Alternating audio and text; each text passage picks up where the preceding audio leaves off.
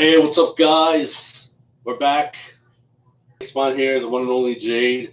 And like we mentioned before, we were going to do a special live reaction to AEW All Out. We know that it took place last night live, but since we still have it in our possession through Sling, we wanted to do a special Labor Day weekend edition of it, and we want to check it out, every single bit of it, from the beginning to the excitable end. I mean, we heard all these stories. We've seen them on the net. I mean, social media and the internet right now are bonkers after what took place last night. And AEW has prospered immensely, especially with the Chicago crowd. And we wanted to do something really special for this live reaction because obviously with me and Jade, it's not enough. We definitely wanted to bring in somebody that we are very close with, who has helped us out in the past, part of the Ace Man Armageddon brand, especially when we did the Mortal Kombat interviews back then. So we want to welcome our really good friend, our bro main Doc. If you can come into the shop, please. We definitely welcome you with open arms. What up, people? Thank you very much for joining us. And Doc, you know that we know that you wanted to see this one really bad. Oh, yeah. And we wanted you to join up with us. What are you hoping to see for this pay-per-view of All Out for AEW? I just hope everything of what they said comes true. I want to see the surprises. I want to see what's coming up. I want to see Jon Moxley's match. I hear that was a really good one. The tag team match was excellent from what I'm hearing. The surprise at the end, I want to see exactly. All I did was hear about it. I want to see it. Well, that's a good way to start this piece right here. So we're going to get that started right now with no hesitation. Let's set our screen up. And of course, we always mention, of course, you guys may not see any type of footage here. You just see our natural reaction to this. Of course, uncut, uncensored, unscripted, unfiltered. That's the way we do this thing. For those of you who have joined us in the past and know how we roll with these type of live reactions, we thank you very much for tuning in. Of course, this will be in the archives at the very end for your viewing pleasure. And lately, we've been seeing a lot of subscribers coming in and joining in the Taliban for Ace Man Armageddon. We can't thank you enough for that. We are blessed for that. We are definitely grateful for you guys doing so. And we appreciate that you're still sticking with us after everything. So let's get into this thing right here. All right. And just bear with us. Okay, we're at the beginning of it. But we already cut. Do you guys want to start from the 10-man tag, or you want to start from the actual pay-per-view? Depends on what the special guest here says. Yeah, what do you say, Doc? Let's do it all. Let's do it all. All right, so then we'll start fresh with the 10-man tag. We're gonna cut out of course, the countdown. The countdown was obviously the footage to get us hyped up for the event itself. And we're going to go with the 10-man tag in just a bit. I heard last night people that were at the Now Arena really rocked the house. Oh, they tore the roof off when I was here. They tore the roof, the sucker, off that place. Championship be on the line inside a solid steel cage. Doc, if you be kind enough to shut that door for me, please. I know we're gonna get loud up in the some bitch, you know. Okay. That was a decent match. Yeah, from what I heard, it was really, really good. The World Tag Team Championship be on the line inside a solid steel cage. The Young Bucks defend against the Lucha Brothers. Coming up next, it is going to be a gigantic 10-man tag. And we're going to see Orange Cassidy, members of Best Friends, and members of Jurassic Express against the Hardy Family Office.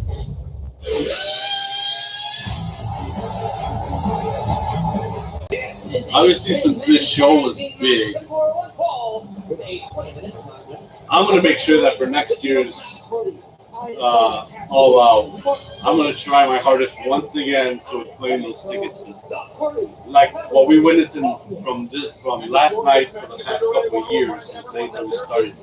All Out has been the hottest show ever when it comes to town. Yeah, and I think hopefully if it takes place someplace else where you can get a much bigger crowd, we expect that bottom dollar that we will get tickets. Well, I don't know if you heard me saying that when they brought the first dance to the United Center, that was Punk. So if you would have witnessed the media scrum that I was watching in the last couple of hours, you would be like, damn. So that's how they got. But one thing, tell the truth, guys. They all came for ice cream. They probably did too, you know? Because, I mean, there wouldn't be no mystery that this took place, right? Them ice cream bars are still the shit. Oh, yeah, man. They're still talking about it. I think they should make a deal. Punk should make a deal with the people that had made those ice cream bars and make it a legit thing. Oh, yeah. They need to bring those back. Those suckers were good. Imagine if those came to these freaking little ice cream trucks that are still going around us. Shit, man, it would take us back to like, you remember when we had those WWF ice cream bars from way back in the day? It's like something similar to that. You know, It's like, just like me jumping out of your truck going for Mr. Something. yeah. Oh, man, those were the good old days. Those times are something. Oh, yeah. It ain't nothing like how it is now. Now it's like we're going for the basic banana split or the basic fudge swirl ice cream or even just simple vanilla or chocolate.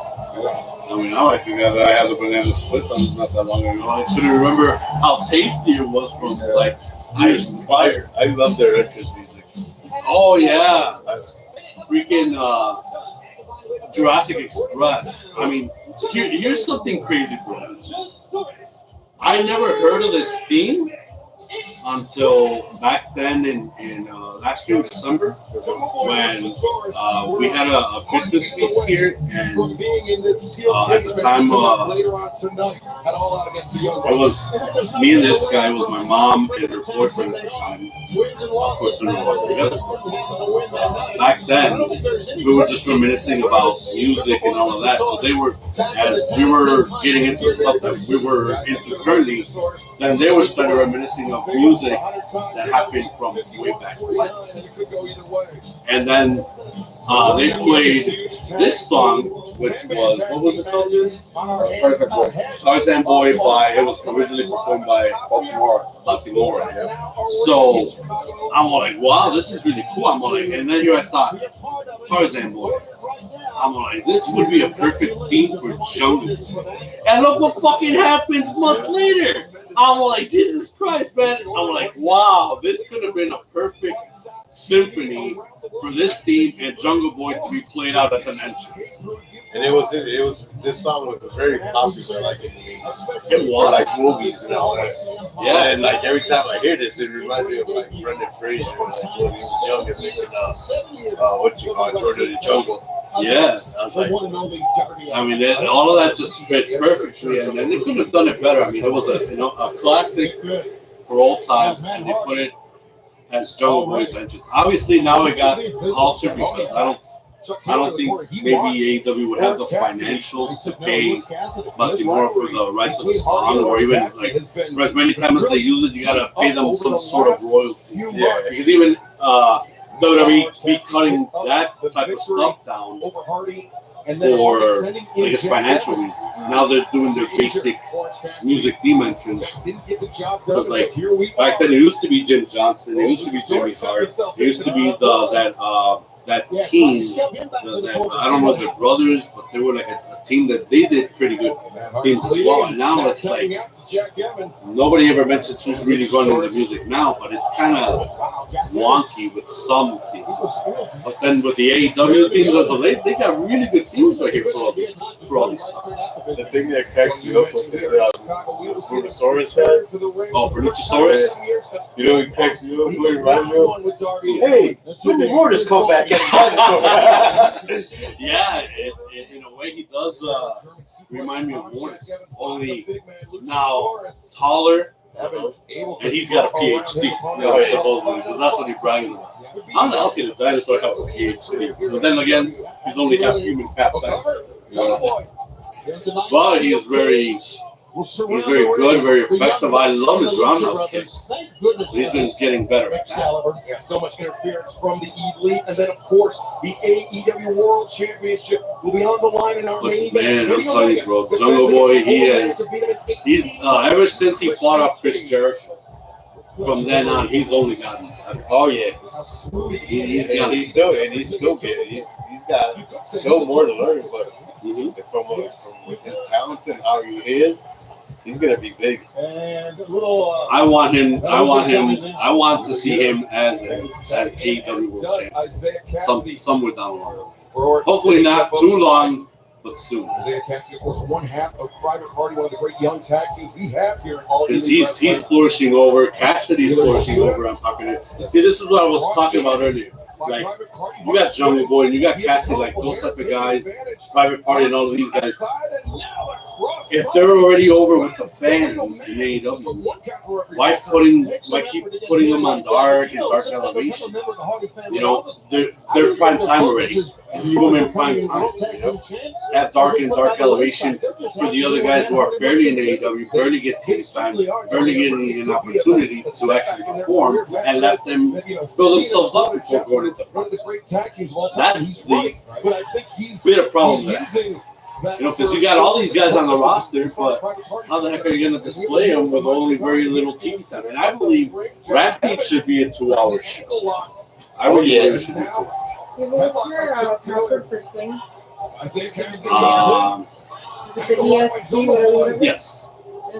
Mark Quinn with the cravat. Oh, wait, let me try that. Oh, okay. So just giving on the ball. Oh, wow. Hey, one question. Yeah. When did Rufio become black?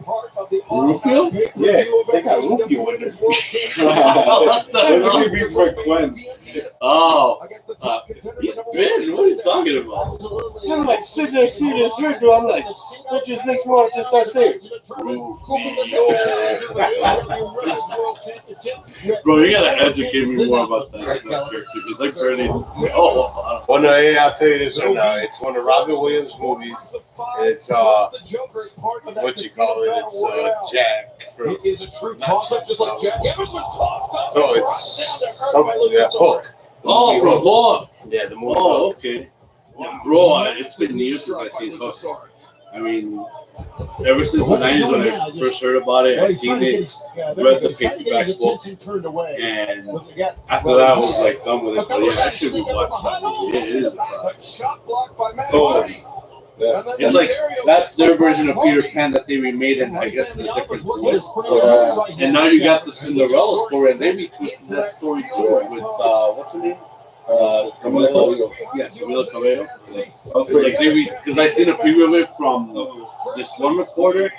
And Rufio.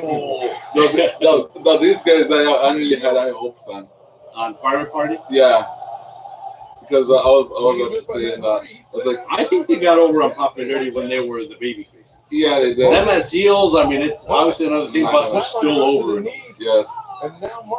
But I like them. They're still athletic. Yes.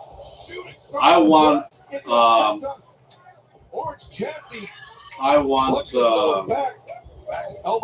Top Flight to be over. I mean, they're barely on the brink of popularity, but I want them to be over. Yeah. The only issue is Dante Martinez is the only one who's wrestling. His partner is out, I believe, still with an injury. Yes. But Dante Martin's been hot. Oh, yes. He's been fucking hot. They should put him in prime time right now. But they still have him on Dark and Dark Elevation. They only have him on Rampage or Dynamite from time to time. But he should be already in prime time. Oh.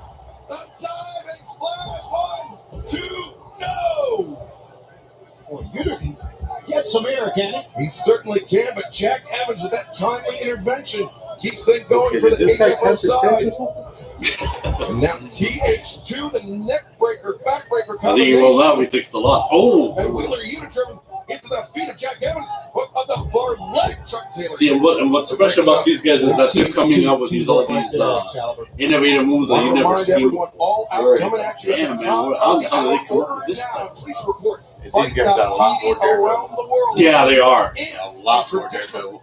Yeah, they are more than what Matt and Jeff has done in the past. I mean, these guys. Oh, look at that! That was crazy. Right there. Midair cutter. 1, 2, no. Oh, barely. Orange Cassidy just got the right hand, right arm in. In the beginning, I'm like, I don't know what made Orange Cassidy this popular. I guess he's the kind of guy that doesn't say any words, and he just does all these crazy moves. Like, damn, bro. When I first saw him come out, he reminded me of Disco Inferno. Really? Yeah, because like how he comes out with his sunglasses and he does his little dances and everything. I'm like, but they freaking Disco Inferno come back as a youngster. Well, here's the thing. I mean, Cassidy doesn't dance, and I don't remember seeing Disco with glasses. So, I mean, Cassidy was a whole different side of a character I've never even seen before. He was popular in the Indies before coming into AEW. So, I liked him. He was pretty cool. He's like, seeing him put his hands in his pocket and then kicking. I was like, okay, what the heck is he doing? Yeah. Well, at least he wasn't playing pocket pool. That's for sure. So, but yeah, and he's still popular. He still got over it. And it's like, I don't know. At that time, I was like, I don't know what is it with this guy. But then, like, looking at it, like, afterwards, it's like, he's popular. It doesn't matter how. But at least he's over. Ooh. Now that's a brain buster right there by Jungle Boy. Jungle Boy with Helico in his sights. Now Jack Evans charges in. TH2, they are a really good tag team. Man. Oh, here it is. Look at this. I like their innovative ways on how to get stuff done. But hey, it's the battle of the Goros, Kintaros. This ain't no pool. This ain't no pool. Where's the four hands? Where's the water?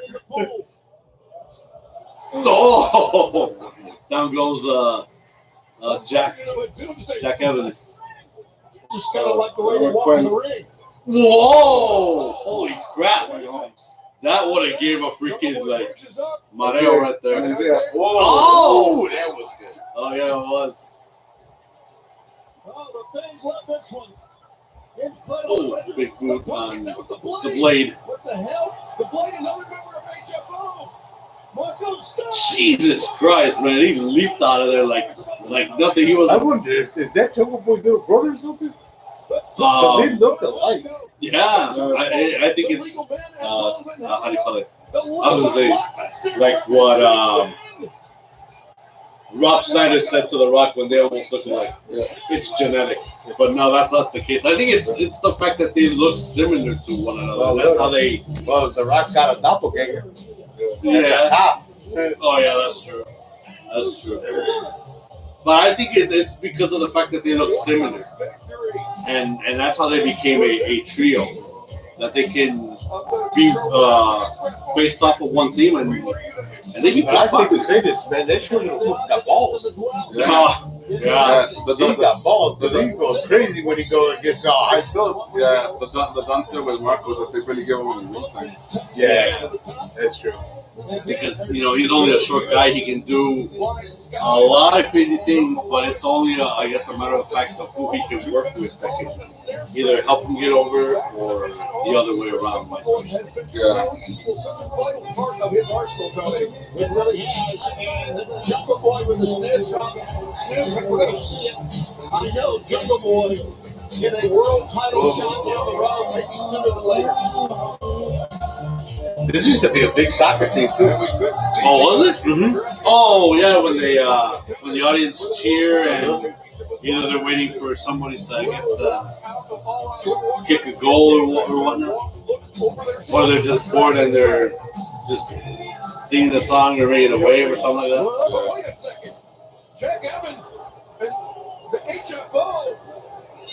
There he Oh is. shit! Butch. The Butcher's back. Yeah. He's What here. the hell? Butcher's not been around for what, 7 months? Oh, but he was injured, of course. Yeah. Jesus Christ, man! It is, bro. Funny thing, when I went to Pro Wrestling Tees and I saw the T-shirt of Butcher and the Blade, I'm like, damn, whatever happened to the Butcher? We haven't seen him in months. But I keep forgetting he was out with an injury, and now he's back. He looks a lot And he looks a little like he got built. Yeah, he got he's built. working out. Big time, man. And that's how these guys recover easily. When they want to get back into the ring anxiously, it's like you gotta be pumped up, you gotta be chiseled, you gotta work out to be back quick. Hardy's still got a mad ass grudge over Cassidy, man. And I think that's what helps that rivalry get over it. Hardy is getting Cassidy with him.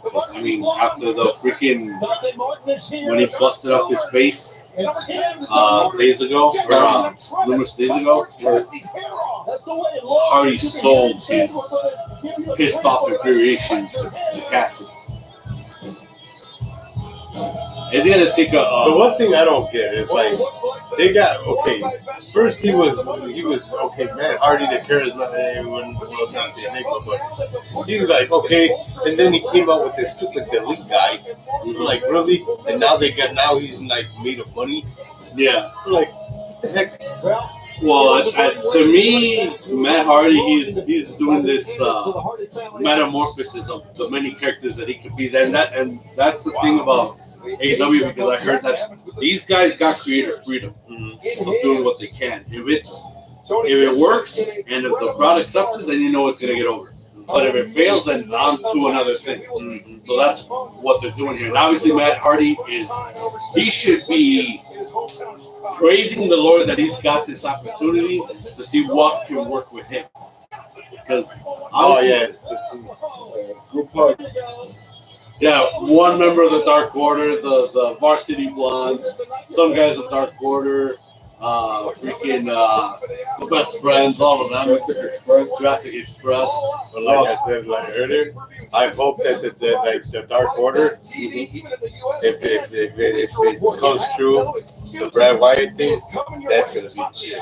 Oh yeah, and finally there will be a leader in the Dark Order too, because the problem right now is leadership. Because obviously Hangman left, and we all know why he left. You know why he left, right? You don't know why Hangman left in reality right now? He just became a father. Oh, yeah, he's bro. He left I think about a week or two ago, maybe 3 now. Because supposedly the main event for All Out was going to be Kenny Omega and Hangman Page, but they couldn't. They were saying that. Yeah, and they couldn't go through with it because already Adam was expecting his first child. Oh, okay. And his wife was already going to bring a child into him, so he had to be there for his wife. So yeah, that's the reason why they couldn't make that match come true. And they just went on to Omega and Christian for the match. Although we would like to see Hangman and Adam, because that was going to be in the works anyway from a year build up to get to this point. And obviously it got cut short because unexpectedly Hangman's wife was about to be pregnant. Yeah, so he's going to be gone until wife and kid are good, and if Hangman's good to go, then we'll see him soon. That's probably why we haven't seen Cody Rhodes. Cody Rhodes, I don't know what's going on with him. Although I don't know if he's still doing the TBS show. His reality show's about to come out at the end of this month. So I don't know. So I'm pretty sure he's going to be promoting it. He just had a kid too.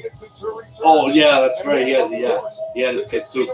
Look, we know for sure he's going to be co-promoting in different, I guess, talk shows or whatnot of his reality show coming up at the end of the month. So I know he's going to be doing that. Because how's he going to break the word about his show instead of just ads on TNT? He's got to talk about the show, what the show's all about. That way, besides the wrestling audience, an outside audience can be drawn to that show too, and maybe they'll get more AEW fans if they never follow wrestling, or if they've been too bad at wrestling to get back into AEW World Tag Team Championship. We have seen so much outside interference from the elite. Tony Khan made this match inside the steel cage. Young Bucks and Lucha Bros. It's been too much. I mean, it's a good decision because anytime the Young Bucks were in a tag match, the tag team match, yeah. We want to give you a special look at a new. I mean, like I mentioned, if they surpass the ladder match, which was epic, I believe that in the cage match, it's only going to raise the bar even higher, put them 4 in big time. let's keep making them happen. Speaking of the series, I'm very hungover. I'm gonna go throw up and pass out. Cody's friends definitely outwarded their welcome. I know Brandy worries that I take too much on. You're prioritizing other things over the baby. This is going to be the craziest year of our lives. That's going to be very That'll be coming your way Wednesday, September 29th. And Tony, little known fact for the folks at The home. thing about it is, the thing that reminds me of it is the Miz and Maurice. Oh, yeah. I think that's why they're doing it too, because AEW's got to have a reality series with the main couple, Cody and Brandy. And Junior Dos Santos, together with BMF champion Jorge Masvidal, and the men of the year, Ethan Page and Scorpio Sky, are here for a little less talk and a lot more action. I love you, Dan.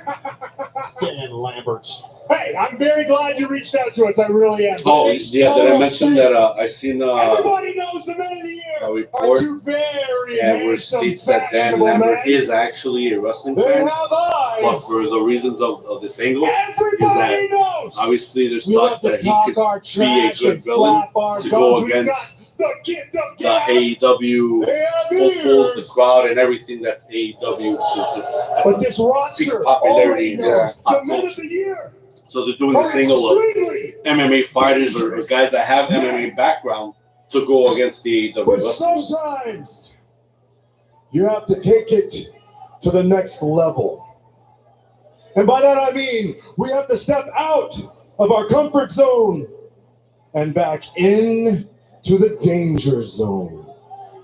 With our friends, American Top Team. So we have UFC fighters in the building. Scorpio Sky has his new 5-year extension signed, sealed, and delivered. Ethan Page is always looking to feed his ego. The only thing these guys are waiting for is my instruction on whose asses need to be kicked and wet. You think tonight's necessary? Super necessary. Wow, Dan Lambert bringing UFC champions alongside. Here is the a men of mistake the that they year. have made. And this is. They could have kept their plan I don't quiet, even know. I mean, they and I think to make it impactful, they have to strike maybe on the top AEW superstar or somebody on the verge to be an AEW superstar. Yeah, why not tonight? We'll see what happens. Wow, this is a. Yeah, as an example, but in the AEW realm, of course, like right now, who can you attack to get these guys noticed? Like, maybe CM Punk, because don't forget CM Punk, he had an MMA tryout. He's already got some experience, or maybe he could be a part of their group. Maybe, but I kind of doubt it because he's too damn popular. Man. He's too damn popular. He's a hot item. So for They the go after Omega. maybe Omega in the Elite, but I think that they're too huge right now with them going against either weaklings or WWE guys that have already been there. I mean, it can go any way, but in order for those guys to get over, they got to get on somebody. I think that's on the verge to become a superstar in AEW or already a star in AEW for these guys to get over.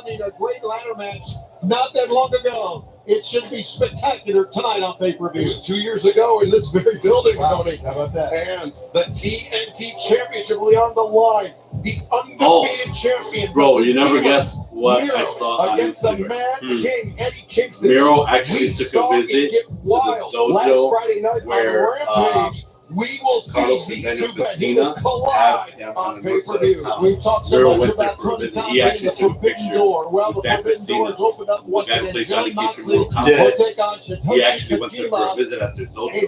Oh man, I wish I could have done that. I would have Here tonight, these two men, and it should be Yeah. very physical. Well, I mean, you already met Oh, them before from the absolutely. Combat Cons. Well, I know. Oh, but I want to be Rusev again. Oh, to meet Miro in the process, yeah, that would have been badass.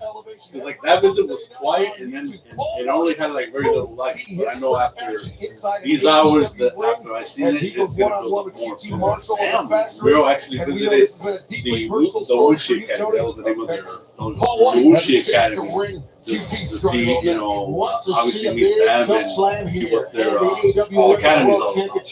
Because I don't know if you guys recall when I interviewed Carl Cena, he talked about but she is the Wuxi really Academy, Chris Statlander the is type not of only classes they provided. undefeated and the number one contender, but she's one of the best athletes in the women's division. Yeah, Statlander at the top of her game, and whoever walks out of that Women's World Championship match will have to contend with the winner of the Casino Battle Royale. 21 women are entering for a shot at the AEW World Championship, Women's World Championship. So many former world champions in that match, it's really anybody's game.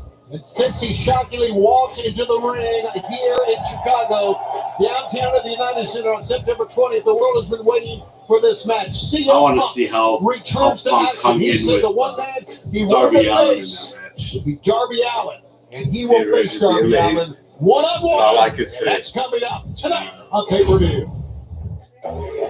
Get up out the way now. CM Punk has arrived in All Elite Let me Wrestling. see if I can jump already from here to the actual. Yeah. Okay, so I'll jump to the actual pay-per-view from here. So in the meantime, I'll play a little interlude music if you guys can hear it. And it's the interlude music of the pay-per-view.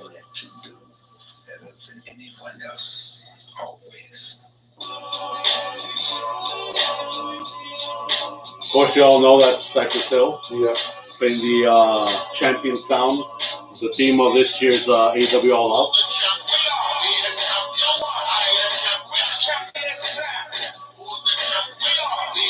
Pretty good jam. And I haven't heard Cypress Hill in years. Oh yeah, That's all I'm saying. like it's kind of shook up that he's making a comeback. Mm-hmm. Well, from what I see on their tracks list, they still been making music. It's just obviously we haven't heard them like in promotions and stuff like that, like on TV or radio and stuff like that. You know. And this the one-ton champion. Big said dog, can they get the job done? All right. Well,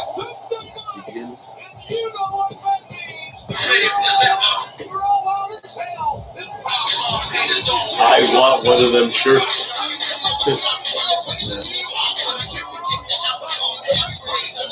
Those are like the 3 shirts I want.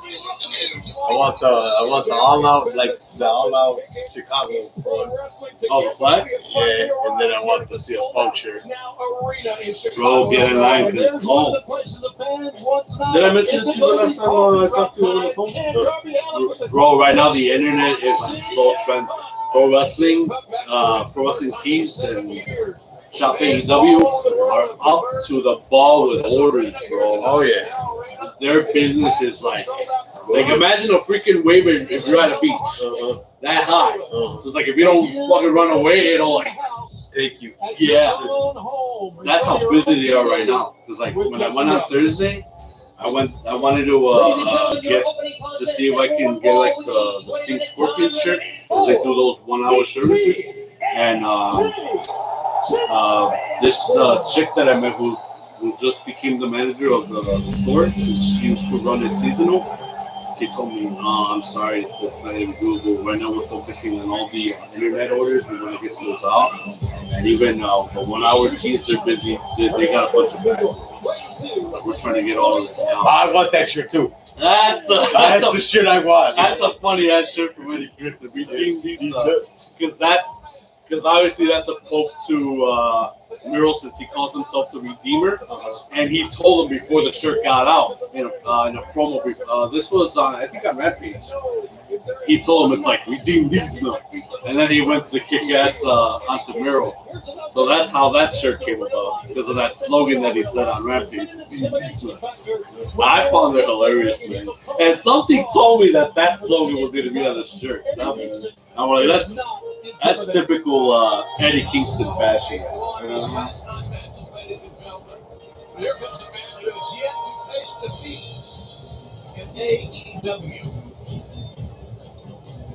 and his opponent. Originally, I heard this was a really good match too. Yeah. Like, my God, like there was almost a chance. There was almost a chance, and I'm like, damn. It's like I really hate myself right now for having to like say all of this, but we haven't even watched the matches. But it's like I want to see the matches that way I can see how good it was. Oh, look how much Miro has transformed since WWE. Mm-hmm. Yeah, he got a whole hell better. Nothing like the shades of Rusev from where he left last. He just got a whole lot better. They're building him up to where no one can defeat him for that TV title. But now the question is, who in the hell are they going to have to kick him off that perch? That's a good question. Because, I mean, everybody that has stepped up to him, it's like tried but no cigar. Some of them may have gotten close. Now we got to see where Eddie Kingston is. If he's going to be on that same title run. Oh, who was that guy that he faced with the mask? Fuego del Sol. Yeah. That little guy gave him a fight. Oh, he did. He did. And all that to finally be signed with AEW after a year. Fuego del Sol, I mean, here's the part that I barely understand.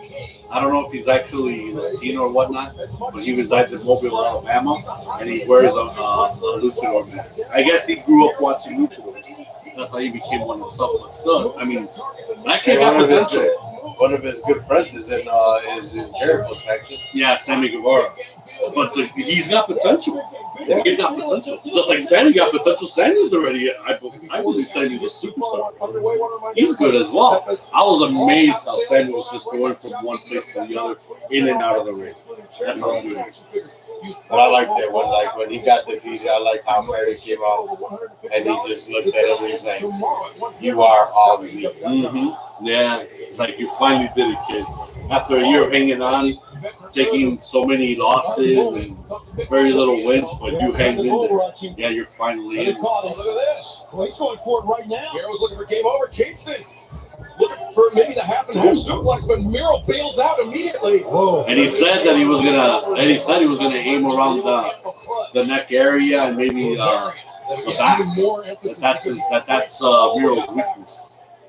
Focusing around that area. He's got it down, man.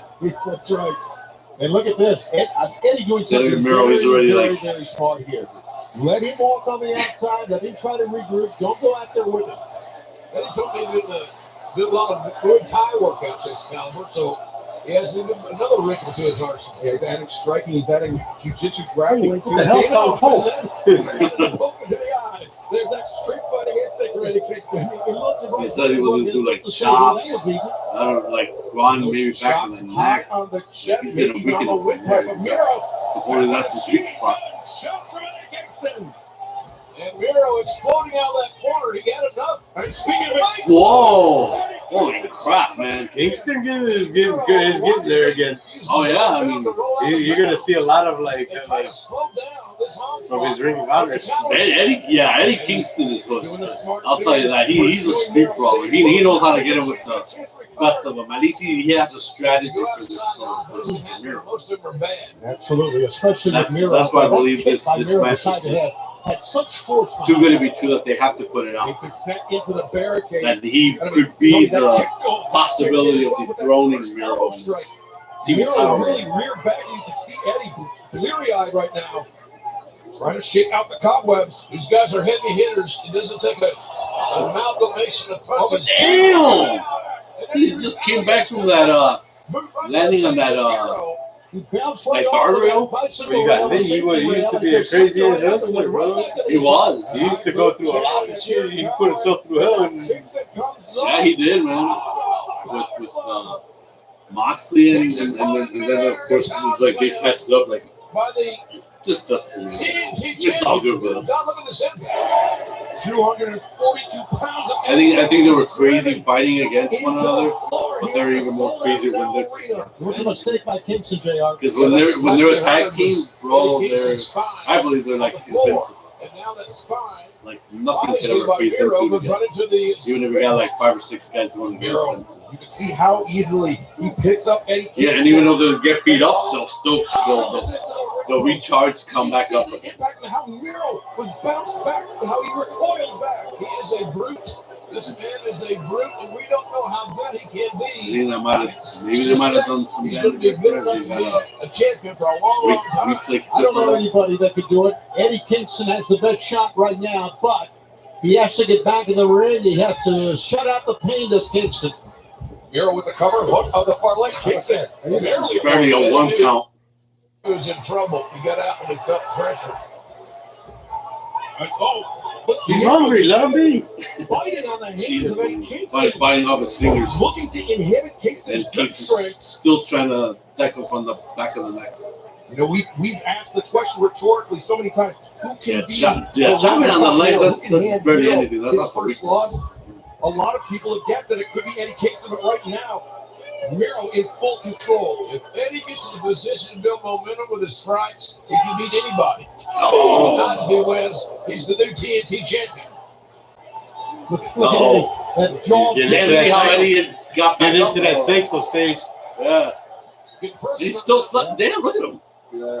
And obviously that didn't do nothing to Miro. Oh, he dropped. One single shot from Miro drops Eddie Kingston. Now What an elbow. elbow drop. And that one was high across the bridge of the nose. Another one. The forehead.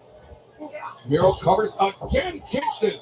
And think of the torque it takes on your lower back to kick out in a lateral press position, especially if your spine has been beating steel here lately. And Miro wrestling. I mentioned the intelligence of Eddie Kingston and Miro wrestling an exceedingly intelligent match, not only attacking the spine of Kingston, but the hands as well. Trying to take those suplex throws out of Kingston's arsenal. And it's got to straighten up here. Ooh, that lower back's going to continue to be a problematic matter. We have seen Eddie Kingston be susceptible to these chokeholds. That's how John Moxley put him out. So it's a very sound Oh, and strategy then, by Miro to go I to forgot the to mention to try to the put guys him out. from He's done his Pro homework. Wrestling teams. They've been there at all 4 shows. They're like front row center, right up John front. Moxley, just about the only guy that's been able to stop Eddie Kingston via submission. Because I recognize, remember that tall guy, Tremendous right from way back from when we went to the store? Yeah. How can Miro capitalize? The door is obviously open. And obviously he's, recognizing him from That's one thing though. Is Colt Cabana still wrestling? Miro. He's a part of Dark Back Order. there, but I haven't seen him. Well, ever since this angle of them splitting, it's like now it's like everybody's trying to take this because like some of them are disappointed that Adam Page says he wants to be left alone. He's gonna You do see the these rest. shots from Kingston maybe Try don't have to quite as much on put things on him, his or own maybe Miro's and step away from associated with the Dark Order. And the other guys is like, hey, that's his decision. That's his decision. Let him be.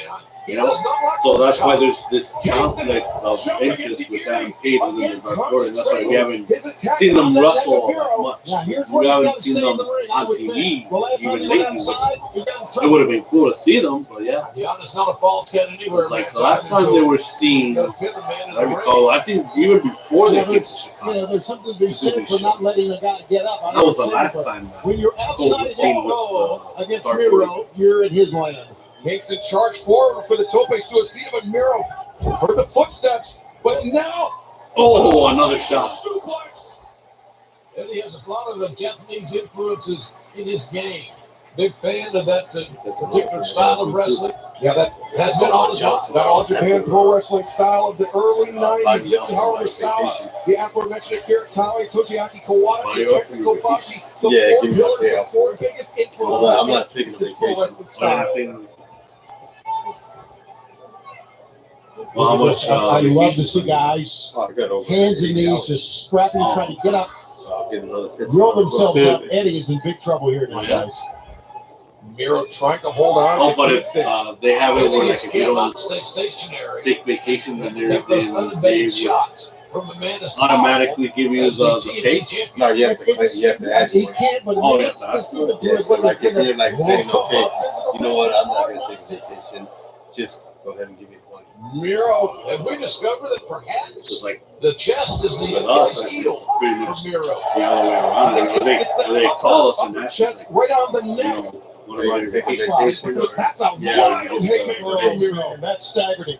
Like this year, my wife, she wants to go Yeah, back to targeting the Mexico. neck, and that one was on the side of the neck, and now She already bought the another tickets in tap drop. advance.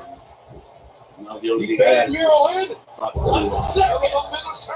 my boss in October and let them know way ahead of time. It's like, hey, December on the holidays. A long, healthy 2 count. Yeah, he I'm had gonna take my time. the weight across the midsection. Who they gotta not across the replace, I don't shoulders know, that I don't time. care, That's but okay. I think when I'm taking Casey my goes back time. to You watch guys the are previous gonna match, he's going to be kicking himself for that cover. But he Back had then, the I mean, champion I only really took like in one day the vacation and in then like jeopardy. I wanted to take And he advantage takes of the the days. But opportunity to it's seal the because, like, deal. obviously with the pandemic He's at the looking time, for it's that like, hurricane, that spinning what back can you? fist. But I now since Miro my is mom wants to up. go to Mexico, Miro it's scouted it very, very well. like, I could have told her, you know, hey, Yeah, nicely done by the champion. buy me a ticket and Casey's I'll still go. favoring that lower back, but She was already assuming that it was only going to be one. that's an elbow suicide right on the neck of Miro. I'll just spend a week here at home and then from there go to Mexico For for the the elbow other and one. the neck to meet in a fast and angry manner. Miro hit hard here, but did not hit the back of his head. No, but that elbow of Kingston. Now we don't even know if with Miro's neck at high flight velocity. restrictions are only going to Miro go went for for stuff that because like now leaping kick, Eddie I don't know Kingston. if they have this He's thing got where like Miro with traveling and flying, if Superman you come back from Suplex somewhere, 1, 2. got quarantined for 2 weeks and this and there. That Well, now they Fisherman do suplex now. is If something you go, it's deep like in his if you want to leave out of here, not they do the rapid testing, without Oh, the okay. need. and if you're negative, you're good to go. Tell these guys. But yeah, they're doing that's the thing. So, like, if you want to go anywhere before you get on that plane, they do the thing, rapid test, give you a couple minutes. TNT Championship matches. Of course, Kingston has been Well, I mean, that concentrating is the on that safest neck way to of do it. Miro because of You know, Miro's just can't susceptibility to those someone DDTs. has We saw it going against Fuego del and then Sol. you We saw it try to against Lee fly out. Johnson. then it's going to be a And huge now problem. Kingston. The onslaught, the new onslaught's about to Yeah, commence. You can almost Like feel it. even and you could feel that time that Miro was luring him in. goes like you go Which so is exactly what Miro did. you're not gonna take the hit. I'm like, no, I'm just gonna take the hit. Kingston, And he's like, oh, okay. You go, so you go, I go by, but next summer, turnbuckle I pad go off. off, I take a I think week. that was unintentional, For but a now vacation Kingston back up on his feet. I'm going to be going to Tennessee to look at Hoffman. Kingston just dropped Kingston. And that was a So kick he's from like, hell. he's like, oh, okay. Look at the chest of Miro. It's not You know, when only that's bloody, gonna it's bruised, it's blue. Probably like around Blood either blisters. July or Yeah, welling up. something. Oh, next year. Blood welling Because up I told underneath the Kat, surface of I go, Miro's it's either chest. way I go, it's either we leave for Tennessee, or if not, we go to Michigan. And then the game over. I go in a way, she's like, well, I go in a way, I want to go to Michigan. I go because like that, it's only a couple hours away. Oh, he's got strength. Both arms captured. Shit, already got him on the Nero last. on that Miro lock of his, and he's close to the ropes. Yeah. Kingston gets it. Yeah, he got it. Freaking sold out eyes from Miro. Like, really, dude? You're asking to top already. Avoid all this this flattery to bring me down.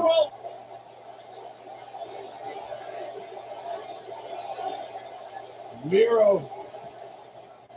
From what I saw, it's like Yes. Miro was getting at Eddie, and Eddie just like slowly exposed the turnbuckle. Maybe he might use it for some future. All right there, and Yeah, the referee flipped it up. yeah, that could have been Eddie Kingston's win right there.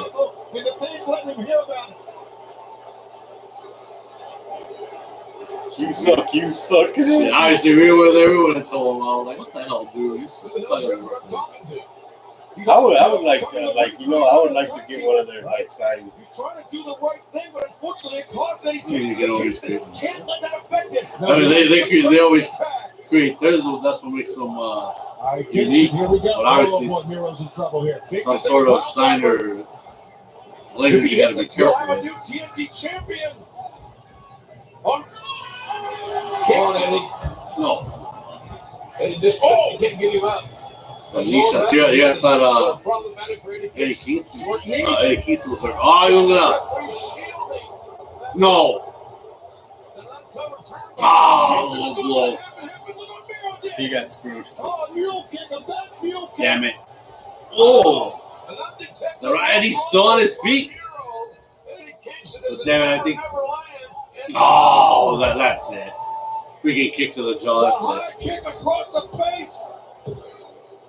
Damn, he was. Oh, he had his chance. The TNT title. TNT champion, Miro. That Miro's a cagey son of a gun. Recognizing where the referee was and using that mule kick, or whatever the hell you want to call it, low blows, low blow. Yeah, Miro really adapted well. He improvised. He played into whatever was handed to him in this match. There's no way that Vince would have been seeing it. Yeah, and he did the right thing, trying to keep him off that exposed turnbuckle. Exactly. And that high velocity kick right across the jaw of Eddie Kingston. And then the night for the challenge. So many chances. Freaking ref was obviously distracted on those two spots, and that's how Miro took the damn belt. Well, if you're going to fight him, you better bring your lunch. Still to come here tonight, the return to the ring for the first time in 7 years. CM Punk goes one-on-one with Darby Allin. AEW World title will be on the line. Kenny Omega defends against Christian Cage. MJF, Chris Jericho one-on-one, and you know the deal. If Jericho loses, he will never wrestle in AEW again.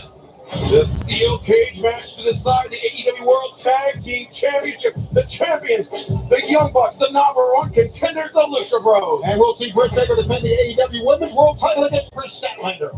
And whoever walks out of that match will have to contend with the winner of the 21-person Casino Battle Royale. The winner gets a shot at either Britt Baker or Chris Statlander. Let's see a big choke slam. Paul White against QT Marshall. He'll be joined by the Factory. And coming up next, ladies and gentlemen, John Moxley takes on the Japanese legend, Satoshi Kojima. And this will be an amazingly physical match. Kojima's a pretty good Japanese wrestler. Kojima. I never seen his stuff in this has been one of New Japan, but he wrestled recently on Impact against one of Eric Young's guys from but the internet was buzzing. This one was added. The forbidden door kicked open once again. I forgot the name of the big guys. I'm gonna ask Shane what was the name because he's familiar with those guys. But yeah, they had a crazy ass match, and the other dude won. No matter how much Kojima tried to, let the other guy have it, because they had a history too. They knew each other well. What an amazing record this is. I was disappointed when they changed the match. Supposedly, originally it was supposed to be Hiroshi Tanahashi. I think that one would have got a little bit more pop than facing off Kojima. But you got to give Kojima his due. I mean, he is a really good Japanese wrestler. Simultaneously, that is such an achievement. Because he used to be how do you call it, IWGP champion as well. So he had his time. And he's still going too, so it's even a bigger deal. Are you serious? Wow, thing. Yeah, they did. They debuted the actual Wild theme when this was before having maybe 4 or 5 weeks ago, or barely about a month ago. I like how he still comes out from the crowd, though. Yeah, like if it was a Shield thing.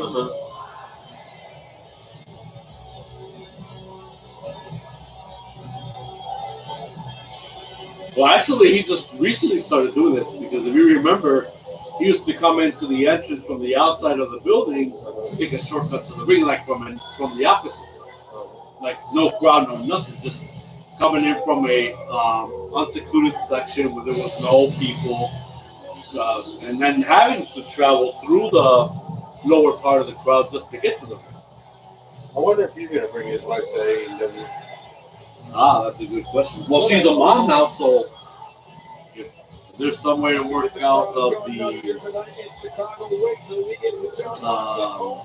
I like parenting thing, babysitter England, that type of thing. I like how because she supports everything he does, and she's like, Well, almost everything, but I like the latest report, like the last match that he had with Kenny Omega, when it was that Japanese hardcore match or whatever, I forgot what it was called. Renee was worried. She was worried as hell that maybe he could have been seriously hurt. So, I mean, besides the support and all that, I mean, she was really in fear for his life. Miraculously, Moxley is a tough son of a bitch. oh yeah. And the best. And I'm sorry, he is not the weakest link. No, he isn't. It just takes one. Here we go. Jade, what's the name of that wrestler from Violent by Design that Kojima faced off recently? Joel Doring. There you go. Kojima would like to start this match off in somewhat of a Because I was telling Dwight I was kind of disappointed when this match got replaced when originally it was supposed to be Hiroshi Tanahashi facing off Moxley. For some reason or another, it didn't take place, and Kojima ended up being the replacement for Tanahashi facing Moxley for a while. Neither one to back But I told Kojima he's a really good Japanese wrestler. I mean, he's been IWGP champion before, and obviously had his time. So I'm pretty sure these two are going to have a really good match. Because lately, Moxley's been getting over facing off Japanese wrestlers. Okay, Rocco. Kojima cannot let John Moxley out, man. That's a mistake. He just went for that big right arm lariat, the Kofi lariat. Kojima elevates over. I'll show you how tough Kojima is. He's a 30-year veteran. A 30-year veteran of that competition at that high physical level that you oftentimes see, especially back in those All Japan days. And look how good he looks with 30 years in the sport. And I mentioned his singles accomplishments as an IWGP Heavyweight Champion, a Triple Crown Champion. He also held the All Asia Tag Team titles in All Japan Pro Wrestling as well as the IWGP Tag Team Champion. Whoa! Holy crap. Well, the former NWA champion as well just got put down to concrete. Kojima among the most decorated in this sport, but John Moxley doesn't care. Take another look at John Moxley. Kojima held his championship through the ropes. Popped up Kojima right across the bridge of the nose with his left forearm, did Moxley. We've been talking all about the accolades and Russian leg sweep up against the rail. All the accolades of Kojima, and rightfully so, but let's not forget John Moxley was an AEW World Champion before it was stolen from him. Yeah. Thanks. Well, no. Well, I was 272 days. Yeah, absolutely. I was going to say thanks to Kenny Omega, but also thanks to Don Callis for that. That was completely stolen. It was a hijack. You see Kojima with that hand taped up. Moxley identifies it and then stomps the hand and now wrenching on the thumb of Kojima. Moxley's not in AEW to win any sportsmanship awards. What do you think of that news show that they came out with? Fight. Heel. Brawl. Heel? He will take any advantage that is presented to him. And, those knees. From Kojima back into the corner. Stars? I haven't seen it yet, but I heard it's really good. Shot just Have you seen it? It's sold out now arena. Oh, so what do you Moxley think? was talking to It's him. pretty decent. It's actually, it gets you into it, and I was like, Guys kicking your ass. He's yeah, this is really actually good There's a show. whole lot I of heard John some Moxley game that wrestlers is they already intimidation. It starts they with the had entrance, some right? cameo appearances. Yeah, Supposedly see him He before sets the stage. showing up on He wants you to AEW. know. Supposed to see him Exactly right. did a scene for that show. Oh, And he might be coming up in one of the current seasons. Now we see some machine gun trucks. Yeah, that freaking chop fest like Kojima does, that's what he does so good. Rapid chops. He goes nuts. Kojima, the running elbow. And this usually means that Kojima's looking for the elbow drop. It's just so the elbow drop. I think that was on the midsection. Lateral press. Moxley kicks out. Looked like with the solar plexus area, whatever, to maybe drive the air out of Moxley. Exactly right. Kojima knows what he's doing. He's a Hall of Famer. Listen to the Impact Road shots. Boy, look at Moxley, man. Moxley needed that counter right there in a bad way. Now the discus lariat could spell the end of the night from Moxley, but Moxley changed levels. Caught Kojima, and now Kojima in the corner. Whoa! Massive clothesline. Oh, are you Moxley serious? called for the brainbuster. Could have telegraphed it. Yeah, you see Kojima gets the light base there. Yeah. Great block by Kojima. How do you think Moxley got over in Japan? Turns around on Moxley. Even they were impressed This with is trouble. what Anytime they go up when top, he got it's it out trouble. with the Japanese Yeah, those wrestlers. turnbuckles. When we first seen him, this was even before we Just ask. discontinued Cash Wheeler. New Japan Moxley biting the streaming face services of for the matches. Kojima. We actually got to see in time how Moxley did, and he went out at all crazy Return and levels. fire on the top rope. Like he did I've heard pretty eye good for for eye. This himself. is a 2 for 2. Didn't taste too good, apparently. John Moxley brought back into the ring the hard way. A great extension of the legs by Kojima, getting him off of that turnbuckle. Kojima, one of the few men to win both the G1 Climax tournament in New Japan Pro Wrestling and the All Japan Pro Wrestling Champion Carnival. Two of the toughest round-robin tournaments in all of pro wrestling. Let's not forget John Moxley, former G1 Climax IWGP ain't no US joke. champion. But not only that, that is one of the he's best a battler. He's a tournaments that New blue-collar Japan battler has from every single year. Ohio, from Cincinnati. The fans love him. For as long as they had it. On Wednesday night. It's He represents the state of Chicago, one the of Buckeye traditions. State, if you will. State of Ohio. Ohio. Oh, they're going to slash your tires. Okay, there you go. He represents the Oh, state did of he just- Ohio better than anybody. Yeah. Moxley's not from Chicago. He's from Cincinnati, Ohio. I don't know what the heck Tony's on. I think he's over his his elbow. elbow. Yeah. And Moxley cannot go through a match without tearing skin. But then again, if this is one mistake, I wonder what other mistakes we're going to hear Surviving. Lateral press. within this show. Remember, Moxley Well, the number one person that ain't all out messing in up 2019 because of freaking an elbow commentary infection. is He had surgery. freaking from WWE. A staph infection. Oh, So that could be Moxley's weak point in this match. Cookie cutter, no. Rear naked choke. I think he means Kilobrex. Moxley, you can see he's got Yeah. the grip locked in. It's a nice wide bend. or the girl or the guy? The guy. Real good Saxton. balance. Oh, Byron. Because he messes up. Yeah, he has. I don't know why. And into the crossarm breaker. You can see Kojima fighting desperately to interlock that S grip on his hands. I just need to roll forward here. At least attempt. There you go. He's trying to take the pressure. Referee Aubrey Evans is in a great position to see a tap or to hear a submission. Or even see a leg drift across the rope that time. True. And there it is. Yep. Moxley forced to break the submission hold on that crossarm breaker. And it's to Moxley's advantage to break as quickly as he can, so he doesn't allow Kojima any time to rejuvenate and to build some momentum, to feel some momentum.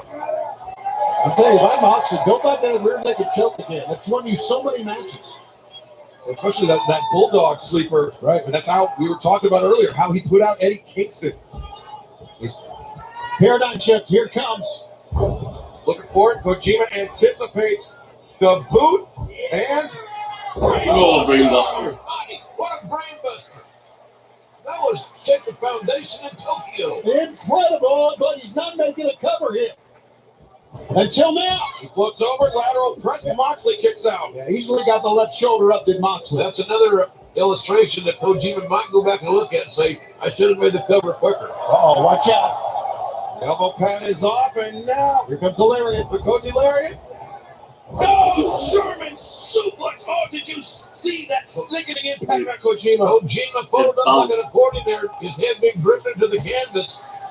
Bought Moxley some time and maybe a little bit of an advantage depending on what he does right here. He's got that right arm ready. There's Moxley. Here he goes. Oh, he's got his own. Kojima won't go down, though. Kojima standing his ground. I don't know how he's standing after those two. John Moxley, that kick. No, counter by Kojima. Damn. Moxley has stayed away from Kojima still as hard as a rubble. He's And look how that still on his goes feet. from Kojima. That lariat backed up Moxley to the ropes. Kojima, no. Oh, that's how he goes on. To the face. Great counter move. Great counter blow. And Moxley. Every day he's gonna go. Double on her. No. Paradigm shift, no. Kojima. Oh, that left. Oh, left arm lariat. How about that?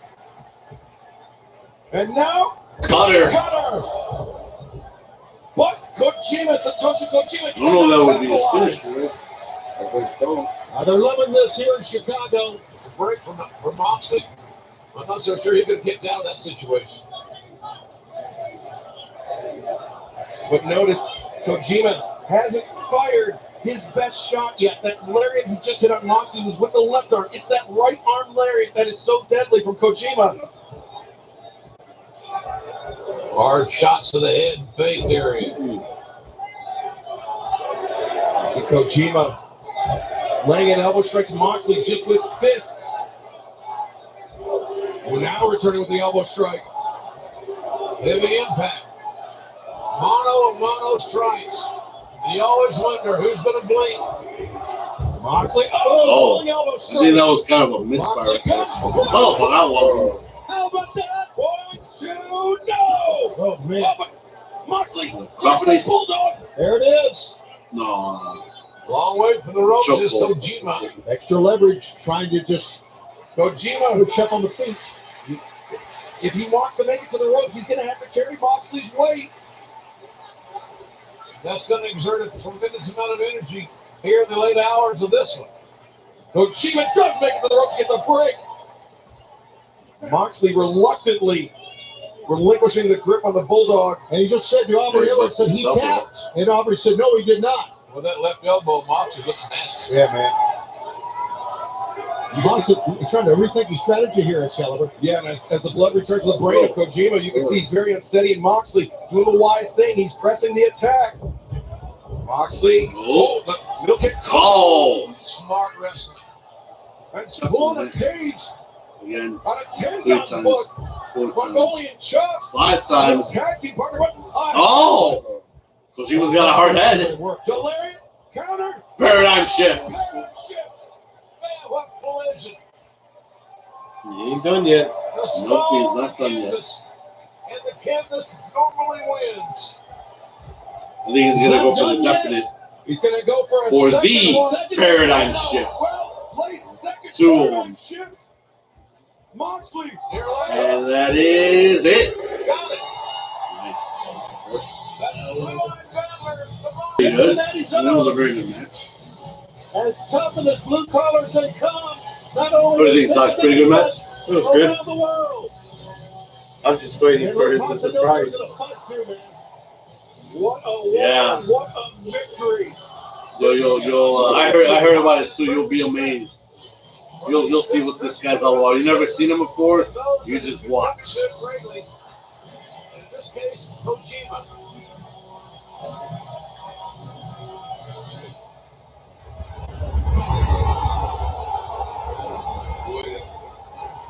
What's this about? Minoru Suzuki. That's his first name. Oh, right on time. It can't be. Bueno. What the hell's Oh, okay. I voy para allá. Look at the eyes of Moxley.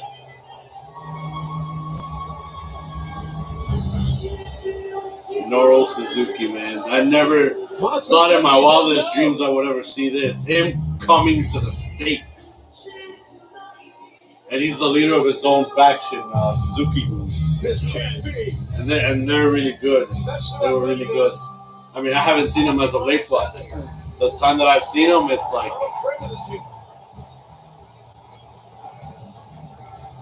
there he is. Oh my God. Look at this. He's a crazy, psycho son of a bitch, man. He is a human brick wall. Well, I go get the piece of Jade, educate Doc on everything that we have seen from Minoru Suzuki, man. This guy is no joke. Yeah, no doubt about it. Yeah. First time I seen Minoru Suzuki wrestle was with Ring of Honor. because I never heard much about it. But then I saw him wrestle Jay Lethal in Ring of Honor. They plan to kill a match. And then he had once go back to Japan, he had good rivalries. He had matches with Kazuchika Okada, with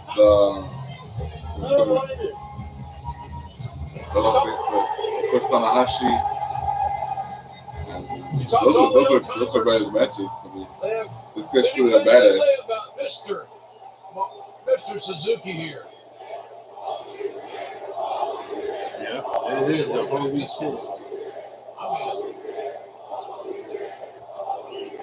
Of course, I don't know, but the first time these two collided, Japan. Let's do it now.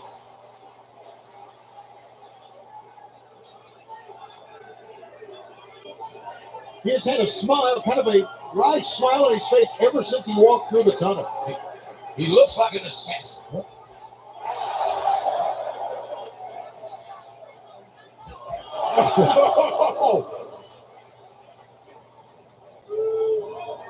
And Suzuki laughing.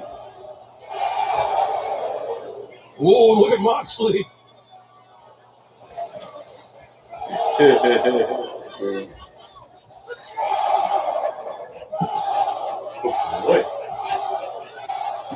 This is tremendous. The two barbarians are at the gate here. Yes, they are. Minoru Suzuki built up a Jesus, man. What have I missed? They just been going at hanging at each other. Yeah. Look at this. Look at this. Jesus, man. See how he withstands all of that? It's like, how the hell can you take this son of a bitch down? Minoru Suzuki drop step and he's got Moxley. Real naked choke gets you moved. Yeah, rear naked chokehold. Puts you instantly to sleep. Uh-oh. No.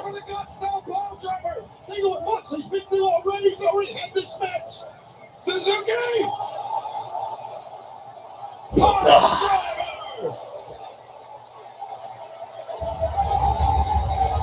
Evil works in the eyes. Now you believe me when I tell you Minoru Suzuki's no joke, bro? He's legit, man. Coming up next, though, as Suzuki stands tall in the ring, the AEW Women's World Championship, Dr. Britt Baker, D&D, against the #1 contender and unbeaten we'll get Chris this Statlander. Here's a look at this battle coming up for the AEW Women's World Championship. Wow. I've always been at the top of AEW. I've always been the face of this division, and I've always been the baddest bitch on the block. It doesn't get any bigger than what we're going to see at All Out.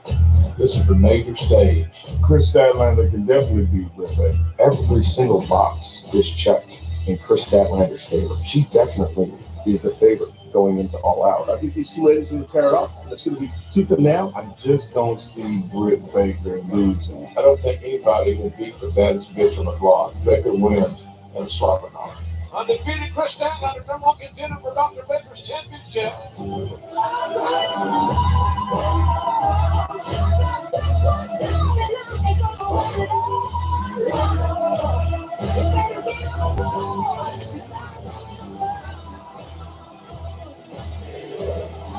I didn't like when I first saw her. I didn't think she was gonna be so good with it.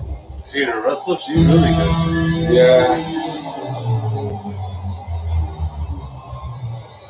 Chris Statlander, since returning from injury, a 10-month. And that was what I was telling this guy. Like, whenever I see some of these AEW wrestlers, I see mirror images from WWE wrestlers.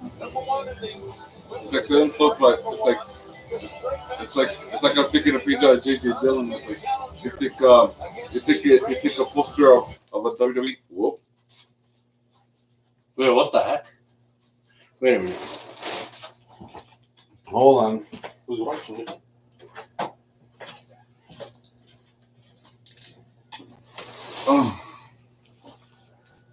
Where's your Michael? Nobody. Let me check again. Let me get back again. I think it was pressed by mistake. because they're not. This past Friday night on Rampage, perhaps the most powerful individual. Yeah, I thought what else was Sting because even also like if you've got Sting on different TVs, obviously you can watch everything, but obviously pay-per-views would be an exclusion. That would be the only thing that you can't watch everywhere. Oh, okay. Because it can only be shown on one TV or one app, wherever you're watching Sling from, and depending on where you got your account from. It's like obviously we all in this household we watch Sling. We already got the apps on their phones and laptops and all that stuff. But like if it's a pay-per-view, that only you can only watch it in one spot.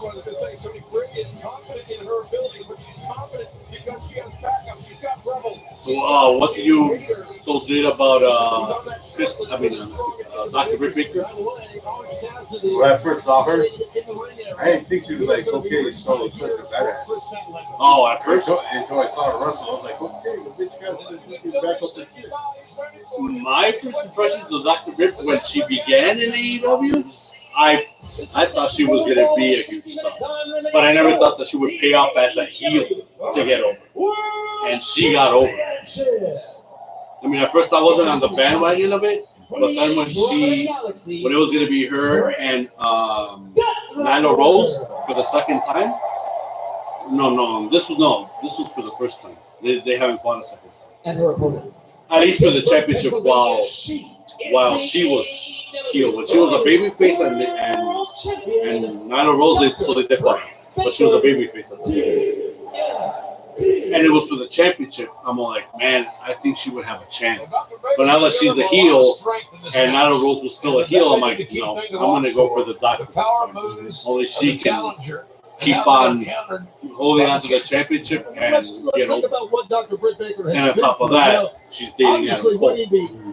AEW World Title was a big deal. I don't know if you knew well, I'll say it later for like the end of the pay-per-view because I caught Dr. Rick Baker teasing that he could possibly come. The thing is, Jay didn't even pay attention when we were both watching.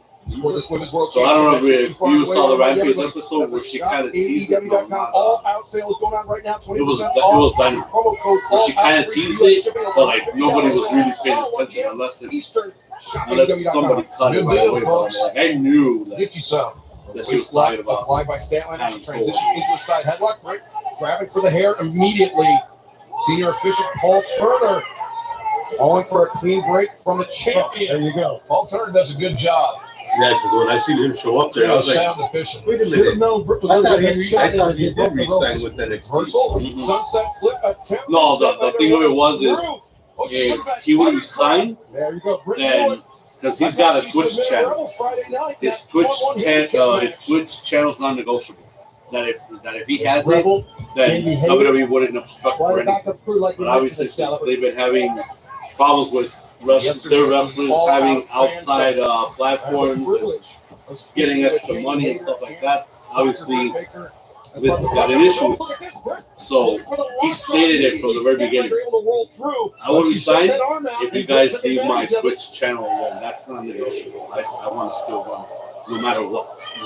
So they had weeks to come up with a new contract, and if they have something for it, because Vince was already like, I want you to move up to the main roster, whether Raw or SmackDown. And they wanted him first to go to SmackDown. If they have a storyline for it, creative never came up anything. So they fucked up. And I knew that AEW was going to be an option for him if WWE did not came up with something for him. Whether it be a contract and or to the top, but a bit slowly, and Britt Baker laying in some right hands. Storyline. Oh, wait a second. Time has passed. It's like, okay. It's obvious he was going to. it's obviously would go to AEW, at least for what they were saying. But then they were coming out reports saying, "Oh, Adam Cole maybe changing his mind. He's not going to go to AEW." So this is like a back and forth type of thing. Nothing confirmed. Stuck on the top rope, and there we see Orange Cassidy. So then obviously then this talks like, okay, he might go there. Really? But I knew that Dr. Rick Baker would tease it some sort of fashion. Like, hey, yeah, he is going to come. On the apron. So now we're just waiting for that to happen. Oh! God, she is so vicious. So vicious, but so smart. She trapped the head of Statlander and drove Statlander. She reminds me of apron. Champ is very confident. What's her name? Her self-confidence is one of her greatest assets, plus her intellect. One brought from the Iconics. The fan fest in the yesterday. Britt Baker showed absolutely no nerves. She was exuding confidence. To her, this is just another match. Right? Yeah, or at least that's what she said. Royce and Billy I believe it. Because she got that like evilish smile. That big voice. Even with oh yeah, in a way, yeah. Those kind of look symbolic to it. Those elbow strikes. It's just showing how vicious she is. We were taking a look. Look at that. Look. She's hammering down on the right shoulder of Chris Statlander, maybe trying to soften her up for that lockjaw. We're scarping on pizza while we're watching two gorgeous women. Smile for the camera, but this is smart. Because Britt had the vertical base eliminated. Dr. Rick Baker's but the power of Statlander, she's able to stand right back up. We got there's that power rocking the champion all the way back to the corner. And a female Britt's in trouble now. alien. Statlander should not walk away from it. There's a bump, she should get a standing in. Oh! Running elbow strike, and now she's been doing good ever since she came back. Chris Statlander. Britt Baker rolled out to center. Statlander was channeling Rubberman Johnny Walker. Sling blade. That $1 million knee. And pulled it. The stomp avoided by Statlander. Statlander with a boot. That inside hook. Buffed her. 1, 2. Excuse me, the inside hook. Falcon Arrow. Statlander very nearly scored the victory, but Britt Baker able to kick out. Britt's got a lot of leg strength. I don't think we talk about that enough, but she just pushed out with other very strong legs that time. And Tony, that's why that stomp for Britt Baker is so dangerous. She launches high up in the air. She's got a good body. She knows how to work out too. Chris Statlander, that's what she's got. Britt Baker rolls through. That's why she's got the Britt Statlander over, but those attributes that could put over Dr. Rick Baker. So close. As far as muscle. Damn! That was an exclamation point. A really hard one. Lucky that it was Statlander had a lot of stamina. When she came back from her surgery, she had changed her nutrition. She got more endurance, I think, because of it. Yeah, that's why she's got. Chris Statlander was up here as a champion. Speaking about coming back from injuries, broken nose, broken leg, broken ankle. And Dr. Baker is going for the gusto here. Here we go. Yeah, the main Britt Baker with the glove of glossy eye latex usually glove signals for the the lockjaw, lockjaw. but you can't count Chris Statlander out just still yet. made She it. has not They still lost say a that she match needs this a year. better system. The worst thing Britt Baker can do is underestimate Statlander. Yeah, I thought she did right there, Excalibur. Statlander cracking Britt. And now looking for the Big Bang Theory. Oh, Britt, flags through. Whoa. There's that power comes into play. They would have kicked out. The flatliner into the turnbuckle pad. And that turnbuckle pad would be mighty handy. We've seen her use that before, too. She's pulled out all the stops here. Everything in her arsenal thus far. And we've seen what's under that thin bit of padding. It is just a steel link, a steel turnbuckle link. And that's why Statlander was so dazed by that. But she's collected herself, and now she's fighting up to the top. They're on the city limits of no man's land here. And what goes up? Yeah, it's going to come down. Superplex time. Britt. Whoa. Oh. Look at that strength by Statlander. That was almost the nasty lining. Britt was kind of trying to scoot off that situation. Statlander's strength is overwhelming. And you can see both athletes affected by the impact, but Statlander. I think I heard it more on Chris Statlander. She was already pounding the Orange mat. Cassidy's already said more words to Statlander than I've heard him say in 2 years. All right, up here we go. For Statlander for that area 451. She's up to the top. Oh. Buddy ho. Red Warner in. Red Mural was going on. Oh. And now, Going for the lockjaw. She knew it. She saw it. Now's the moment. she's got it halfway there. She can get the hand in the mouth. The lockjaw, no. Instead, just a crossface. Crossface. Statlander rolling through. Statlander is still in control. Whoa, but Oh. it's on. Right there you see it. Rick trying to fight her way off here. Oh. But Statlander. Electric chair, maybe? No! Face first. Yeah. Statlander. Oh! Look at these scissors kick. The scissor kick, the 1, the 2. Oh, And coming down for 3, just not quite enough. Wow. We're in the deep water. What the hell is going on? It's gotta be. I'm not watching the pay-per-view, but they're watching the Sling. Yeah, well, this has never happened before. Where were this, guys?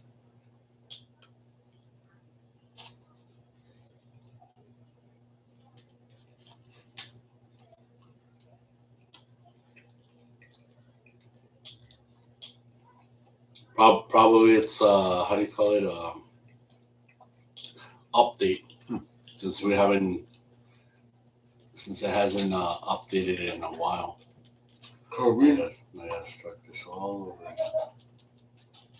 I think that's what she asked me too for the password.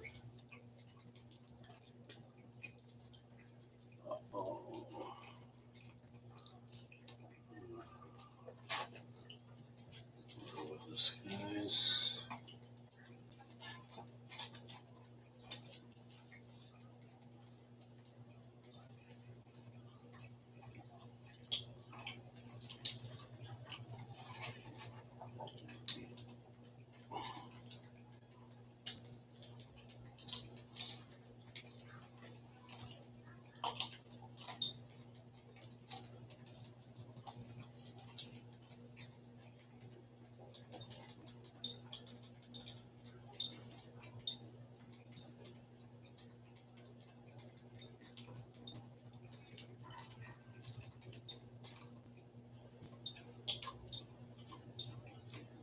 I think that's what it is. It's an update because, well, then again, I never signed out. I always keep it open as is, but I'm pretty sure it's an update.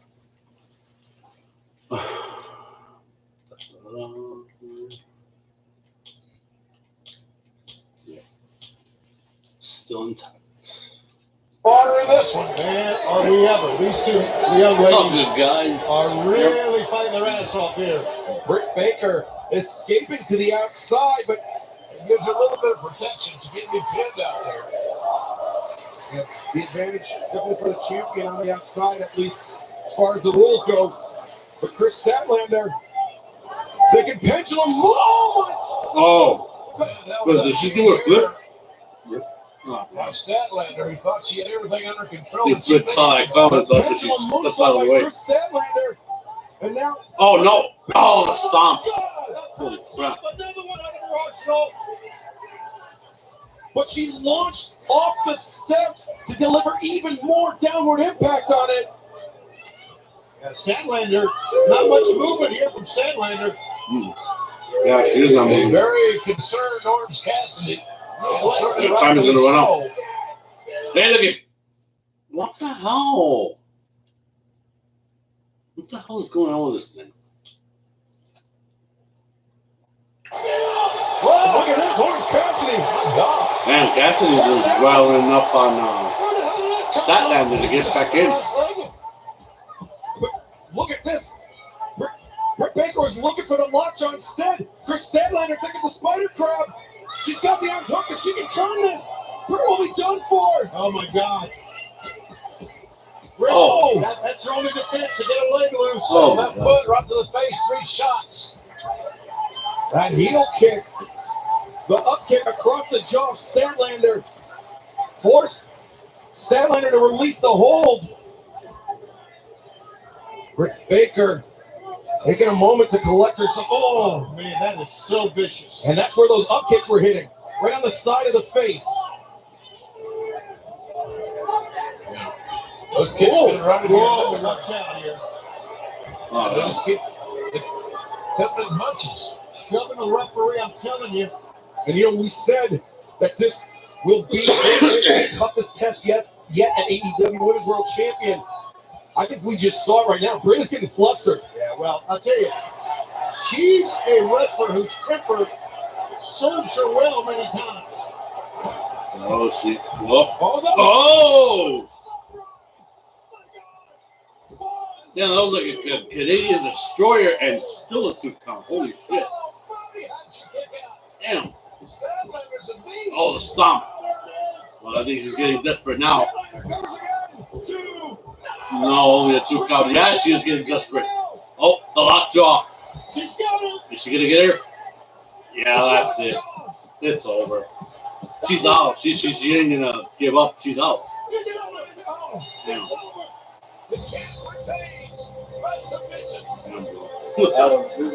Yeah, it was. I mean, Chris Statlander gave it everything she had, but of course, Dr. Britt is always on the button. So put her out. What a match, guys. Outstanding contest. Hard fought. They both had good, solid plans.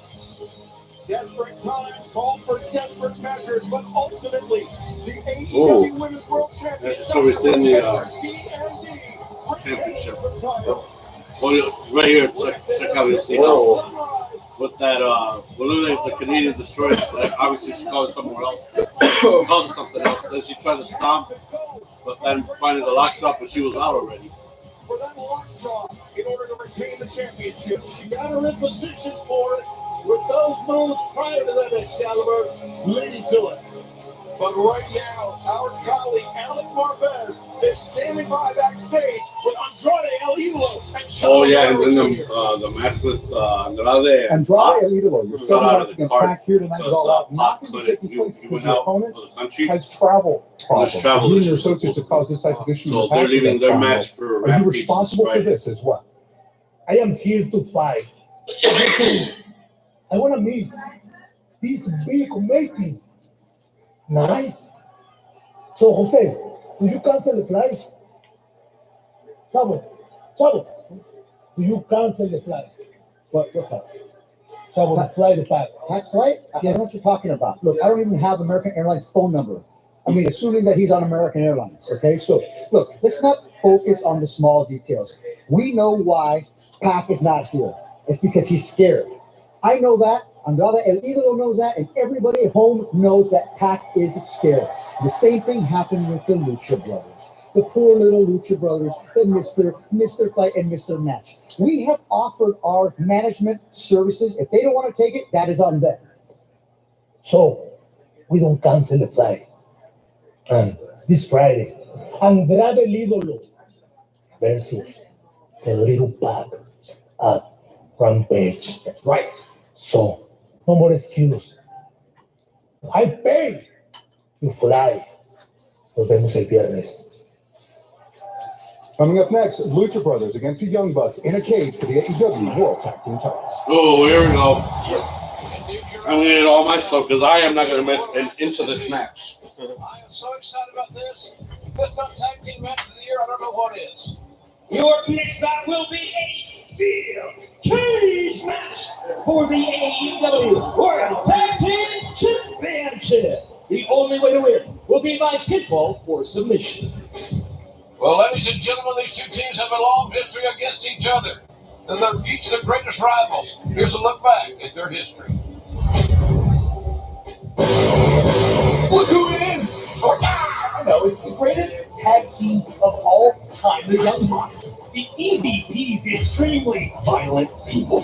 some people might think that the Young Bucks, their cockiness might go too far. They might be a little bit over the top, and it gets annoying.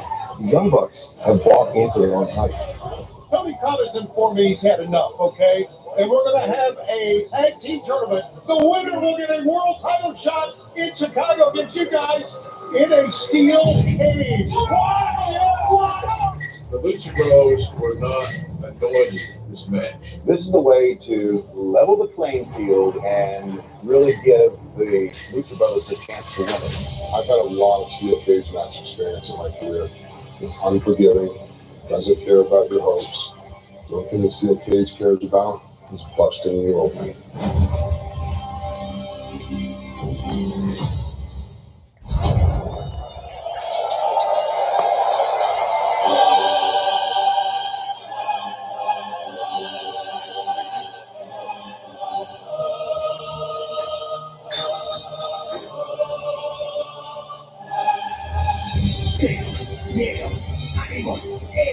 Years in the ring, we are Mexicans. It's a fight we bring, hanging by a string. Sails up and down and say proud. Settle, quiero, arero, years in the ring, we are Mexicans. It's a fight we bring. Ladies and gentlemen, Están de vuelta otra vez. Puro Mex, por eso no van inglés. Los carnales que son el puro bistec. Oh yeah, I forgot that they had them sing the vas a recibir la cuenta antes de que te des cuenta. Ya saben quién representa. Azcaya tiene envidia. Esto es Lucha Brothers, todos se tienen familia. Cero, miedo, ánimo, years in the ring, we are Mexicans. It's a fight we bring, hanging by a string. Seals up and down and say it round. Settle, quiero, arero, years in the ring, we are Mexicans. It's a fight we bring, hanging by a string. Seals up and down and we say it proud. Otra vez, están de vuelta otra vez. Puro Mex, por eso no va en inglés. Los carnales que son el puro bistec. Lucha Brothers, directos desde Oh, special entrance. Yeah, I forgot that.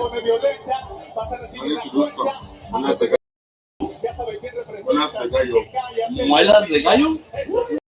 That's so typically Mexican. But hey, that's our pride, baby. See, and they're doing the special entrance like how Rey Mysterio did it at WrestleMania 22. That's Mexican tradition. And where are we at right now? We're in September. Month of our heritage, mes de la hispanidad too. So it's all Latino flavor here. Well, you got to think, Chicago is the second biggest city with Mexican. Mm-hmm. Yeah, indeed it is. But with the storyline of how it's going right now, Buck being the heels, Lucha Brothers being the baby faces, Chicago's leaning towards Lucha Brothers, bro. This is gonna be a huge. Wasn't he in WWE? Who? The Tiger looking dude? Rey Fenix? Nah, Fenix never been in WWE. 10-0 record, 14 straight tag team wins. The challengers are hot. Both of them, they've been in Impact Wrestling though. What the fuck? What the fuck is? Look at Nick, man. He looks different. I mean, he looks different from Matt. He dyed his freaking gold teeth to go with the hair. Like, who the hell is he trying to look like? How absurd. Is he trying to be like Scott Steiner, maybe? They are. They just did the DX thing. Obviously, they grew up on DX. I mean, they were in the Bullet Club. They took their "suck it" slogan and used it.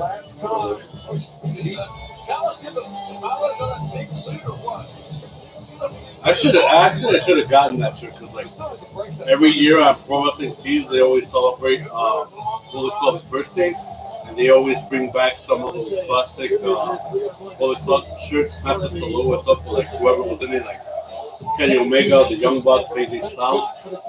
Young Bucks' first shirt had the design of them too, the Bullet Club logo, and on the back it said "Suck It."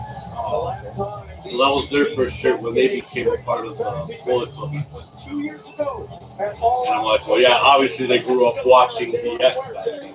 Which saw the Lucha Brothers victorious.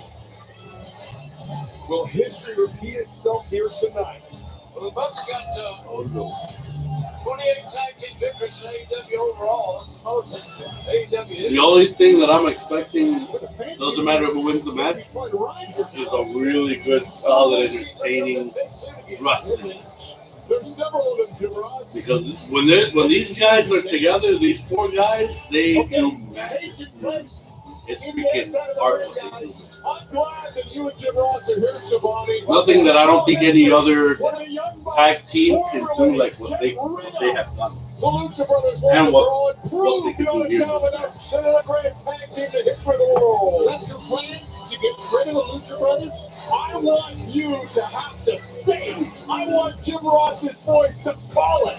When the Lucha Brothers get beat 1, 2, 3. And I'm going to sit back and enjoy it. And why are you yelling? I'm excited. I'm only calling one match. I get a lot of energy. If it happens, Don, if it happens, we'll call it, okay? But the good news is if it happens, you won't see Anderson, you won't see Gallows, you won't see the Stooges get involved. Mm-hmm. It'll be them four straight up. Match is officially underway. See? Already automatically, they're choosing the Bucks. The cage is locked. They're too smart. AEW's coming to the tri-state area.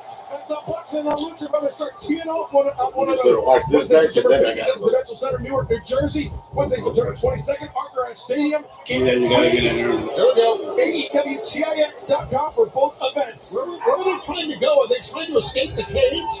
That's not the idea. Oh. Now, there is no escape. There's only pinfall or submission in this match. And the Lucha Brothers, less than a minute and already the first ones to use the steel. Typical. If it's there, damn it, use it. The Young Bucks. Nice. A bit of a do-si-do. The Lucha Brothers do the same. Whoa. The Bucks avoid. The Lucha Brothers avoid. Jesus, for a second, I was almost going to lose myself then running around. Teams met on September 4th, 2016 for the first time. That is 5 years and 1 day ago in Pro Wrestling Guerrilla. I was on the call for that match. Oh, so that's their first encounter in PWG. Jackson elevated in the corner and kicked right in the They should have that match on YouTube. I'm going to see if I can dig it up. Overhand shot, chop blocked, and now Nick Jackson. Sweet. Oh my God. That was sweet. And Ray Phoenix sets up Matt Jackson. Oh no. Uh-oh. I seen him do this on Rampage not that long ago. Oh my God, right on the If he would have did the head, but I've been like, okay, Hardy Boys. Yeah, well, Dudley's actually, they used to do the Oh, yeah, Dudley. Yeah, but they aimed for the nuts. They didn't aim for the glutes. They did it to Nick a few days ago, and now they did it to Matt. In their career history, the Lucha Brothers and the Young Bucks have had 8 matches. The Lucha Brothers have won 5. The Young Bucks 3 of them. So the Lucha Brothers with the numbers advantage with the Young Bucks, which gives them confidence going into this stage inside this steel cage. Unforgiving and these guys didn't premiere with steel. And Ray Phoenix threw his entire body through the ropes to drive Nick. This time they moved both of them. One too many times. One too many times and trying to play to the fans with his Zero Mano. Yeah, you know, I agree with you there, Don. They should have played to the fans. Try to get the job done. But it's hard not to, right? This crowd is amazing. Matt Jackson and Nick Jackson with Penta isolated in the corner. The Bandera sends Nick over the top from Ray Phoenix. Sweep of the legs. Phoenix. Got point of the chin. The team. And into the it's a backstabber. Athlete name. That's why these guys rule freaking Bucks. About 5 minutes in, the Young Bucks hit their stride. Oh, you ain't seen shit yet, bro. Penta. I know the Bucks is yet to come. Oh my god. And I think his head actually caught one of the connectors. I believe it caught both of them. Now Ray Phoenix at the mercy of the brothers That's Jackson. who I thought it was El Tigre. Who? From remember WWE? I Power thought it was El Tigre. bomb. Oh. Into the steel cage. There you go. I thought he was the power Well, they never had that. They never had that character in WWE. Yeah, so they had some Tiger looking dude. Oh, you mean Tiger Mask? Yeah. I think it really used to be Tiger Mask in Mexico. They never brought that character to the States, have they? Brandon Tiger Cumber Mask? is building it all for posterity. That is great news for all of us worldwide. Maybe they haven't, probably just never had the chance to see Where it. did that come from? Don, is that your chain? I only wear gold, Jim Ross. Get pink. Either way, look at this. The contraband was brought into the ring, and it's legal. It's legal. How is it contraband if it's legal? Well, in a traditional sense. Excalibur is absolutely correct. That's right. Call it legal contraband. Matt Jackson looking for the powerbomb into the cage once again. But Better than the a great counter. sling blade by Penta. And another sling blade. A second one. Penta say. And now Penta goes over the backup. Oh, and a backstabber. On that. These teams mirror each other so many ways. There's a cover. Cover. Two. Oh. But break it. The last time we saw the Bucks in a world title defense, it was not a fair fight. And that's why Tony Khan has put this cage here. Instituted so many times. That was fantastic. I'll even say that. Backbreaker. Tilting backbreaker. The tilt-a-war backbreaker was very effective. The previous 9 title defenses, probably not one of them was. Oh, and they missed. That'll break an ankle. But the Young Bucks. Well, Nick Jackson. Oh, and a cutter. Rolls through by Penta. Penta going in a cutter. A cutter from Penta. The double boots up by Matt Jackson. Matt goes over the top. And Matt with a cutter. Good. How you heard that? Yeah. Right before he did the pussy with hell. Tornado tag inside the cage. And could it be? Hey, double cutter! It's cutter frenzy. Oh my goodness, man. Oh. Made in Japan. That was their finisher and only a 2 count. Gotta give Matt Jackson credit. Absolutely. With all that cutter sequence with him. That was instinct, Jim Ross. That's how you can tell that this is So you mentioned the choreographed in a way. previous title defenses. They are actually tied for the record. But yeah. Successful title defenses. In the lever because the fans love it. Adam Page and Kenny Omega, the man who in our main event will defend the AEW World Championship against Christian Cage. The Bucks are tremendous. A lot of great brother tag teams, Jim Ross, Funks, Briscoes, Von Erichs, they all pale in comparison to the Jacksons. How about the McGuire twins? Thought you'd bring up the multi. No. Oh, Phoenix shoved into the cage. Sweep of the leg by Matt Jackson. Now looking for the sharpshooter. Oh. Hit first. Oh, Lord. Ring apron. That was ugly. That was like a side jolted landing on Just like we said before, guys, this is what the Bucks were all about. This is why they what? in the first place. Being able to do it in the ring. Great Phoenix, he broke off but then finally the kick breaks Matt putting up Jackson. that submission move. Phoenix looks a little unsteady on his feet after getting dropped on his head on the apron, guys. Absolutely. That's He was discombobulated. able to follow up. He's not going to be quite right for the rest of this match, I would suggest. And Penta in the ropes. This is usually the setup for the 450. And no. Oh, it was a senton. Atomico. The leg is hooked. Two. No. You know, you got to wonder exactly what the Lucha Brothers have left. They had to go through an eliminator tournament while your guys, Don Callis, got the chairs out and watched it while they were resting. The Lucha Brothers had to go. Yeah, he should have stayed down. What was that? Super kick flew connected. Well, we know that the Lucha Brothers will fight and fight and fight. What's he's not good? Yeah, the end could be near. Like a super melted jar or something? Nick Jackson or Tombstone in 450. What if both men are going to be affected? Drop kick and drop kick sent on Tombstone combination. Only a 2 count. That's crazy, man. A lot more left.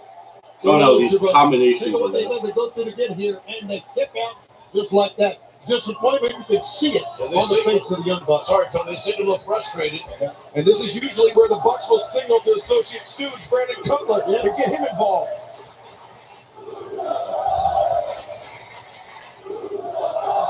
Unfair advantage here with this crowd behind the Lucha Brothers, in my opinion. You get what you deserve, fan-wise, Don. You always have. And now Ray Fenix is set up in the middle. Oh! BT trigger, they only hit the knees. Oh, the Bucks catch Fenix. Now it's the monster driver.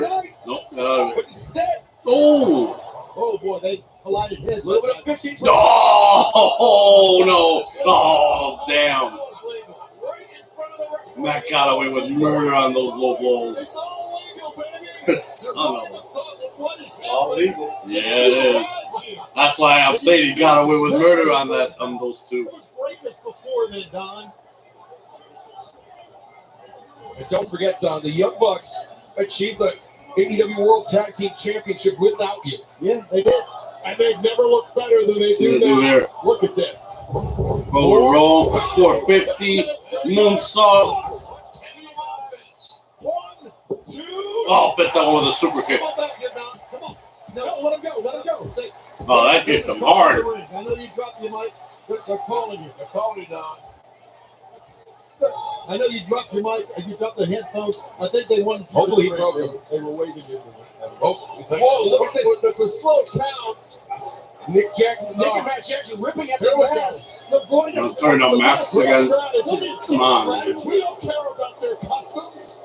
Rip it off. You're caring about seeing how ugly they really are. Come on, you're caring about winning, though. This has nothing to do with winning the match. Nothing. This has to do with psychological warfare, and you know it, Shivani. Stop with the bullshit. I know you're great at Oh, I heard that one loud and clear. Tony's coming unglued finally after all these years. Let him speak his mind. I want to hear more of that. Tony is human. Oh, no, Riz. No. Finish gets long darted. Face first into the steel cage. It's only a matter of time now, Excalibur. The clock is ticking. Look, Hans' his doctor's bag. Really? The associate stooge Cutler. What a throw. He heaved the bag over the top of the cage. Found out something. Pretty sure you practiced before the show. This cage. Otherwise, the realized it would have made it. It would have made it like a dumbass idiot. This type of interference. Oh, this is a change, just like in the NFL. What they're doing right here, by doing this, is You saw It's a shoe full of text. created this cage, built this cage. The text season is over. Other items out. Tony Khan is Hey, look, what you see it? No, what the hell? What they glued the text? Did he actually lick it for test? Jesus, man. That is wicked shit right there. All legal, guys. He's pulling a Movado move. I don't remember Movado from Dead Alliance. He had those spike shoes and he did the where like Watch what Penta does. Watch what Penta does. oh you mean he's standing in front of Fenix. I guess his brother. He's gonna take it. He's gonna take the bullet.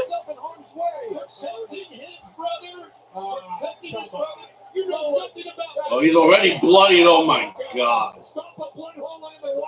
Jesus, man. Come on. Fantastic. And it's all legal. That's the sickening part of it. And these fans are hating on the Young Bucks. And well, they should. Vociferously here tonight. Look at all those thumbtacks. Beautiful. I wonder how much time it took to freaking Gorilla Glue the tacks onto that shoe. He stops himself. Knees to the midsection by Nick Jackson. Oh. His mask stuck to the tacks. Oh my God! Really? No. Oh, that's sick. Squeezing those tacks right into the face of Penta. Jesus, man, you're I not. think their families are watching this right now. This is great. Oh, Nick Jackson. Oh. My God. Big party at Rancho Cucamonga tonight. Look at that. This is a bloody mess. Yeah, who's holding the party? Ice Cube. In the largest of ways. The crimson mask underneath his mask is what it is.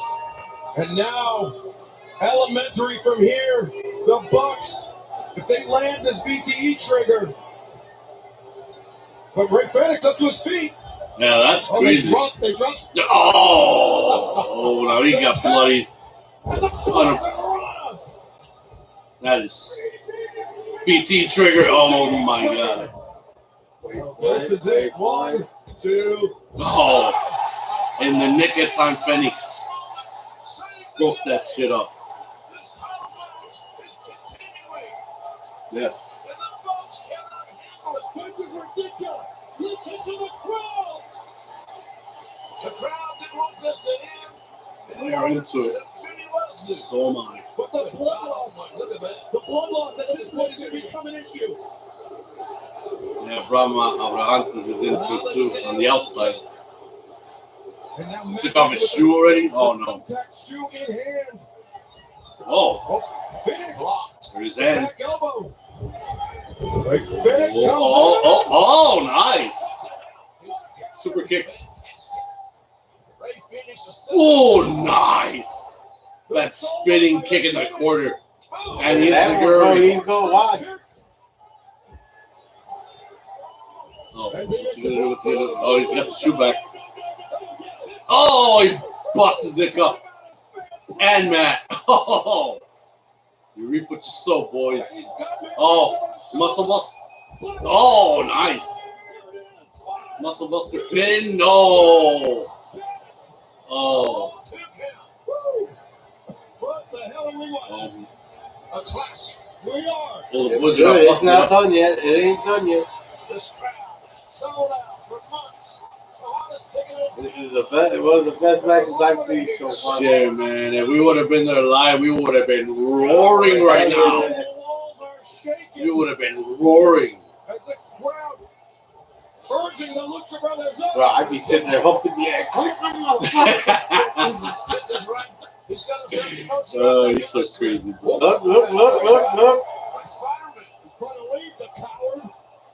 Now Oh my, damn, just taking each other. Oh, the opposites are pulling. What the? Oh, like looking in a mirror, right? Oh no. Oh my God. Jesus, man. Look at the stare down. Yeah, like fighting, like looking in the mirror, they're fighting though. Like if it was a mirror match in a way.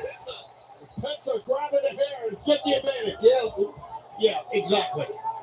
Oh, nice. Right hand by Matt Jackson, another one. A big right hand, that time blocked the by arm. Penta. The Crutch chest chop thrust. on the windpipe. That's a very, very dangerous move. It's amazing. Wait a minute. Four athletes who keep going. You see, now this is about to get crazy. No. Oh, wait a second. Oh, what's he gonna pull here? Wait a second. He's gonna pull. Wait a second. But up the end and here it is. No. No!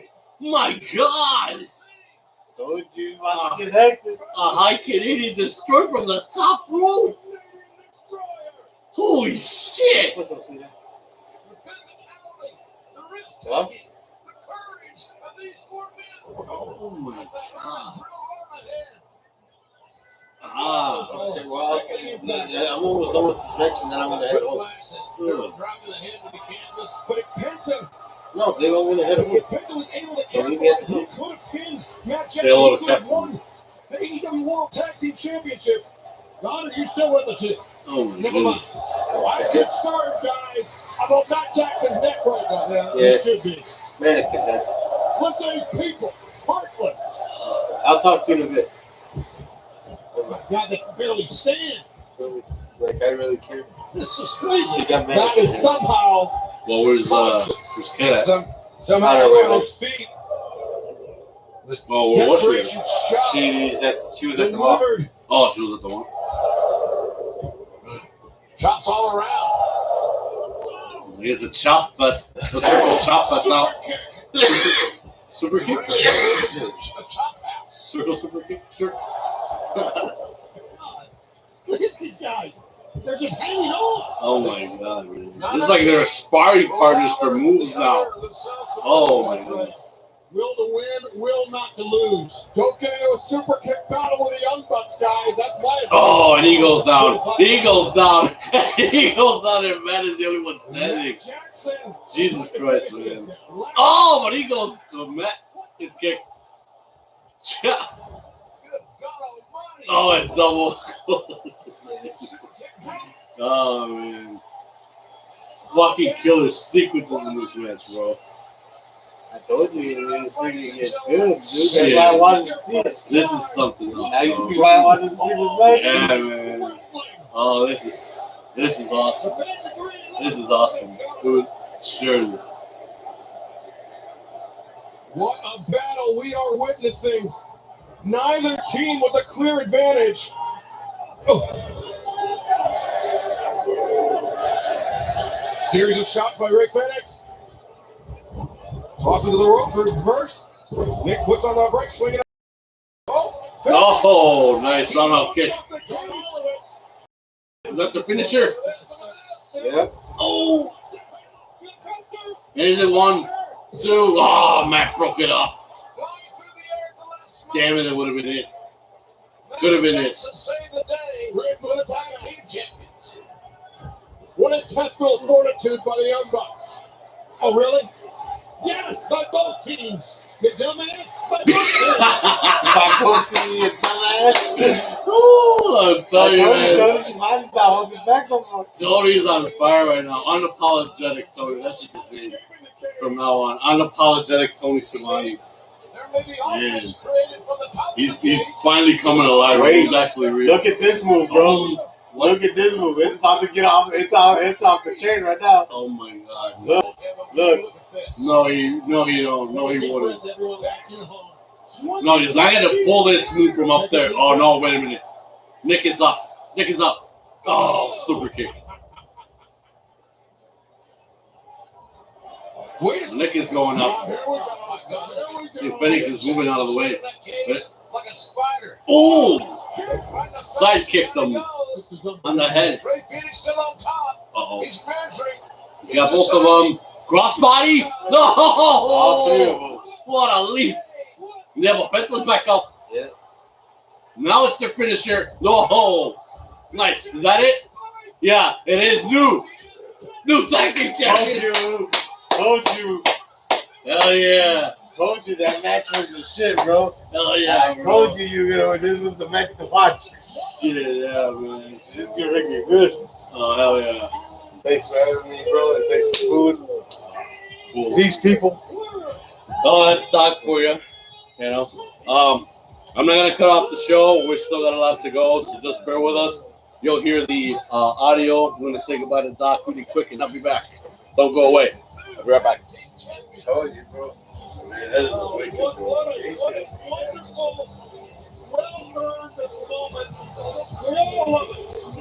The longest reign of AEW World Tag Team Champions in history came to an end tonight. And here's hoping we have another long reign as well, like Gallagher. Man, what a bloodbath. Physicality, immeasurable. But finally, for the richest prize in all of pro wrestling, tag team wrestling, the AEW tag titles now belong to the Lucha Brothers. The best tag team division in all of professional wrestling. As Penta the number one tag team in the world.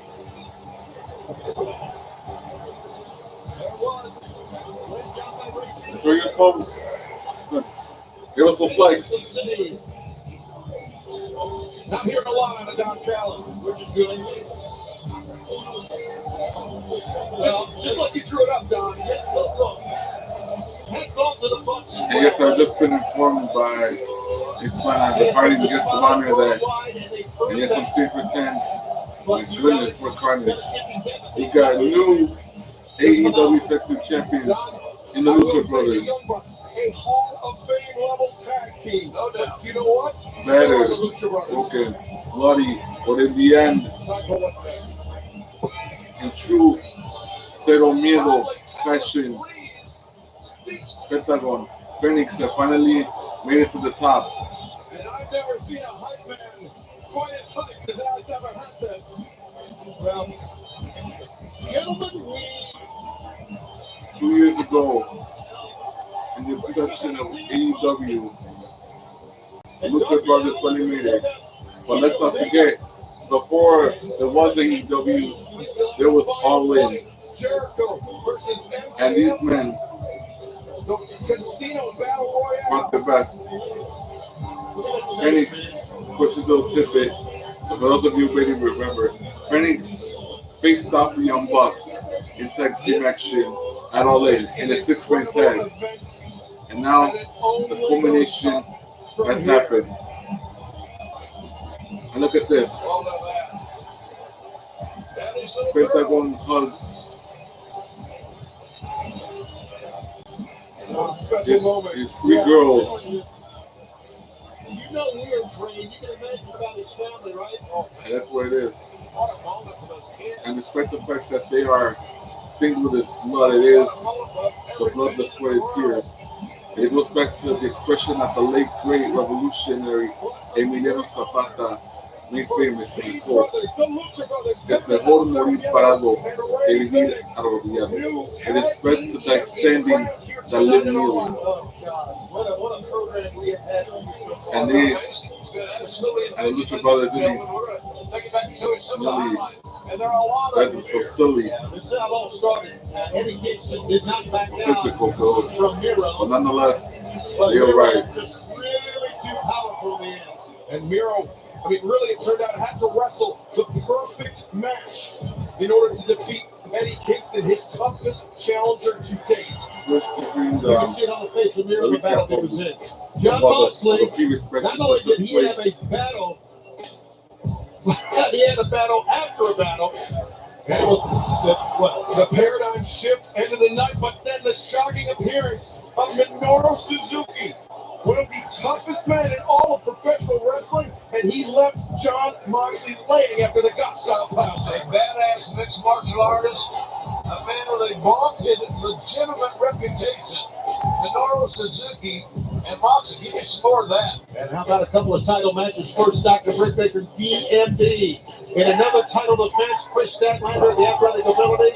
There you see Dr. Britt Baker, one of her trademark maneuvers. And there you saw the power of Chris Statlander. It was undoubtedly Dr. Britt Baker's toughest test yet. The Pittsburgh Sunrise, followed up by the Lockjaw, spelled the end of the night for the now, well, for the former challenger, but then the steel cage match. Yeah, the entrance was amazing, and so was everything in this match. I don't know that our commentary could do it justice. No, you just got to sit back sometimes as announcers and let the match We like to watch them too, folks. Boy, that round ahead. There's so many huge moments here that would seemingly lead to a win or a loss. And it's a match that will go down in history. New AEW World Tag Team Champions were crowned. The resilience of these men. The resilience of these men is amazing. And the Lucha Brothers with a perfect record at All Out 2019, 2021. And now, let's hear from the Dapper Yapper, Justin Roberts himself. It is now time for the Casino Battle Royale. Another moment. Are the rules. Right. The wrestlers have selected a card from a special deck. The suit of that card determines their group. Cards are shuffled every 3 minutes. to determine that group which will enter the ring. After all 4 suits have been exhausted, the wrestler who drew the Joker card will be the final participant to enter the match. Elimination occurs when you are thrown over the top rope and both feet touch the floor. The final wrestler in the ring will be declared the winner and will earn a future AEW Women's World Title match. Alright, ladies and gentlemen, this is it. Let's start off with the women's Casino Battle Royale. Okay. The first suit of the card is... Each suit of the deck represents 5 entrants into the Casino Battle Royale. And it is clubs. Clubs. And now, to the participants. Here come the club ladies. And they're led by a former women's world champion, the longest reigning one ever. Introducing first, Hikaru Shida. Yeah, of course, former AEW Women's World Champion, she definitely has to be considered a favorite in this match, but coming in the number 1 slot, it's going to be a tough thing to overcome for her. How about the submission? The quick mission, ladies. Well, I'm kidding. Introducing next, Sky Blue. Yeah, one of the favorites, local favorites here in Chicago. Yeah, Sky Blue. Let me get cap. I'm gonna. Tony Khan, after Sky Blue's Give me a couple minutes. on AEW Dark last night, was added to the Casino. Oh, Sky Blue's in the match. Yep, this is already the women's Casino Battle Royale. Oh, yeah, the women's Casino Battle. Who came up? Was she the one who came up first? Yeah. It's the Souza Club, so and Kuroshita was the first one out. Oh. In Japan, so we have a teacher versus student situation here.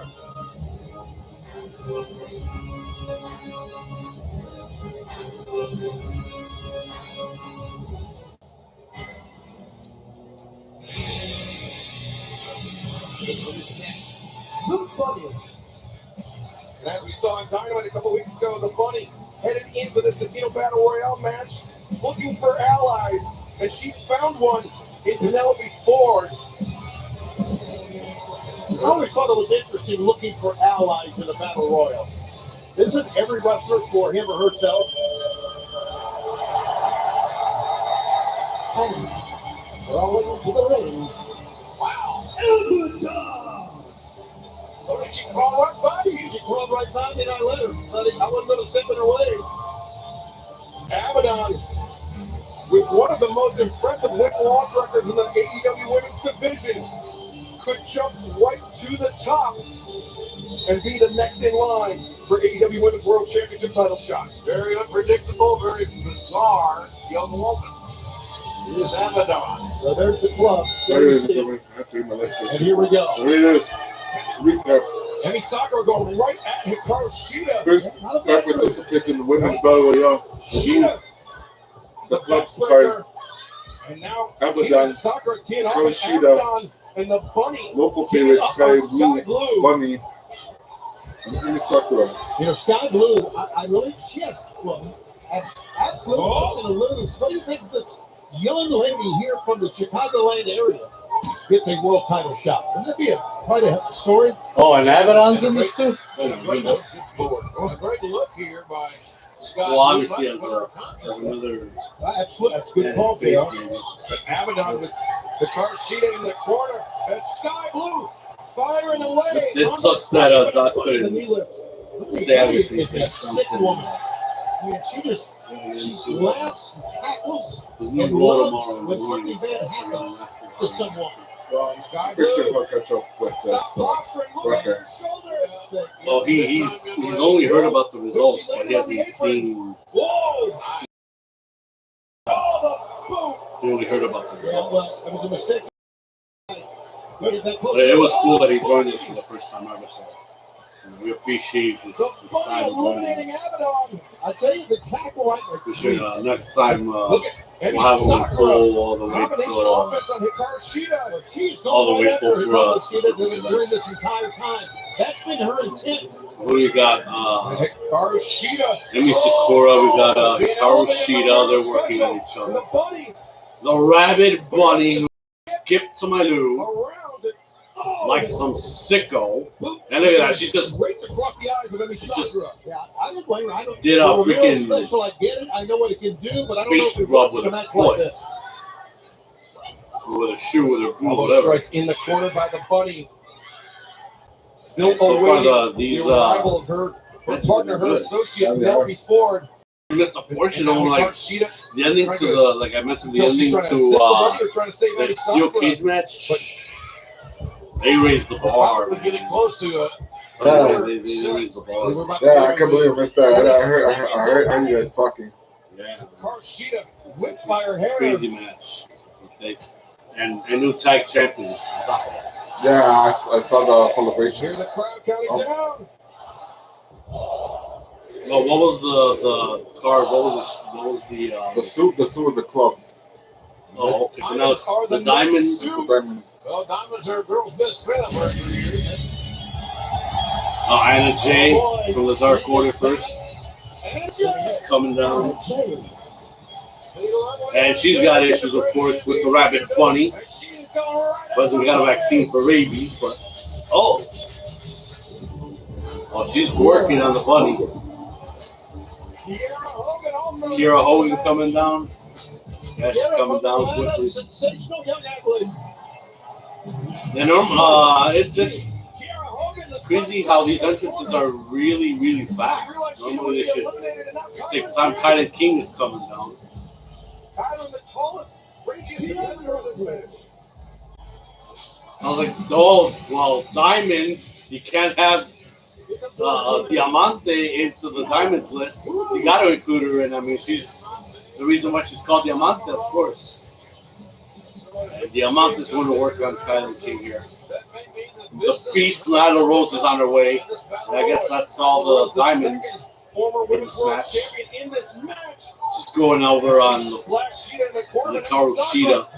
The crossbody on Nyla's back. Kiera Hogan going at Kylan King. Sakura's been focused on one thing, and that's been Hikaru Shida. Shida, who sent Sakura to the apron. Remember, over the top rope, both feet touching the floor, creates an elimination.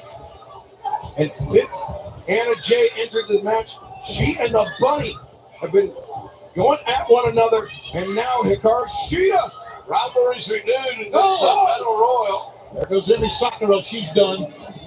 Diamante and Sakura collided heads after the knee strike by Hikaru Shida. Shida looking for the elimination on Diamante. Nyla Rose. Rose leaving her feet. No. There went Kiera Hogan. Kiera Hogan's out. Kiera Hogan going to the outside. Hogan got You never got to ask Jay who was eliminated first. Kylan King is out already. Nyla Rose is eliminating girls back to back. Kiera Hogan's out. Kylan King is out. Both eliminated by the Native Beast. Who was eliminated first? Did you see? When match was started? Nobody? No, not yet. Now you got two eliminations. Oh, make that three. Hikaru Shida's out. Yeah, man, I tell you, it just don't even get there.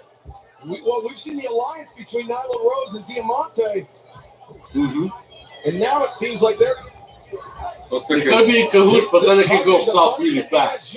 Anna Jay was working on the bunny. Now we have an alliance, a temporary alliance in this match. In other words, it's one from clubs and 3 of diamonds. Hannah was scheduled to be a part of that AEW Women's World Championship Eliminator tournament earlier And one of them is a Diamante, literally. Training and had to withdraw requiring surgery on that shoulder of hers. Well, like I mentioned, that temporary alliance is only temporary. It only can last for And Diamante does for well. such a short She's time. fighting Nyla Rose here. Nyla Rose tried to throw her out. Yeah, Diamante held on nicely. that alliance between Diamante and Nyla disintegrating. Bunny with the running elbow strike. Diamante's Here we go. right in Another this suit is about to be seconds. And now we got The next suit. Hart And obviously, these are women with hearts. And yeah, here's the principal one of them on the list, Thunder Rosa. La más chingona. What's announced here? Nope, not even for the Native Beast. Oh, Penelope before the sexy chick is coming out. My sexy chick. Oh, Rio. Chicago loves her. Rio's coming out, the first AEW's Women's World Champion. We love to see Rio on TV.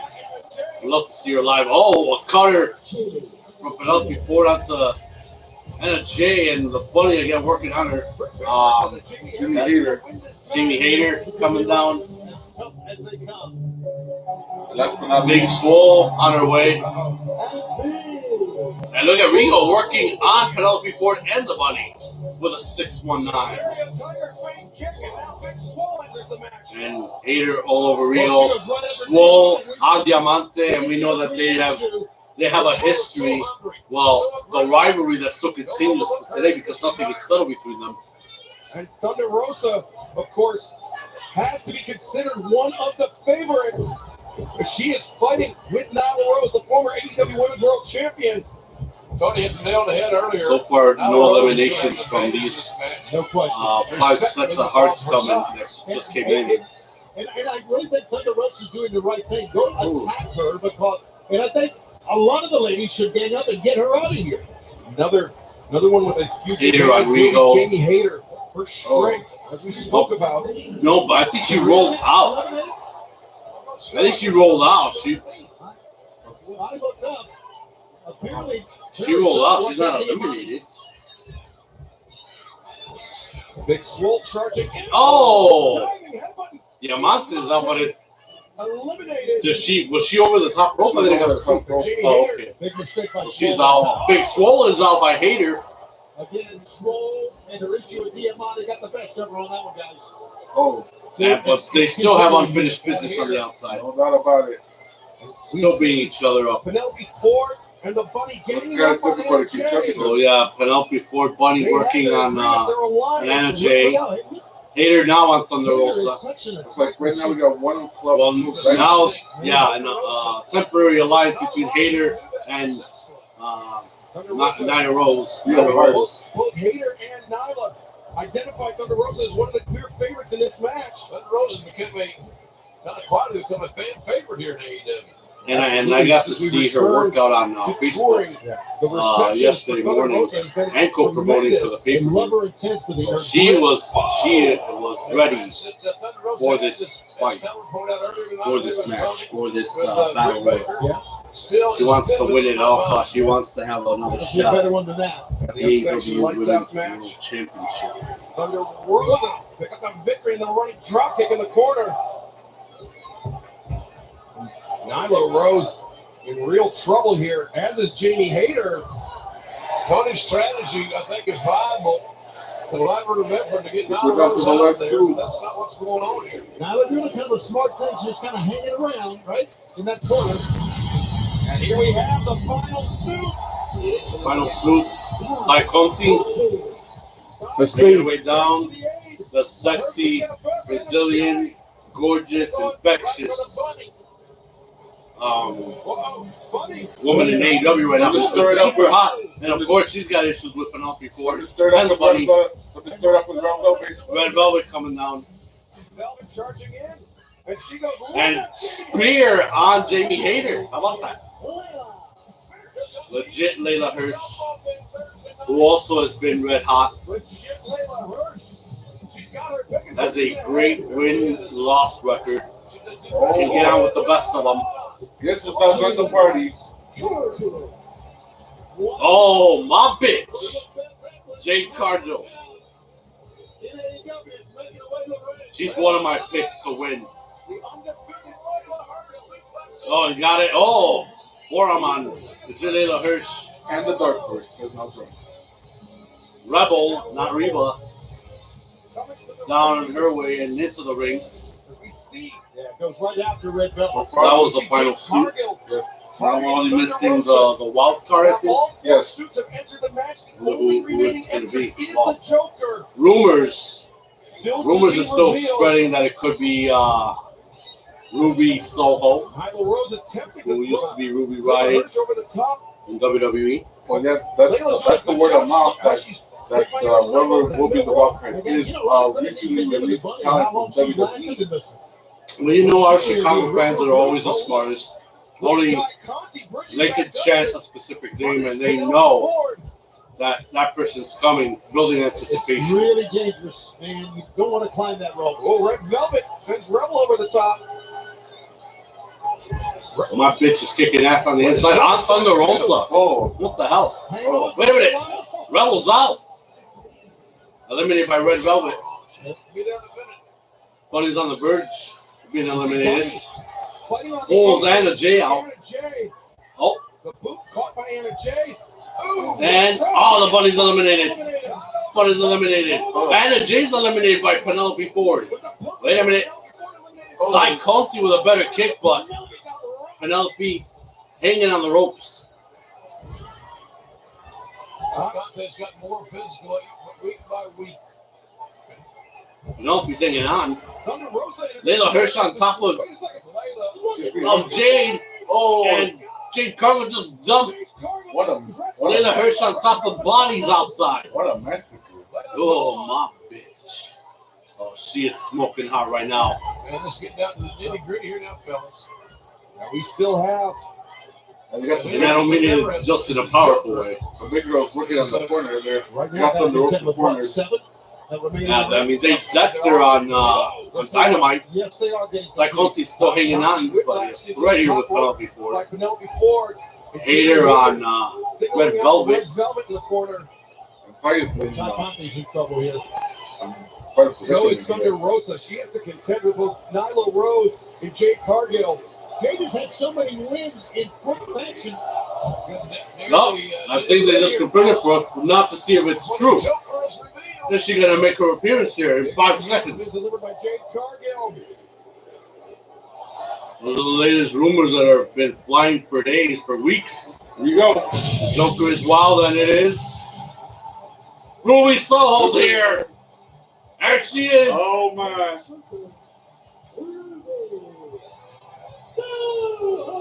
My God. Now we can officially start a real riot. Ruby Soho is all elite. See, her destination was clear. AEW. Well, Ruby, now that you're here, it is time to start the riot.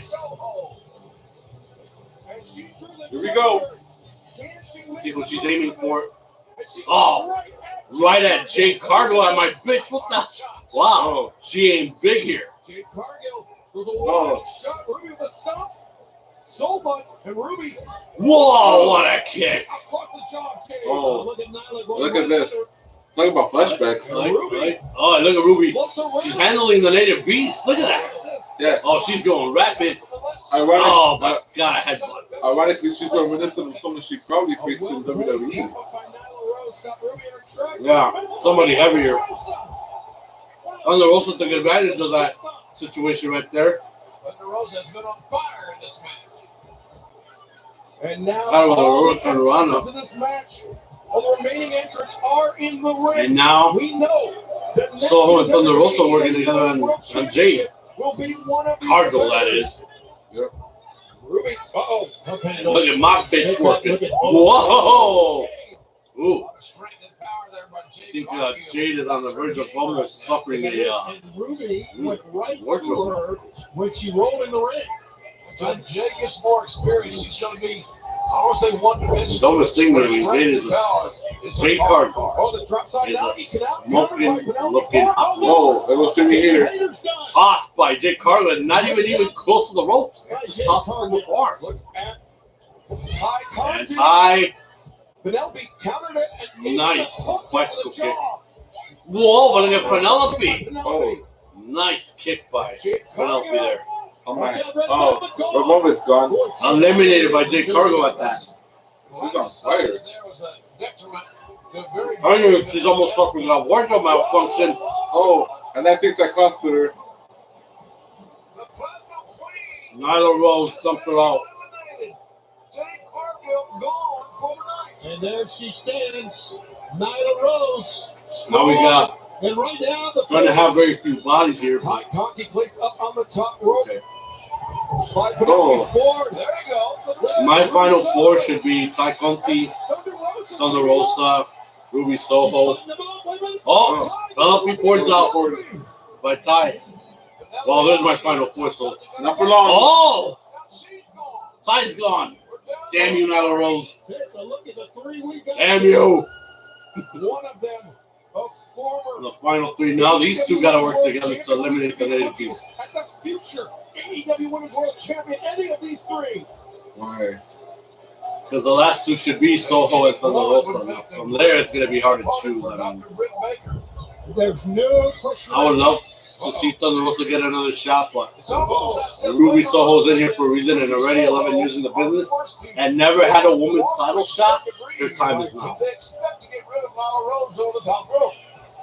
Samoan drop. Samoan drop.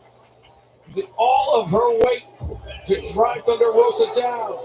And now since she's about to become the two-time champion. Yeah, easy predictions. Easier said than done. She's been to the top before. She knows what it takes. Oh, look at that shenanigans. Now the fans here Chicago is behind Ruby here. Ruby Soho. Absolutely.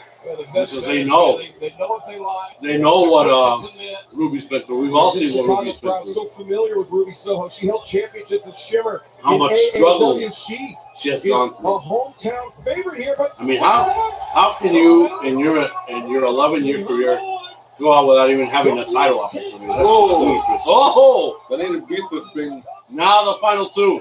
And Thunder Rosa obviously on fire. She wants this more than anybody. But Ruby Soho has an opportunity here. Oh my! These two. I would love to see these two in a match. This match, these two would pay off. If there's one adjective that can describe these two, is hunger. I was about to say red hot. Oh, red hot hunger. All it takes is for one competitor to go over the top rope and both feet to touch the floor. The question here is, who wants it more?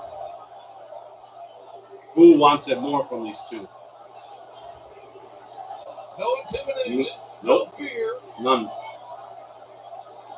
Just a lot of guts, a lot of drive, a lot of fire. And they're ready to give it towards one another. That caught her in the jaw and the chest.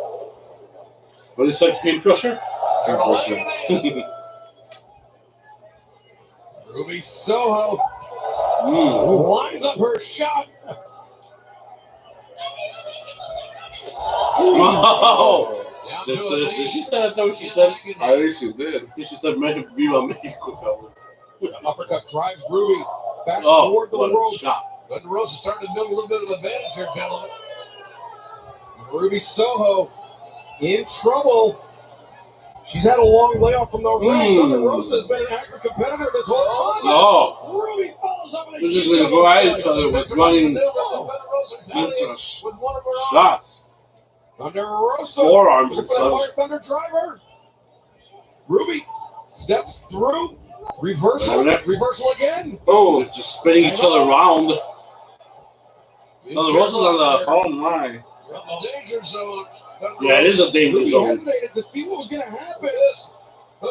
Somebody forgot to put the. Oh. Talk about kind of proverbial tension with a knife. And the stomps. Well, Ruby's holding on for dear life. It's lost its hook. Equal footing here. Well, she barely held on. Oh, blocked it. Oh, the knee. The knee. Oh, she's hanging up by a thread in the middle rope. Maybe one shot more should do it. I mean, I don't want to go against my girl, but. She's one elimination away. Ruby Soho. Oh, let's see what happens here.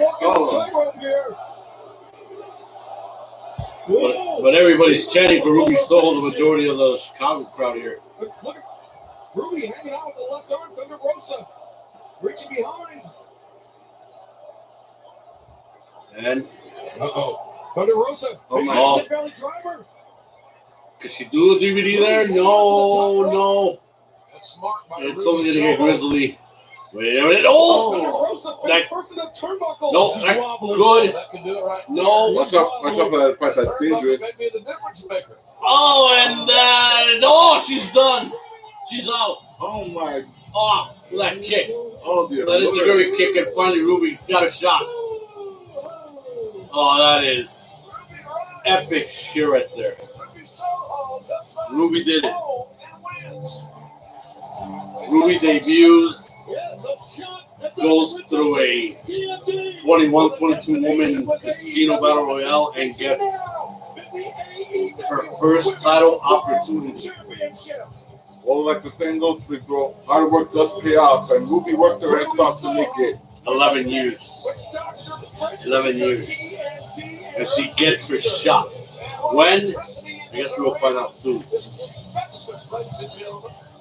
It really is. But coming up next, first year of AEW Wrestling is on the line. Really ever wrestling AEW 10, he will face his nemesis in there. 4 decades. This one's going to be a Being very good universally match. known as the greatest Jericho of all MJF. time, your career is absolutely unparalleled, Christopher. And whether I or your greatest critic cares to admit it or not, you will be forever etched in the Mount Rushmore of professional wrestling. But don't get it twisted. You need the spotlight. That's why you put your career on the line, Chris. Jericho putting his career on the line in the final fight. If you want Chris Jericho out of this ring, you're going to have to break every bone in my body. You're going to have to squeeze every breath out of my lungs. You don't have the balls to get rid of me.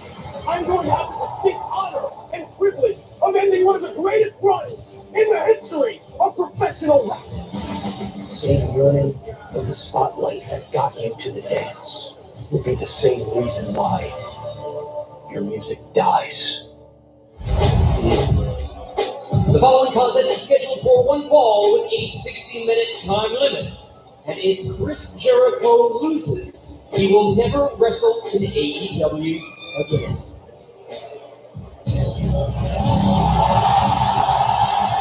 What the? Really? They're doing a throwback to a Y2J countdown clock? I don't know. I don't like this.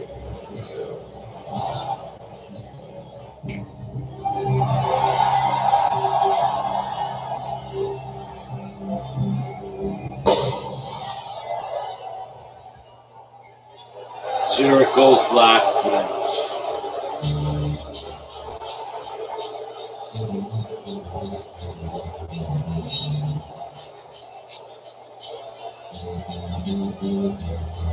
Here's the person from Plainview, Long Island, New York, weighing 226 pounds, Maxwell Jacob Friedman, MJF.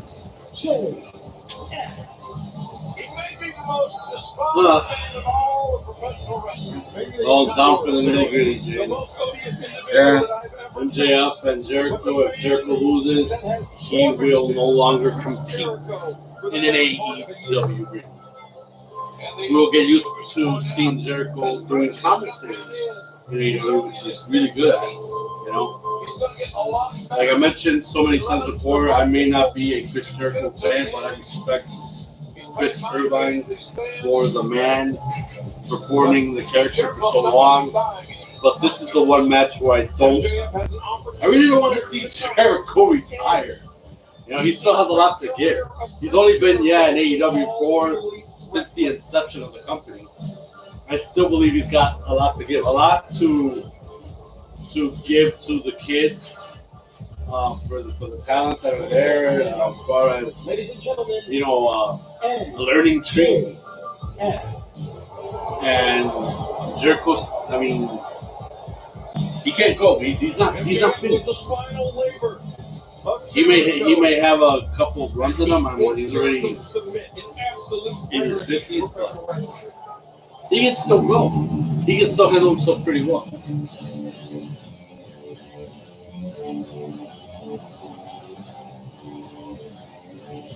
Looks like a solo act.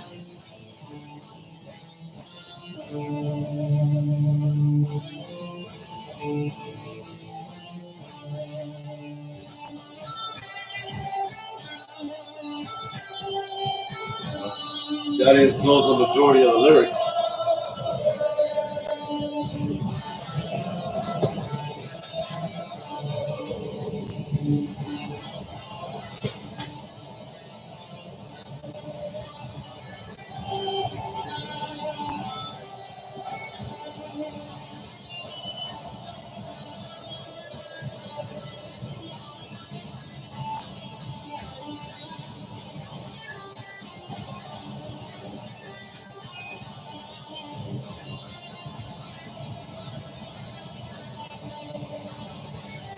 And I find that it was a little disbalanced right there.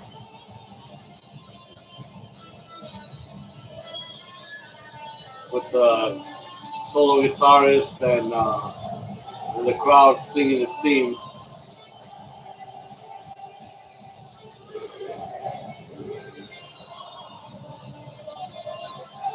Or maybe it's because of how the sound is being portrayed, but I'm sure inside of that stadium.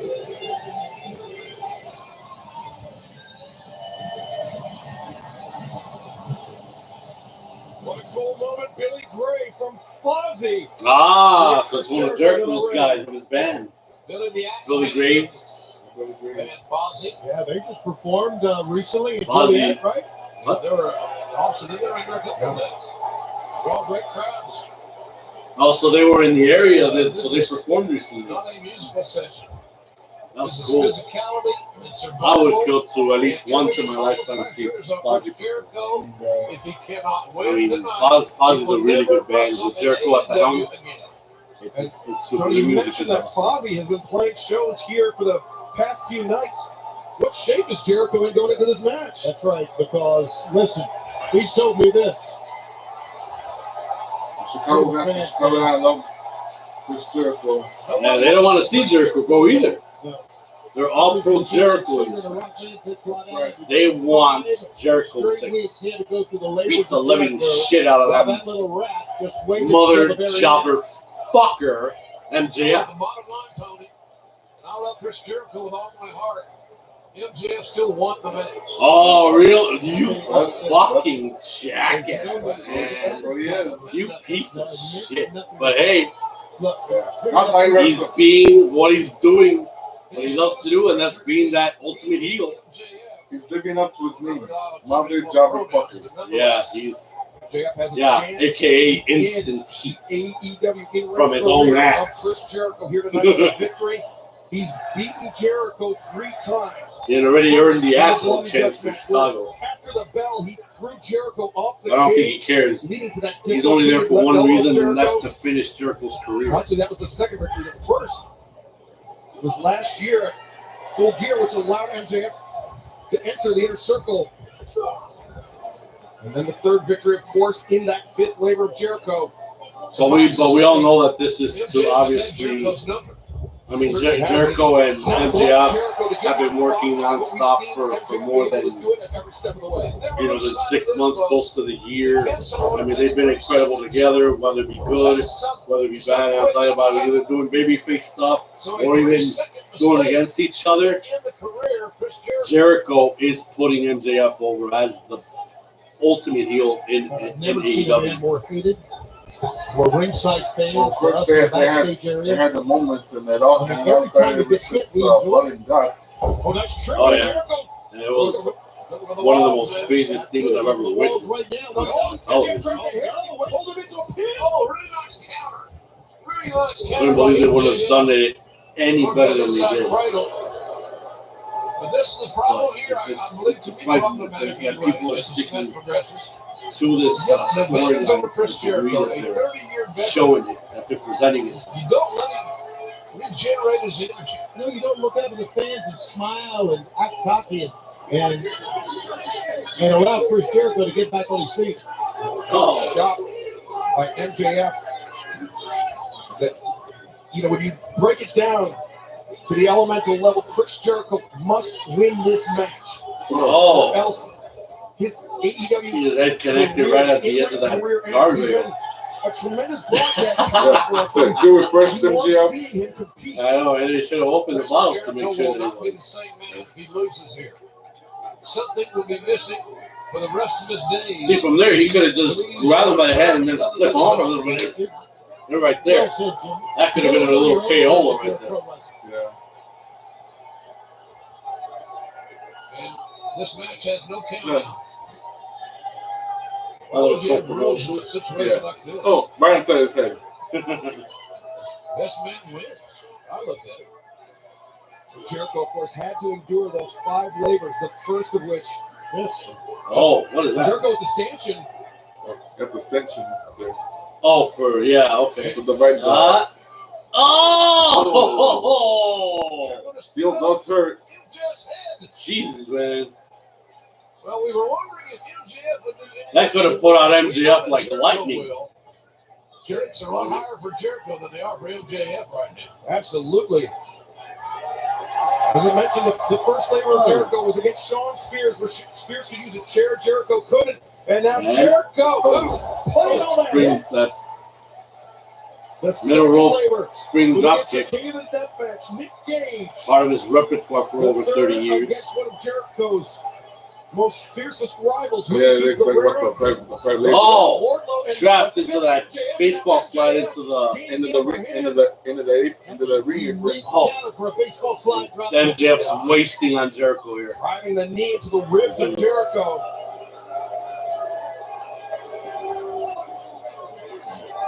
That Kyle's showing everybody how much they dig MJF. All right. Or he's just not sure what to do next because he's taking a few walks out there, Tony. He's a terrible person. But I hate to give MJF any sort of credit, then don't. But go ahead. He has beaten Jericho 3 times. Yeah, that's the deal. Bottom line's wins. Going to the arm. Starting with the shoulder, grinding the shoulder now. And as I mentioned, Jericho dislocating that shoulder after he was thrown off the top of the cage of blood and guts. MJF likes to see if you are good. Let's see if you are going to end the night. That attacks. Oh, with an arm with a. Yeah, but what was that move? One that won the match. Yeah, arm push, Chris. Armbar thrown on. Doing this. I mean, you rarely see that move anymore. I remember that from like wrestling video games. MJF proved me wrong. All of us wrong in that regard. Elbow on elbow contact. Like a hammer striking an anvil. MJF just firing downward. MJF punishing Jericho like MJF has these fans here. Not going for a cover. Nope. Vertical suplex. MJF didn't hook the leg. Jericho trying to get that arm back.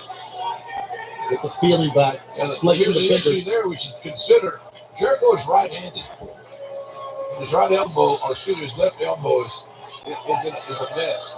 But he is right-handed. Right, for an orthodox striker, that left elbow is in the lead. That left arm is in the lead. Absolutely. So MJF knows all the tricks. He's a smart kid. Sometimes he knows the tricks because he's got smart tips. for his own good. But he's a real strategist. Oh, please stop like that. Look at this douchebag. Really obscene behavior by MJF, but revolting. Oh, there we go. Well placed, well timed, snap suplex. Come on, Chris.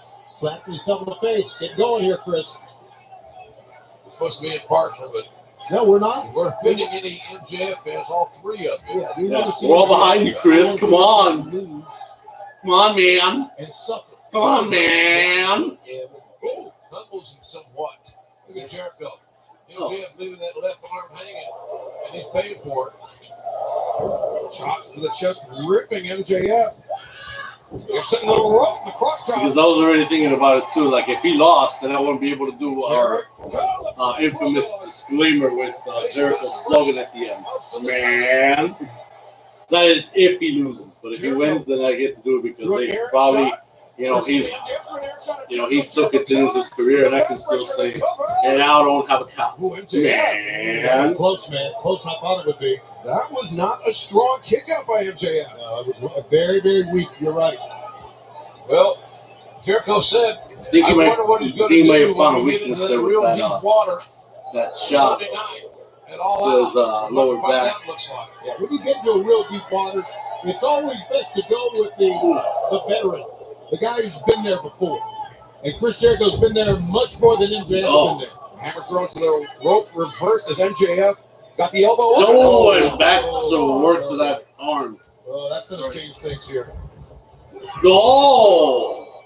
When you're down to an arm and a half, so to speak, it puts an athlete at a distinct disadvantage, quite obviously. MJF knows that. Now going for the cover over the ring. You got a near fall, says referee Aubrey Edwards, who's done a really good job thus far in this contest. Not only does the assault on the arm of Jericho set him up for the assault of the earth, the Fujiwara armbar, it also inhibits Jericho's ability to apply the walls with as much force, with as much pressure. Jericho dropped to the knees after a single strike across the back. Oh my God! How about that out of his arsenal? I hit though. Yeah, I've never seen that before. Oh, wow, that's hard. Maybe MJF. Oh, This kid is completely classless. Completely classless. Some class, you jackass. Hey, wait a minute. Is he delivering us a teaser there? Maybe we might see Ric Flair come soon. Sure, go. Apologize for MJF's stance, dude.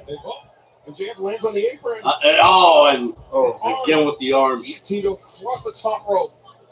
Through all of his arrogance, MJF is focused. No, he's not going to do it. Oh, wait a minute. Oh! That's it. That is oh, my goodness.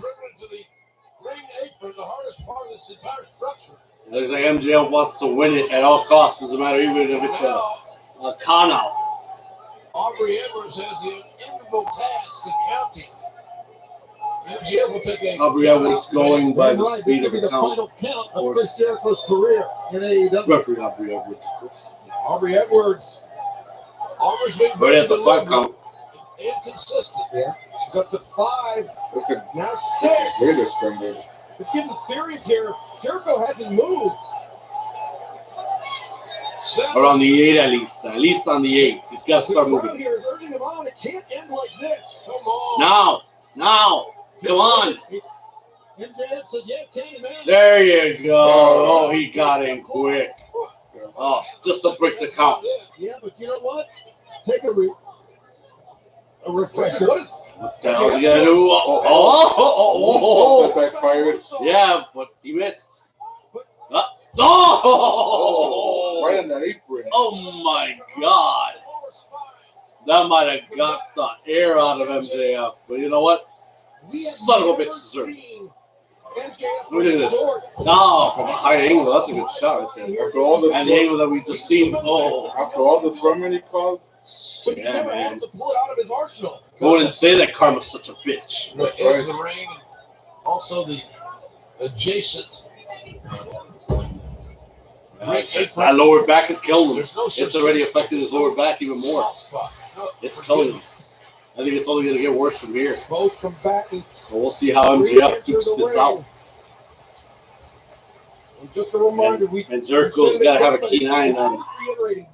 What is at stake Yeah, here look is at the it. It's killing him. It's hurting him. Jericho in AEW.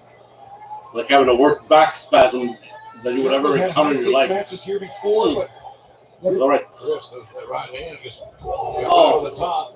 There's something else. I mean, would you want your career to end at the hands of MJF? Or him to be able to say that the rest of his career? Yes, of course. You don't want to give MJF that infamy. Yes. It would make it. It'd be the guy. Oh, yeah. Good shot. Out of pro wrestling. Out of AEW. Will they forever say it? Jericho lands on the apron. Ascends to the top. Whoa! Look at the high code breaker. Nope. It looked kind of wonky too, kind of botched up. It didn't look obviously like. I mean, Jeff thought he had it right there. Jericho has delivered a high code breaker before in his career, but MJF looks kind of botched up to some degree. Jericho multi-talented, multifaceted. Take a look at Renaissance man. Watching slow motion. a counter. Well, yeah, it only landed on one knee of it. Well, normally it could have been done by two knees, but then again, I guess with the delivery and the with the elevation, I guess while being on air, they could play foul on you. He may not be over that till tomorrow. MJF is hurt. See, he's hurt. Yeah, you can see he's showing it, but he's struggling, trying to suck it up. Yeah, he's in a bad way. His back could be cramping. Yeah. Stiffening up on him already. This is going to kill him. It's killing him. You know, we questioned Jericho's preparation. Well, we're going to see here the walls trying, but MJF is avoiding it, and a kick to the face. Kick right on the jaw of Jericho. Shoulder block. Jericho. Line salt connected, but he didn't cover right away, so that's a negative. Yeah, that's a 2 count.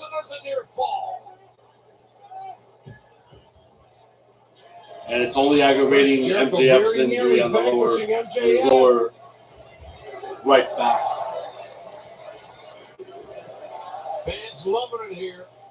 We hope you are too, wherever you're watching. They're letting Jericho on the field. Thank you for supporting our brand. Jericho, he took off that elbow sleeve and now just landing shots on MJF. Why is he using his right arm? Yeah, and you got to wonder now what's in the tank now. He's taking so much punishment. Big risk. We've seen him use this. Oh no, he's not. I thought he was thinking Orca arm. We saw him using the labors, but instead punishing the head of MJF. Is MJF gonna just go soften him up for it? And yeah, that's exactly. Wait a minute! Oh, but Jesus, look at MJF. He took a big bullet and he suffered an even bigger bullet. And listen to he is agonizing in pain right now, MJF. I know I shouldn't feel for this son of a bitch, but at the end of it all, he's still a human being. He's still a performer, delivering the heel goods. Hold on. Can he do it again? Far leg is 2 count. And Chris Jericho kicks out as Aubrey Edwards, the referee's hand, was approaching the canvas. And watch this powerbomb. It was almost like a sit-out Liger bomb, an avalanche Liger bomb. And not only did it punish Jericho, but it also punishes the tailbone of MJF, which after that powerbomb on the apron, JR, we know is tender. Yeah, MJF is damaged goods right now as far as his lower back is concerned. And we will never be able to tell you how much he's cramping or stiffening, but we know it's got to be happening to some degree. Well, give the devil his due, guys, because MJF was wrestled a hell of a match. But now just resorting to off the edge of the ear, maybe? At the flesh of Jericho. As soon as I say that, here, see what he does. Yeah, he's getting deep into his playbook because that was a desperation move. You're not going to beat anybody biting them. Exactly. Yeah. Into the soul of Desperado. It's still favoring the back as he got up on the apron. And he's going to try it again. This may not be the best idea for MJF with his back. This could even make his situation worse. Jericho senses the shift in momentum.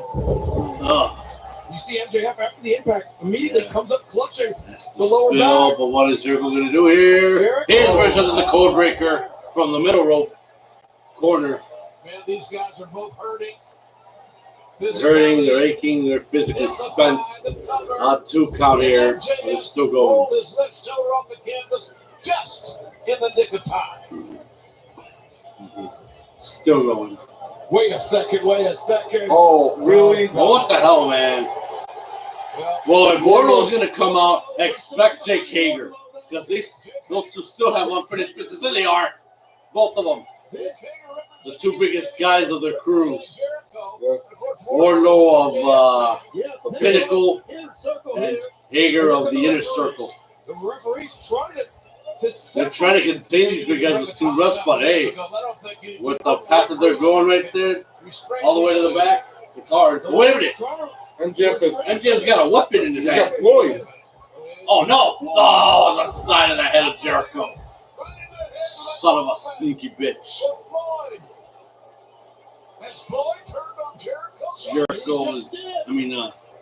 Jericho's laid out and MJF's going to get away with murder. Remember this jerk. distracted. Oh my God, I got the receipt. See the pull. Wait a second. Oh, that Judas effect. No, don't tell me this is it. No. The rope. Wait a minute. Really? Well, like this? Come on. No. It's full was on the bottom rope. And it's still there. It's not moving. No. It ain't gonna end like that. No. It can't end like that. No, this can't end like that. No. His boot is still on the rope. His boot is still on the rope. Oh, justice is being served here. Paul Turner is letting him know what's going on. He's letting him know over here what's going on. Look, there's the proof. It's still on the rope. And referees don't lie to each other. Paul Turner's on the level, and we know he's on the level. He's letting her know what's going on.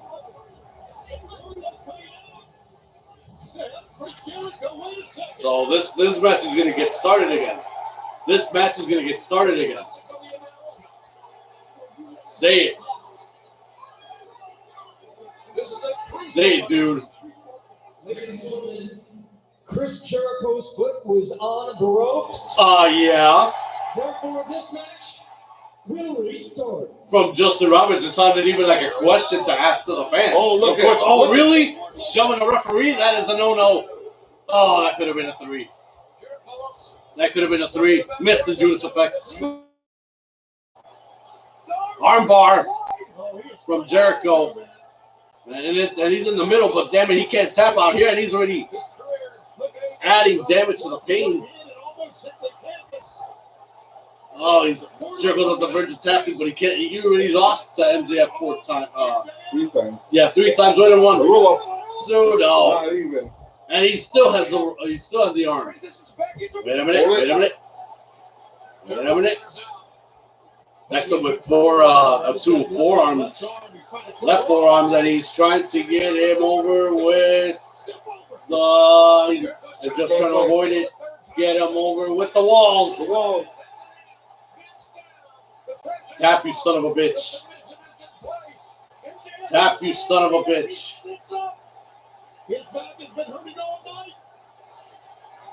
Oh, is he aching in pain? Is he over? Tap. So he's biting himself. He's trying to reach for the ropes. Jericho, walk forward. Drag him. There you go.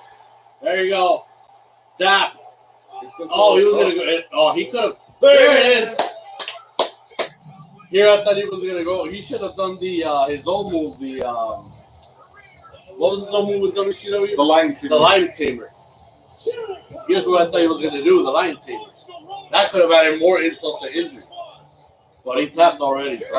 After 3 losses, he's finally redeemed himself. That's the real redeemer right there. That is the real redeemer. And the rest of the IC coming down. Hager, Guevara, Santana Ortiz. The crew is here. They're happy that their leader is not leaving anytime soon. That they got him for a good while. As we stated in our Hispanic language, tienen a Chris Jericho para. They got him for a good while.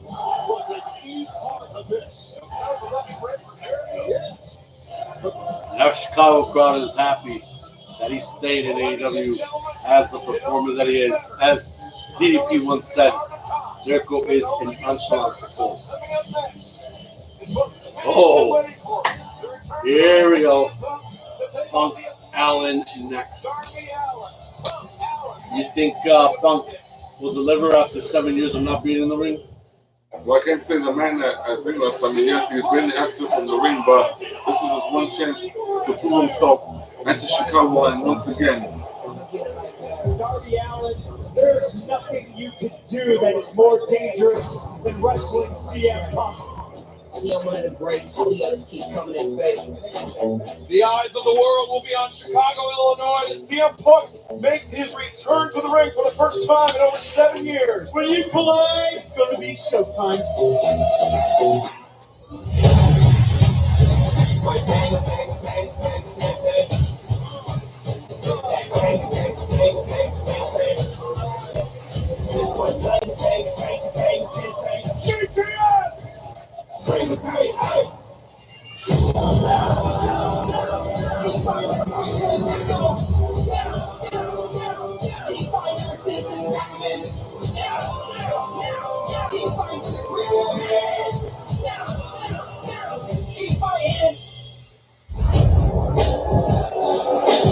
That's a hell of a video package, man. Those people tiptoe their way through life hoping they make it safely to death. Earl Nightingale. This is Darby's entrance.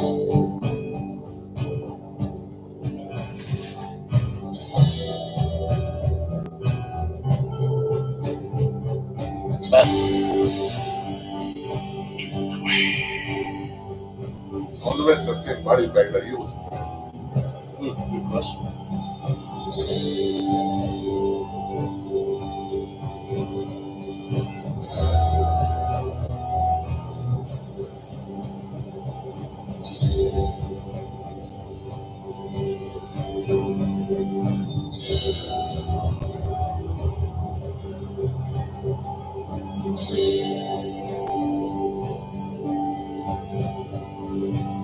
I like all these cinematory intros from Darby Allin.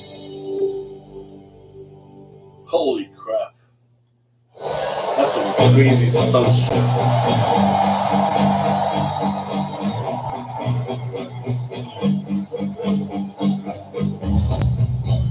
This contest is set for one fall with a 60-minute tournament being accompanied by the icon Sting from Seattle, Washington, weighing 170 pounds, Darby Allin. That's just to wish Darby the best of luck, because even Sting said that he's not going to be there to be on the outside, and it's going to be a straight up fair fight. This one is for the ages. And look at that design on the skateboard. That's crazy. That's wicked right there. That's symbolic right there. The skateboarding free spirit known as Darby Allin. No doubt about it. Darby Allin left his moments here in Chicago and looking to get his competition with Sammy Guevara Revolution. That was one hell of a match. Well, I mean, this is for sure. Darby Allin is unique in all extensions of the word. There's nobody like him. There will be never anybody like him because he's unique. There's only one Darby Allin in this world. We're seeing him right now. And he is up for the challenge of his life. What must they be thinking? That's this pro crowd, of course, reminiscing of what was the biggest pop in United Center history. The return of CM Punk to the ring.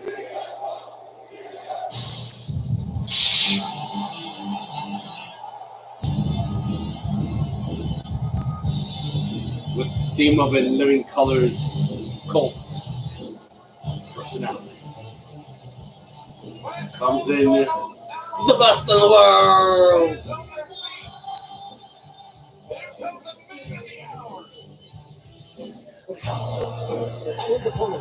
And everybody's singing this theme. Weighing 218 pounds. I think what they could have done is from behind on that ramp entrance is pop a fake municipal flag of Chicago and bring it down like how they did with Hogan with the USA that one time at SummerSlam. They would have done that for Punk. It's clobbering time, and then maybe like it's clobbering time, and then a big pyro bang, like what's the fist like? You know, that would have been a killer entrance to CM Punk.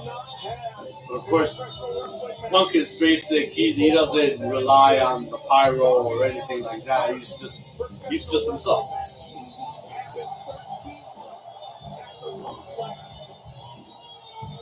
And obviously, at first, if there was no theme of cult of personality existed, God knows what would have been the proper theme for Punk that could stick with him all the way to this point.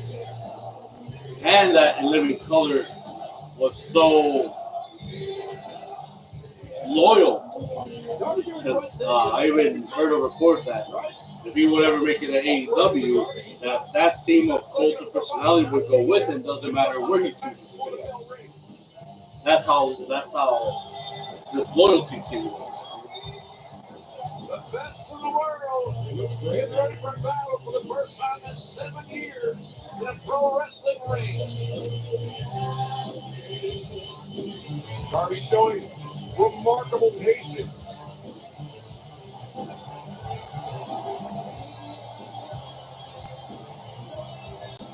Big time feel here. Big man steel. Where else if you want to be, ladies and gentlemen, then enjoy this phenomenal pay-per-view. The eyes of the world are on all elite wrestling.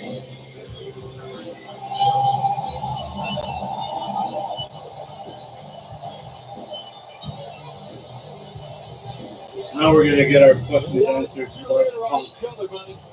Still have it in him at this day and age to continue wrestling after 7 years. Is there sign? Will there be signs?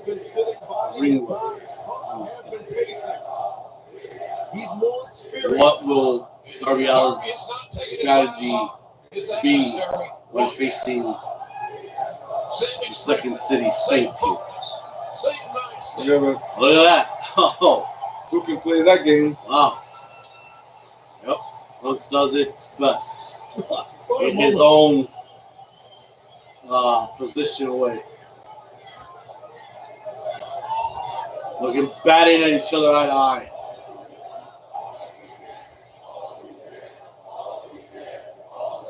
Now it's ghetto time.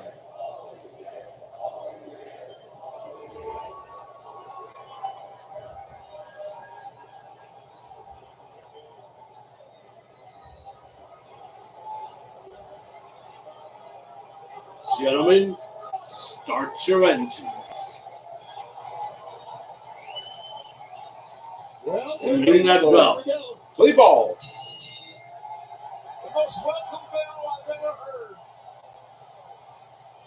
Notice how when Darby Allin rose to his feet, Punk did so immediately. Punk still showing those killer instincts. Solid carnival tie-up by both these men.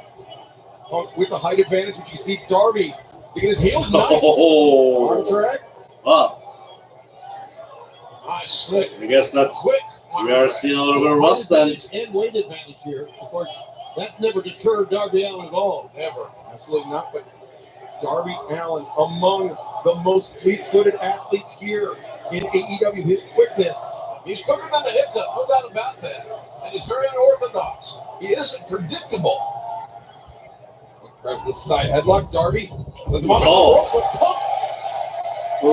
Using that size advantage. Hard shoulder block. Squared up on Darby's carcass. Darby quickly went to the corner for a little refuge. And when Punk joined us on commentary for AEW Rampage this past Friday night, he joked about his conditioning. He said,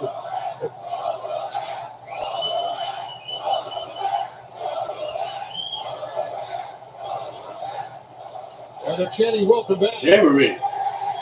Oh, okay. Punk The said chanting of welcome back, the biggest question. like he's, well, Darby's yeah, he has left pro he's wrestling truly all elite to become a sports entertainer. Now, of course, he left that realm to come back home to pro wrestling. Flying from the left side, somewhat unorthodox. Darby engaging in some hand fighting, grabs the hammerlock, gets behind Punk. You could see keeping his head close to Punk's back, and Darby follows him through, maintains control of the hammerlock. But here's the thing too, and it's kind of weird that we're seeing him in tights instead of trunks, because that's what he would normally be seen on the media scrum from AEW from the first dance. So when they asked him about preparation and will there be ring rust and all that, Darby, you can see using his head to try to Punk had very little time to prepare himself. Turns the hips out, gets back into the seat position. That he worked out in his positioning himself best to get up to his feet as he does right that there. doesn't bring a lot of hope that maybe he could win. If he's already coming out on tights, obviously he's embarrassed to show the rest of his legs. You know what I mean? Right. But then again, time flies by. The body doesn't look exactly how it is unless you maintain your, really well good shape. And he got that back elbow in. And obviously the appearances will change as time goes by. And that's very rare when it comes to us. So here's that weight advantage comes into play. Because we were already used to a visual that we have seen over the course of time. But then not everything. Make him carry that weight, make him expend energy. So that is Punk's strategy with Darby Allin right now. Hopefully there's not going to be that much of criticism of Punk's appearances more than what he shows in the ring against Darby Allin. I mean, I expect Punk to... Okay. Nice leapfrog by Punk. Darby goes for the trip. Punk avoids contact. Almost in position for the GTS. Darby got out of there really quick. And he's kicking himself. Yeah, that could have been his. That could have been his death right there. That could have been. You can tell Darby's been doing his homework. He would have been done. Darby willingly put himself in jeopardy, and very nearly paid the price. You talk about Darby being a unique cat. He's a very bright young man, and as Tony Schiavone alluded to, you can bet he's watched so much CM Punk matches. He's probably sick of it by now. As we say, Jim, and really, with Darby is concerned, great student of the game. Yes. He really is. Yeah, he is. He may be an enigma, he be different, but he knows pro wrestling. Mm-hmm. Side headlock once again. Whatever Sting could teach him, he'll be dangerous. Keeping his head close to Darby's. Or what Sting has taught him. Driving his chin right down to his temple is what he was doing. Yeah, he's trying to... I mean, if he's already a daredevil at this point, nothing can fear him. He won't be fear of anything. Nothing will phase him. I mean, he'll go at all lengths to be the biggest daredevil the sport for wrestling has ever seen. Being brought up by Darby Allin, the hammer throw into the corner, reverse. No! Oh my God! Face paint all over the floor. You can see the abrasion. That's one thing about Darby Allin. Darby's spine. Yeah, I see the redness on his back. Jesus, man. I don't know that's the thing about Darby. He's not afraid to throw a question of the wind. It was Darby's back that hit that squared off side of the ring post. And I think the ricochet of that had his head climb up against the turnbuckle. I really that's agonizing. That's where we see that abrasion above his eyes. CM Punk doesn't want this thing to hit by count any more than we do. Shoots a hat, Nelson. Hooks the leg, got a near ball. Good job by Punk. Trying to win it right now after that splat. He's thinking bow and arrow, but Darby recognizes it. He's reaching for the ropes. CM Punk has not missed a beat, has he? 7 years, like he never stepped away from it. His heart is here. Is that man? His passion is here. Oh, kicked him on the back while his hand was on the rope. The hottest professional That wrestlers is in the Punk entire world, and CM Punk looks like he belongs in the ring with Darby every step of the way. Oh yeah, I mean, backdrop. Not to say that he doesn't. I mean, he does. It's pretty dangerous. Punk likes to use Because this, not only is this a worthy match to watch, this should be also a lesson for Darby to learn. The knee between the He's gonna take something away from this one. If he ever gets to see it or remembers anything of this match, he will go back has and been dictating it. if he ever gets to reminisce, he will go back and say, you know, what were the pros Forgot and the about what cons? he's doing. Got back to a reverse chin lock. What now could he have done the better? base established. Darby's trying to What fight could CM Punk done better? Darby charges in the kitchen sink, sends Darby Allin for a ride.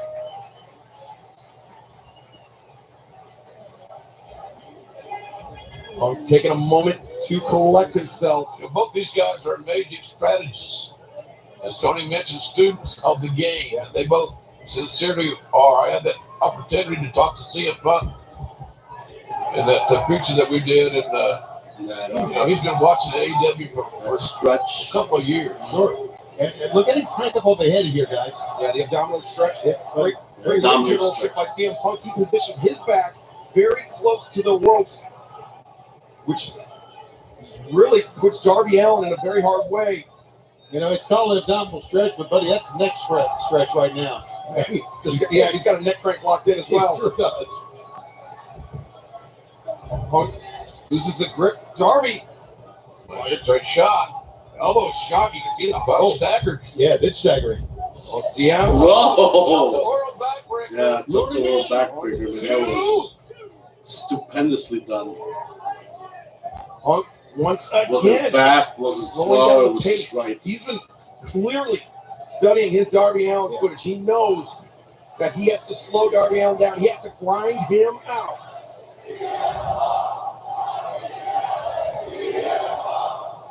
We know Darby Allin has maybe the highest pain threshold in all professional those wrestling. chants. Obviously, a little bit more for CM Punk and just a slight midge less for Darby Allin. Looking to test that. Chicago knows the most it's flavoring what they want. professional wrestling contest we've seen Darby Allin engaged in here in AEW. They want the Pepsi version of That's CM Punk. exactly the way CM Punk wanted it. And that Wilbur Snyder created abdominal stretch, working to perfection.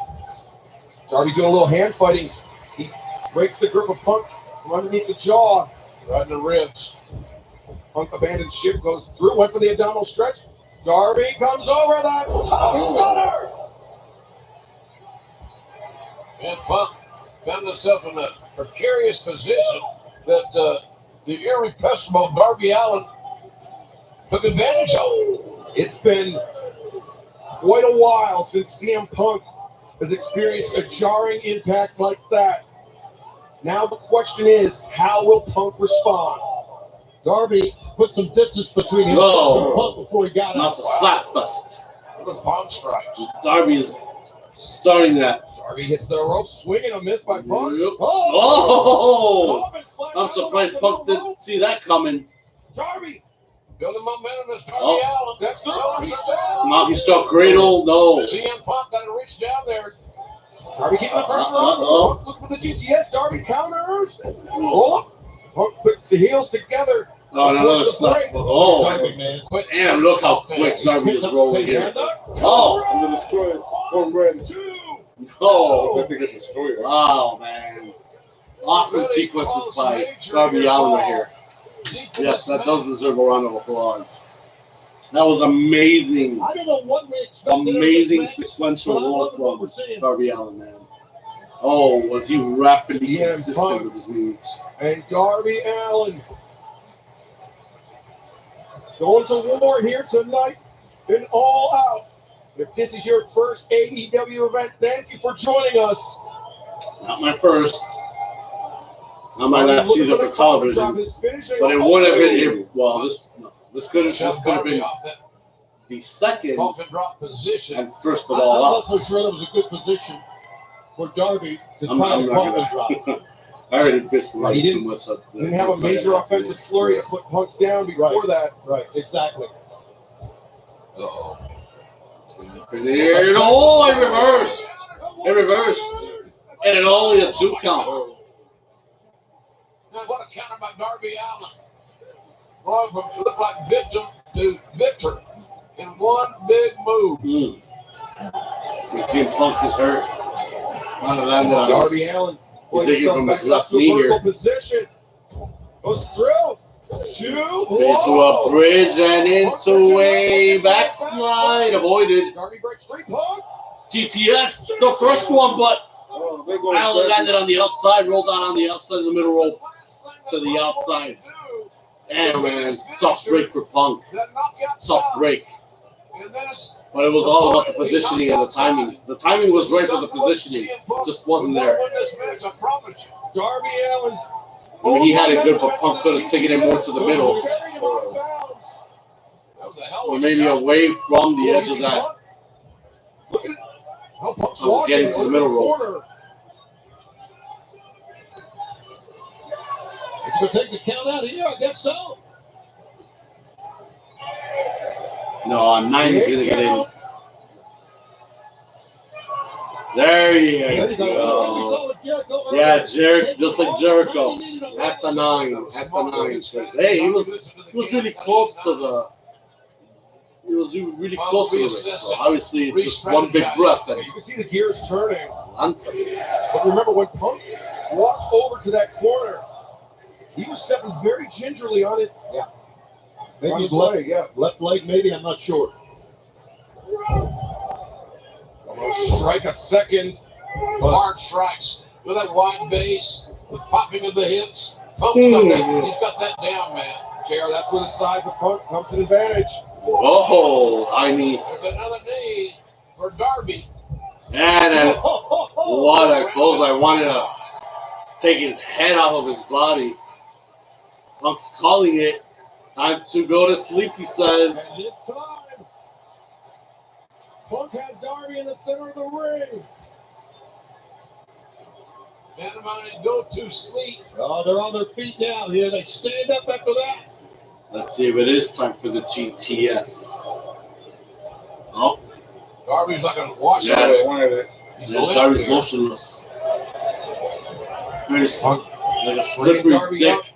Punk knows Darby's not done. Gone away from CM Punk. Darby may have been playing possum there a little bit. I'm not sure. Yeah, maybe. It could be. Yeah. They'll go right to the throat. Another one. 3. Third. To the jaw. 4, 5, 6, 7, 8, 9, 10. Jesus Christ. 11, 12. Damn it, he's going rapid fire. Oh, did he put Punk down with those forearm shots? Those forearm shots to the jaw, man. It's his left jaw. I mean, that's not the jaw. When he heard the chant of "Go to sleep," he knew he was going to try it. So he maybe a lullaby should have worked. Oh! Oh my God! Like he was shot out of a cannon, Darby Allin collides with CM Punk. Oh, indeed he was. Uses his body as a bot. Darby is in his own Darby Allin, one of the most impressive moves in his arsenal. And now Darby's Darby thinking big things. And the crowd rises. Big thoughts here. To their feet is Darby Allin. Whoa! Like a moonsault. That was like a senton. Flipping senton off the top. Flipping senton. Unbelievable. With a capital Unbelievable. Courage in this.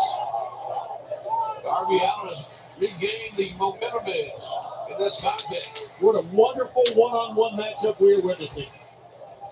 And Darby returns Punk to the ring. Here we go. Oh, look at that. Oh, he's going to do his own GTS, but in the form of a coffin drop. And, whoa, Punk got up in time. Punk saw that coming. He sat up. That's the veteran. Yeah, but, cut him in. Backslide. Oh. Uh-oh. Is it? Is it GT? No, he countered, yeah. Last Supper. Oh, no. Oh, he got out of it. What a close near fall that was. Oh, yeah. Real close. Oh. Good move by Punk. What snap on that leg lariat. Fans loving this. Yeah, it feels like we're getting to the home stretch here. It really is. What a pay-per-view we've had, folks. It's still, it's a long way from over. Darby got the boot up as Punk was charging in. Darby looking for poison Rana. Oh, at the position. Oh, that's it. Go to sleep. That's it. Punk wins. And the full circle's complete.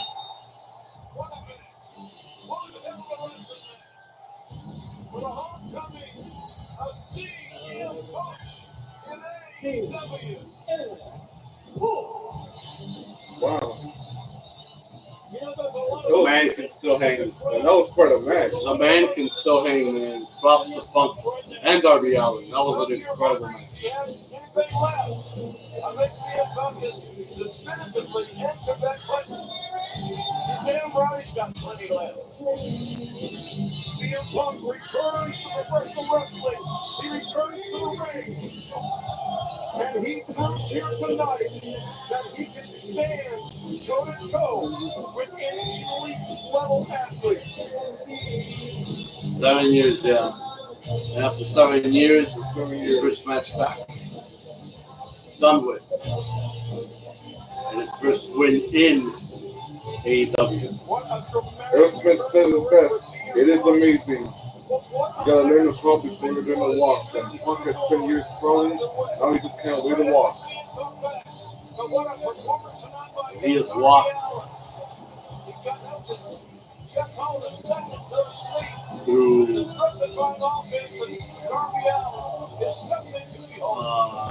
cobblestones, fiery pits. He has made it through. He's been through hell and now he's back from it. Hell of a moment to be a part of, guys. Someone to remember this one for a long, long time. Hell of a moment. And the Stinger's come down. Yeah. Sting's in the building. He said. He kept his words that he wasn't going to interfere. The match is done. Punk won. Pretty sure he's just there to collect Darby Allin to the back.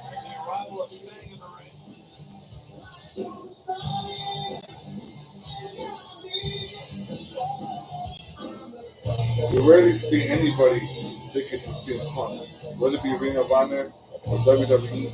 Oh, look at this. Yeah.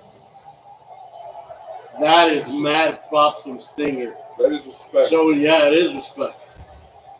Look at that. Nice. Nice.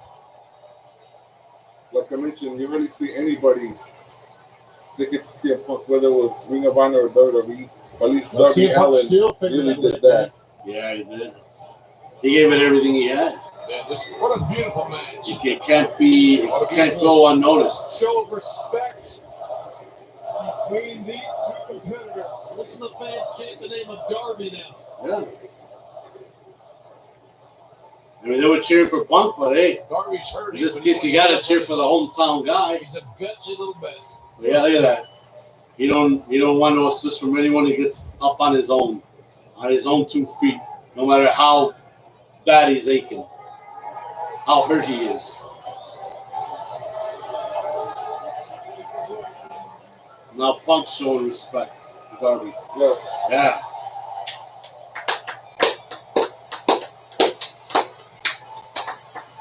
That's first class all the way. That's right. There will be another time when those two face off again. But on this night, on September the 5th, it just wasn't enough for the returning CM Punk.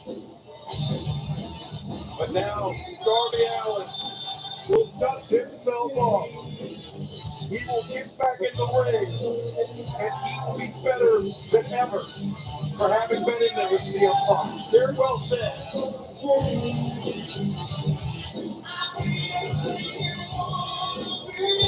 Yeah, we're rolling here. Can't wait to get to Cincinnati on Wednesday night. John Moxley's homecoming. I'm going to see if Punk will be there. Just where he said, I never felt alive. But he's finally back in the sport that he truly loves. Yes. It's only going to get better from here. Can't wait to see who his next opponent is going to be. Who is the next score to settle with will be. I rightfully so. That takes the victory lap. See him Chicago style. Great shape. That wasn't anything whatsoever. First win in AEW so far. Best in the world. A lot more than that. They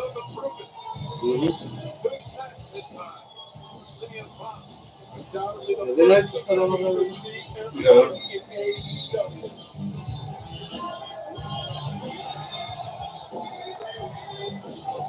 Well, ladies and gentlemen, the emotion that CM Punk has brought. That's where he came out. No, he came out of the. Unbelievable. It's infectious, JR. What a time to be a fan of professional wrestling. No doubt about that. What a night, folks. What a night. You with us? Want you to be with us for our next pay-per-view. Oh, we'll hear Saturday, November 13th, 4. Full gear. Wow. We will have more. That's a good way to start my birthday weekend. Very shortly, Tony. I'll just remember to request Monday off. That way it could be a 3-day weekend. Paul, no, that would be 4 days. Yeah, I got to stick in this one as well. Paul White, AQT Marshall.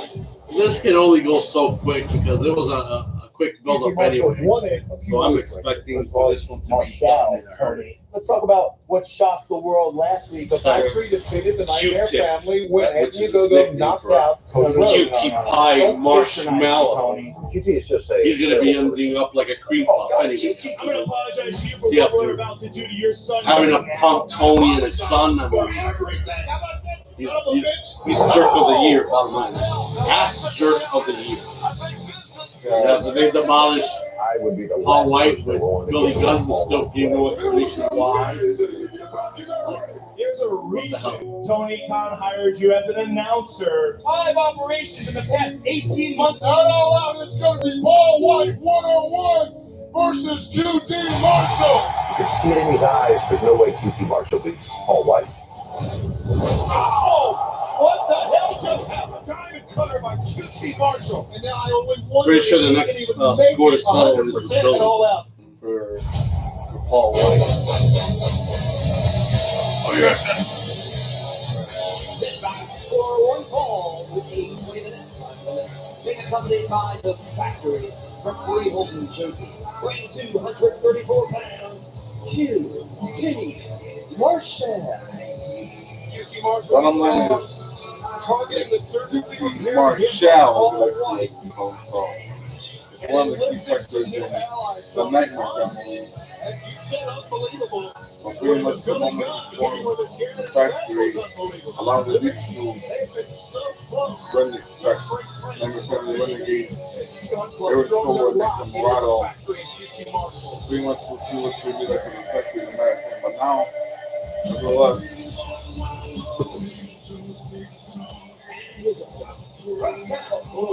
Standing at 7 feet tall, weighing 400 pounds, no more BS.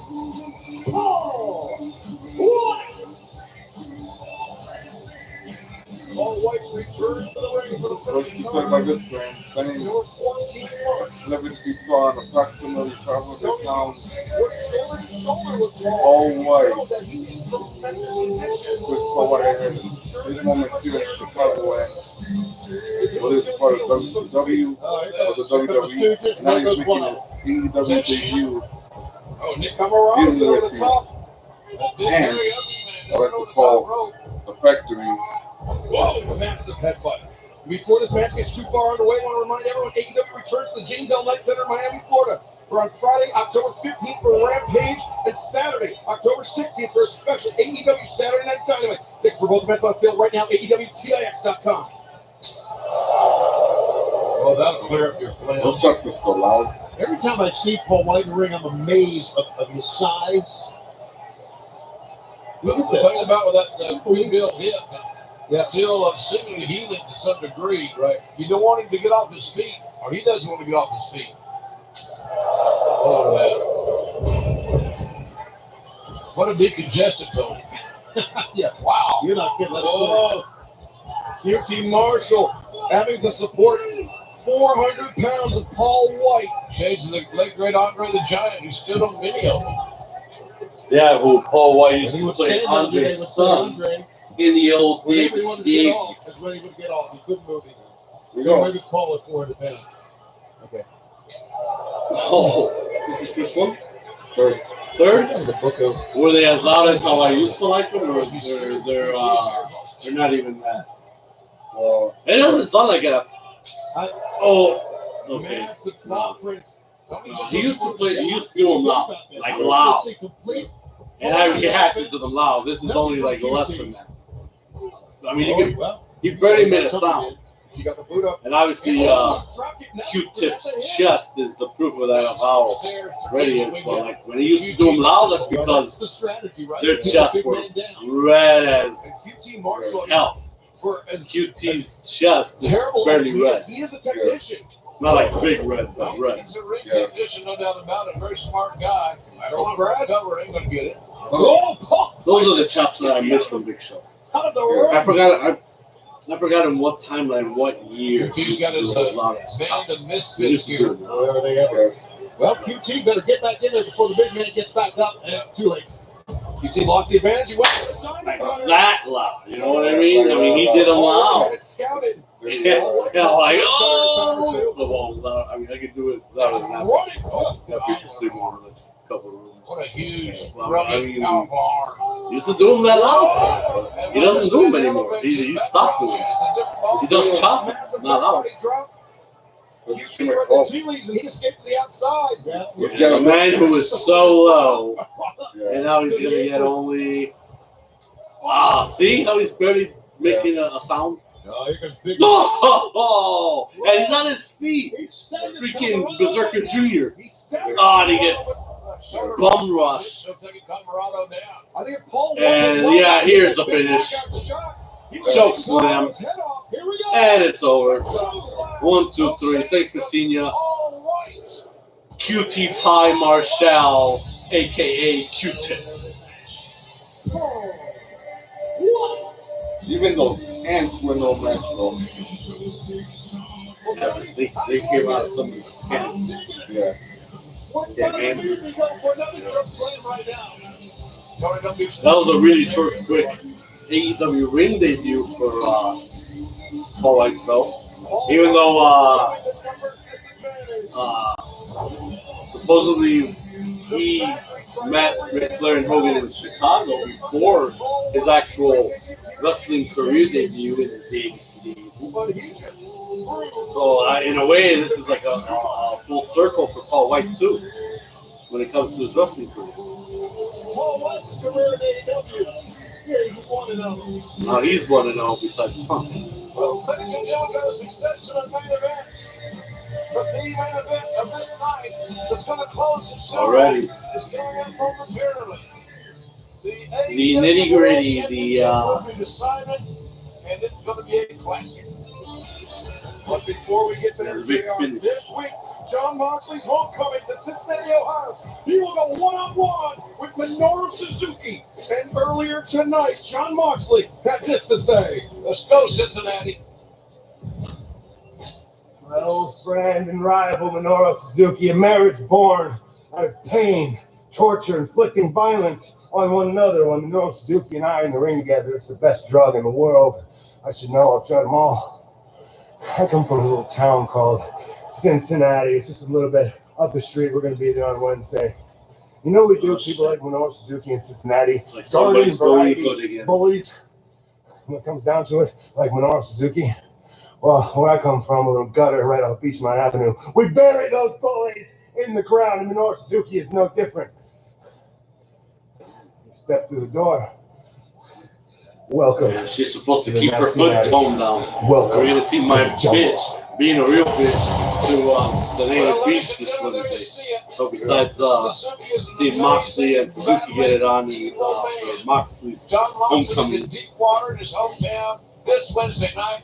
Tickets still available at AEWTix.com. And she made her AEW debut earlier tonight and won the Casino Battle Royale. We know she'll be waiting in Dr. Britt Baker's future. Ruby Soho makes her Dynamite debut this Wednesday. And we heard from Dustin Rhodes on Friday. He wants Malachi Black in the ring, and he'll get him at Dynamite on Wednesday.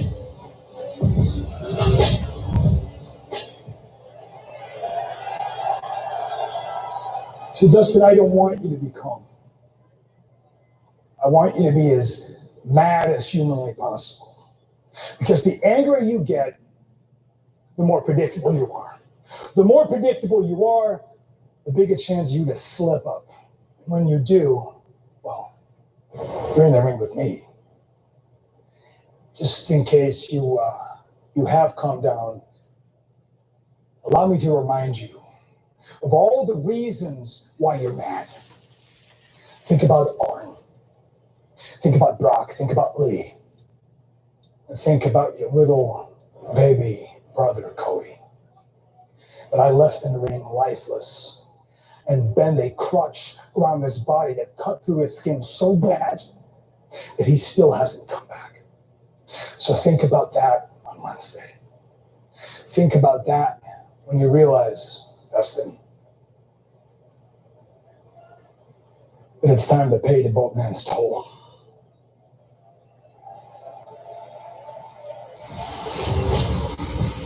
Dustin Rhodes, Malachi Black, Wednesday on Dynamite Live on TNT. But we also have a big Friday night this Delaware. Friday night on Rampage. The Bastard Pack goes one-on-one with Andrade El Idolo Friday at 10.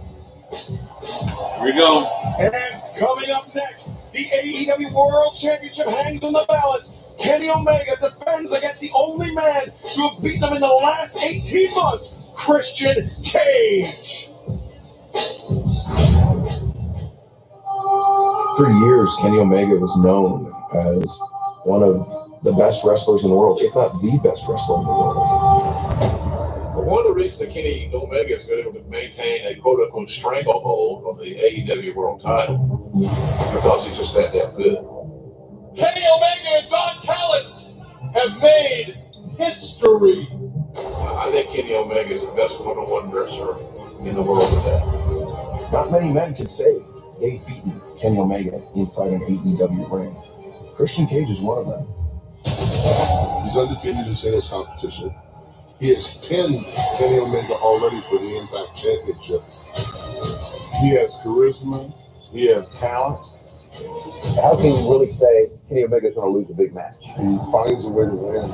I think this match is going to be unbelievable. Christian Cage going into the pay-per-view with this kind of momentum might be the worst night of Kenny Omega's life. Ladies and gentlemen, your all-out main event set for one fall with a 16-minute time limit is for the All Elite Wrestling World Championship. All right, it's go time.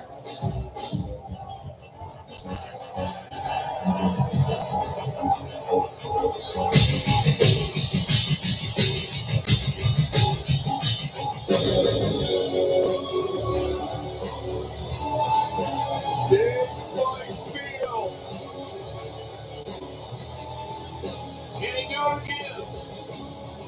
Can Christian make it 2 in a row over arguably the greatest one-on-one wrestler in the world today, Kenny Omega? The instant classic Impact World Champion Christian. Someone stepped through the ropes for the first time in 7 years. Earlier this year, we were privileged to watch Christian Cage step through the ropes for the first time in 7 years, and since then, he has remained undefeated in all elite wrestling. Now, what a great job matchmaking in this situation. Undefeated,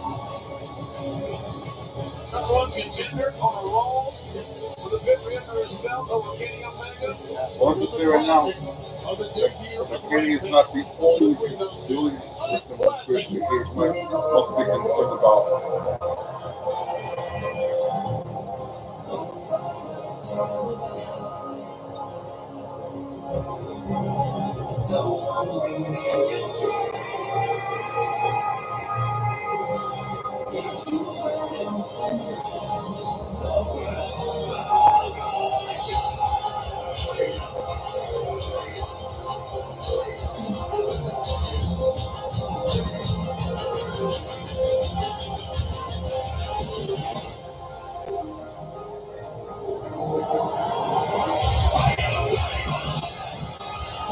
Things have been collapsing, disintegrating around Kenny Omega and the Elite. First a few weeks ago at Impact Championship.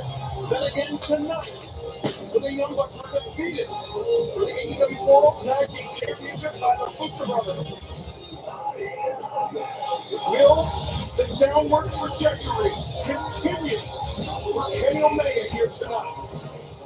A loss to Christian Cage, and like I said, it was a tremendous match that we saw on the debut of Rampage when we were in Pittsburgh. The loss to Christian Cage, it does have to do something. What do you think of the psyche of Kenny Omega? That he knows he can't be beaten. He thought he was invincible. Certainly thought so, but Christian Cage proved to Kenny Omega and the world otherwise. It's also been a stressful night for Don Callis, who witnessed at our announce position the amazing Young Bucks lose. You don't see that very often. The tag title to the Lucha Bros. Captain Robert, hope you're ready, because we're sending it right down to you. Introducing at this time, the challenger. From Toronto, Ontario, Canada, weighing 218 pounds, he is the Impact Wrestling World Champion, Christian Cage.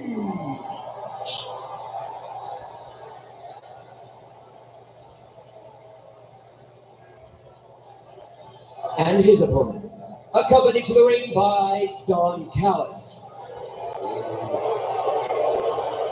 After dining at the Waffle House near the airport in Charlotte, North Carolina, he weighed in at 224 pounds and is the reigning All Elite Wrestling World Champion, Kenny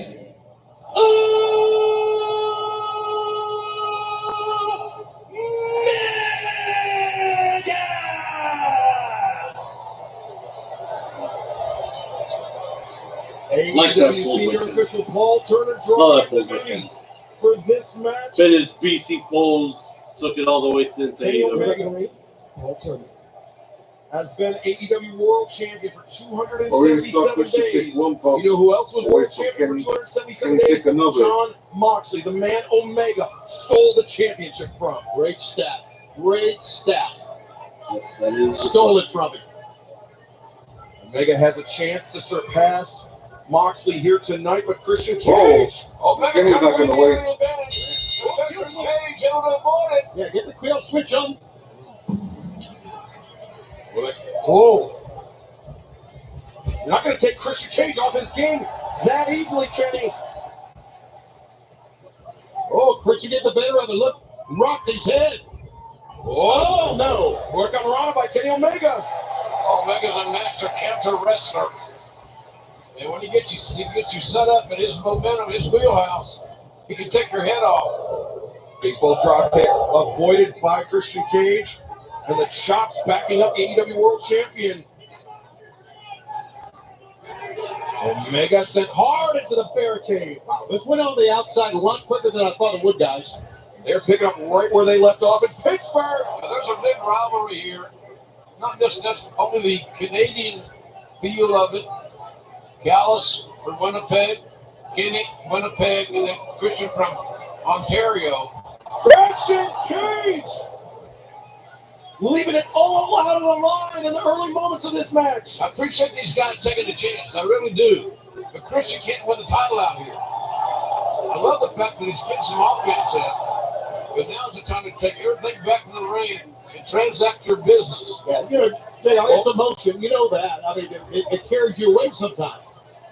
And Don Callis, his strategy in preparation for this match has been to undermine Christian Cage, to talk about how Callis was the first man to give Christian Cage an opportunity in pro wrestling, and that Christian wasn't good enough, so Don Callis fired him after one night. Yeah, it screwed him on his payoff. Oh, well, does that surprise you? No. No. But then, to hear everyone else tell it, Kenny Omega was a promising young athlete at 10 years old, and Don Callis opted to get his claws into Omega early. Yeah, very well said. Claws And Omega. Oh, God. That's the most unique way to break a table that I've ever seen. That table shattered across the body of Christian Cage. Don Callis walks around, gets the attention of the referee. Leo White was not in the audience. Look at this impact. Yeah, who? Oh. J. Leo White was not in the audience. I don't know if you Oh, it, well, what? Don Callis, yeah, he had pulled Paul Turner's attention away.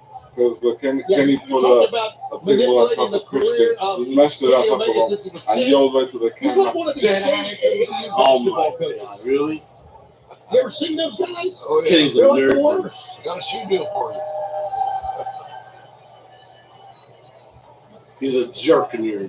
Don Callis, the surrogate stage parent of Kenny Omega, and Christian Cage sensing the imminent danger. Omega. That's flat was a spine right on the floor by the AEW World Champion. Christian Cage still feeling the effects from that table being shattered across his body. You see clutching at the midsection is Christian Cage. Kenny Omega very unsteady on his feet. Yeah, man, this is where you got to go for it. You see him steady on his feet. You got him reeling. Lay it in, man. Whoa, like that. Chops echoing throughout the now arena. Christian puts on the brakes. Well scouted by Christian, the challenger here. Looking for Omega.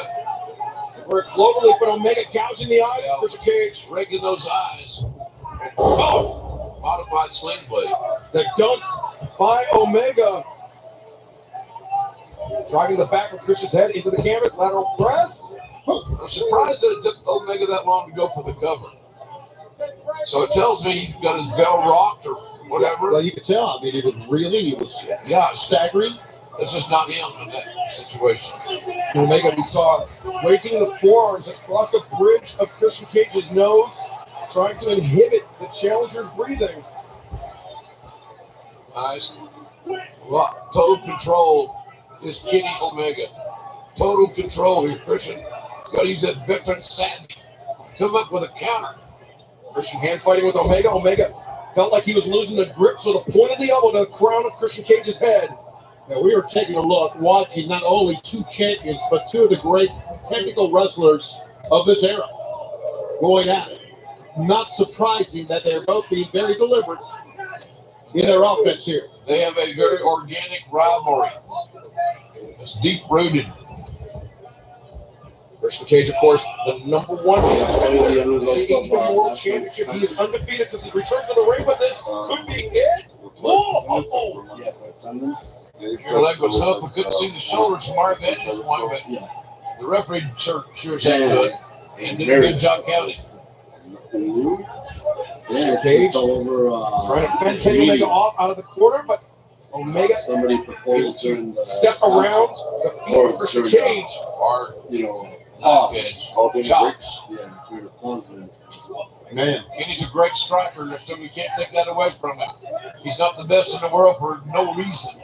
But you know what, Christian Cage, pretty good at throwing hands as well. Oh my God! That's a good point. See, I can see Callis encouraging Kenny Omega to leave him out there. Let's just go home with a count-out win. A lot of times we talk about how hard that ring apron is and how important it is you fall on it. I think the ring apron saved him here. Looks like he was going to fall on his head. I think the ribs of Christian Cage collided with that ring apron. What the hell are they doing now? Well, it's going to be illegal. Oh, Omega, he went to look at the moonsault off the barricade. Perspiration gets you sometimes. No. How about that? He didn't miss that time. Great recovery by the AEW World Champion. That's just showing great concentration. And look at this smug look on the face of Omega and Callis. Well, don't think their business is finished. I can promise you. Christian's not done. And a lateral press once again. It was an unnecessary risk on the outside by Omega, but one that paid off. Yeah, you're right, man. Chris, you got something left here, buddy. He's luring maybe the man with black and blue hair, right into his hip zone. Hey, look at this, man. Wow, hear that?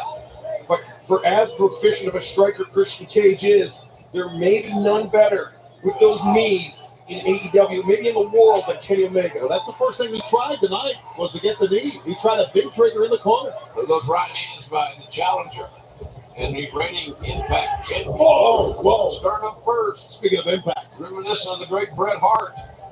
The Hitman. Hammer throw into the corner, compressing the sternum of Christian Cage. What's this? Omega. Oh, Ushigoroshi. Bringing Christian Cage down. Shoulder first on the knee, the hook of the leg. Wow.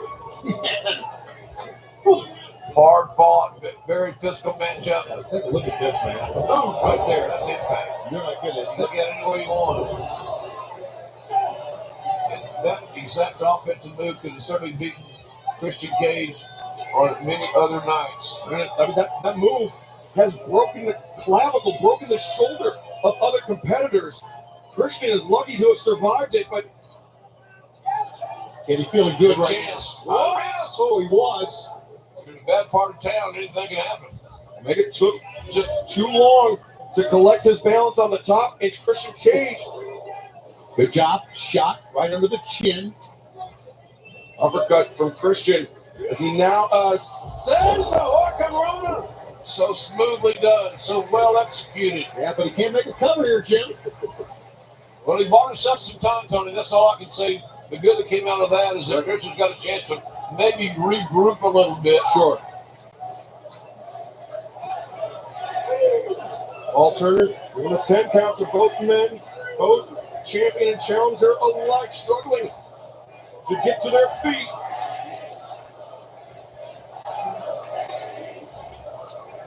Look at these two rise at the same time, these battlers. Ooh.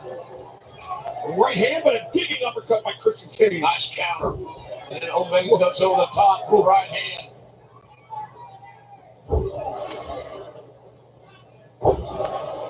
Look at Kenny just putting all of his upper body, torquing the hips. Omega's about as right-handed as anybody can get. He jabs with it, he punches with it. Yeah. That's his go-to. That is his go-to, and he drove Christian Cage down to one knee. A back elbow in the corner, avoided. Uh-oh. Kenny didn't last very long, did he? One wing it, no. Christian escaped out the back. I'm surprised he went back to it, because he almost got caught in the one-winged angel being up there at one time. Omega covering up from this flurry by Christian Cage. Beatdowns are okay. There's nothing wrong with it, but somebody's got to go for a pin here. I'm specifically referring to Christian. Christian over the top, the right hand to the jaw. Omega stunned by it. Christian leaps over Omega. Omega for that discus Polish hammer. Double leg. And now Christian looking for the cloverleaf. Omega. They're pulling the hair. Grabbing the hair, trying anything in his power to prevent Christian from turning over. Yeah, well, that's what you do. Survive. Omega got a free leg, unfortunately for Christian, able to utilize it. Now watch out here. Omega with Christian up on the shoulders. Whoa, Christian does escape with the reverse DDT. Shoulders are down, look at this. Who?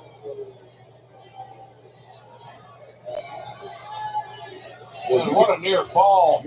Back and forth, momentum continues to depending on the swinging. Who's going to have the momentum last is going to win it, obviously. Omega up in the corner, Christian Cage close to the distance. The lower cell served by the challenger. Omega knew what he was doing, buddy. He lured him in. A well-timed knee strike by the AEW World Champion, Kenny Omega. Bringing the challenger, Christian Cage, back to a vertical position. Omega.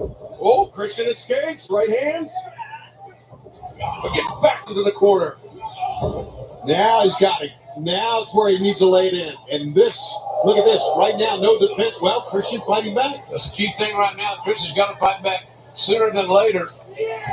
Swing and DDT. Impact. He spiked Kenny on the top of the head. Shoulders are down here for Omega. Fatigue, perspiration, all those elements coming into play here. Oh, wait, is he trying for the kill switch here? Position him in? Yeah, notice how Christian's footwork positioning him behind Kenny Omega. Ooh, boy.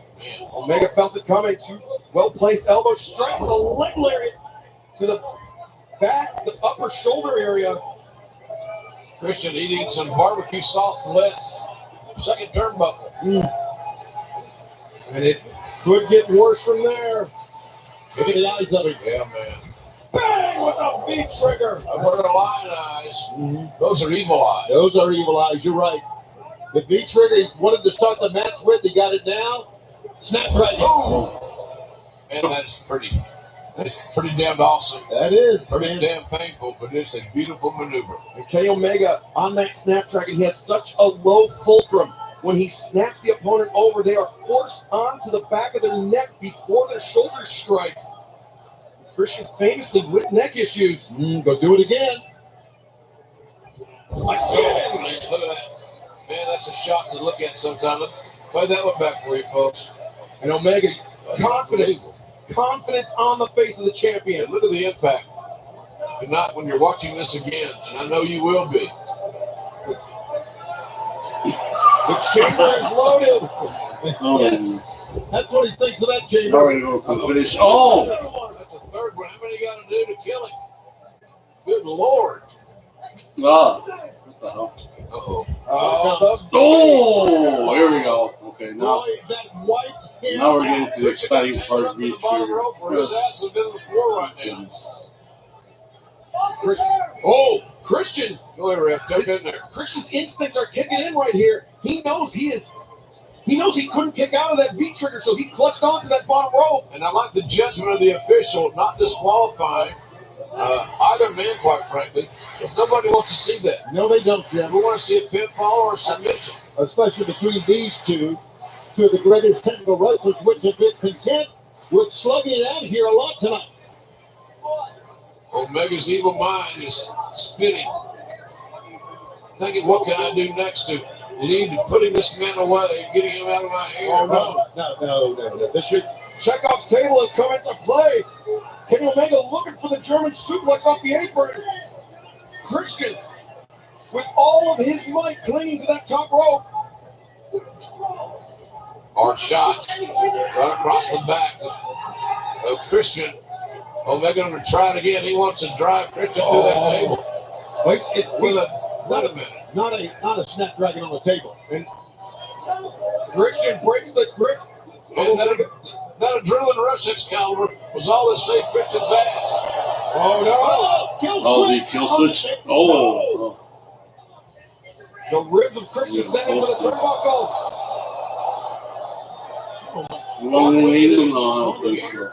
No, Christian escapes to the No.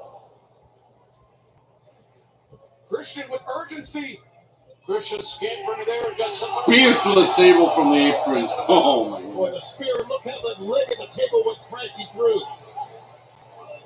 Both men, the worse for wear from that. Wow.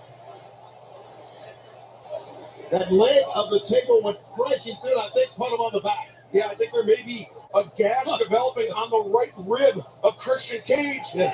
Here it is again. Yes, Christian immediately comes up clutching that rib. Well, what an amazing night that we have had from top to bottom. When we started in the buy-in. And this amazing crowd, no one's left. They're still emotionally invested in the brand they love named AEW. Absolutely. And capping it off with this sensational main event that we knew would be this physical. We knew it would go back and forth like this for the AEW World title. Callis assisting. It's like some kind of natural disaster out here, fellas. Yeah, man. I mean, both, obviously.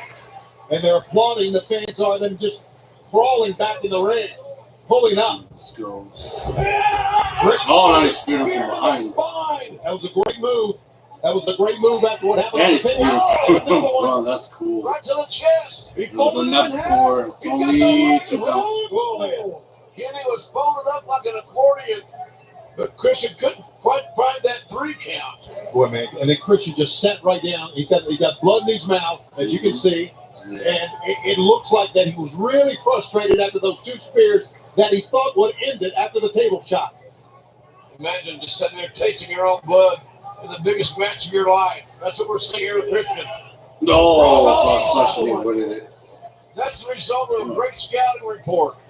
Omega's very cerebral, no doubt about that. It's also a result of being very fatigued and trying to climb up top.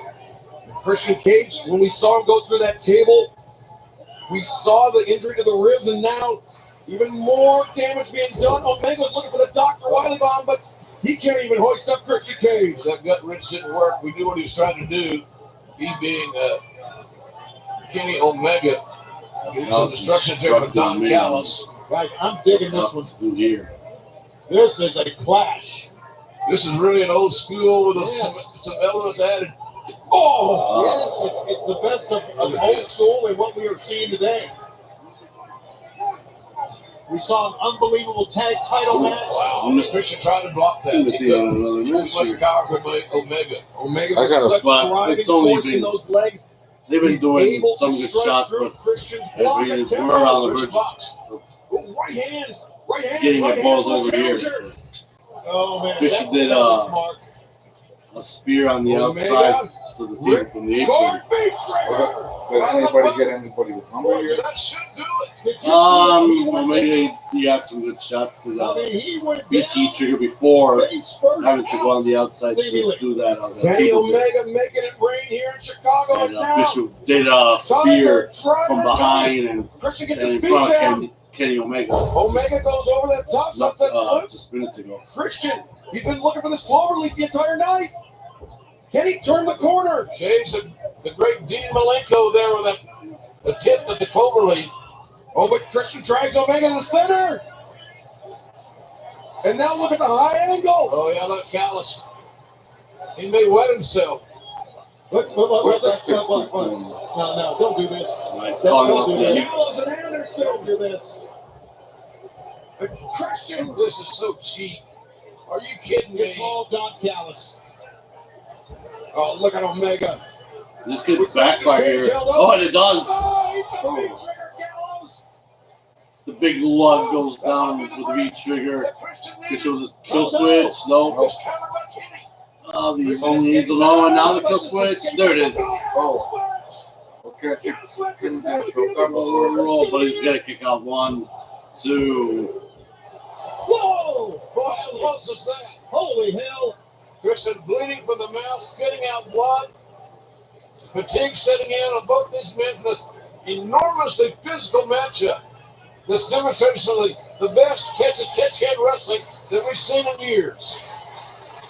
This has been a war, and this is what AEW is all about, guys. In ring. Nothing better. Kenny Omega, very, very unsteady as Christian Cage is bringing him up. And the fans start to chant, they know. Wait, Callis inside the ring. Oh, look at Get this. his ass out of here. Now it's a distraction. Could get this man disqualified. Maybe that's what he's trying to do. Chicken shit. Good officiating. Good officiating. Callis, such a coward. He fled from Christian. Mm-hmm. He ran like a scalded dog. That's what he did. Like a scalded dog. Oh, Christian Cage. Instead of pink, he should have wore yellow to the damn event. What the hell? Super kill switch, maybe. No. No, Omega. Gouging the He's eyes. rigging the eyes. Sticking the fingers in the eyes. No, not the one wing angel from there. Oh, my. Jesus Christ, no. Oh, that's it. Omega still retains the championship. Oh. Obviously, Callis' distraction was the payoff.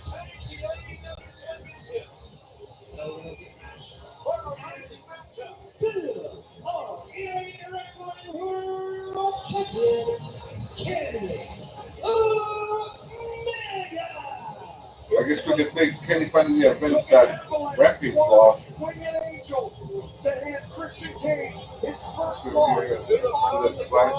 Oh, there it is. Stomp to the table. That was earlier. Shrugging him off. And of course, that's before he stepped out. Here's what he missed. Oh my lord! Spear to the table set outside for the apron. I wonder if Christian with that scrape on that lower body. Yeah, now the one wing angel from up high.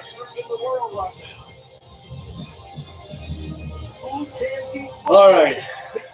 So Kenny is still the champion. Supposedly there's surprises coming here at the very end of this.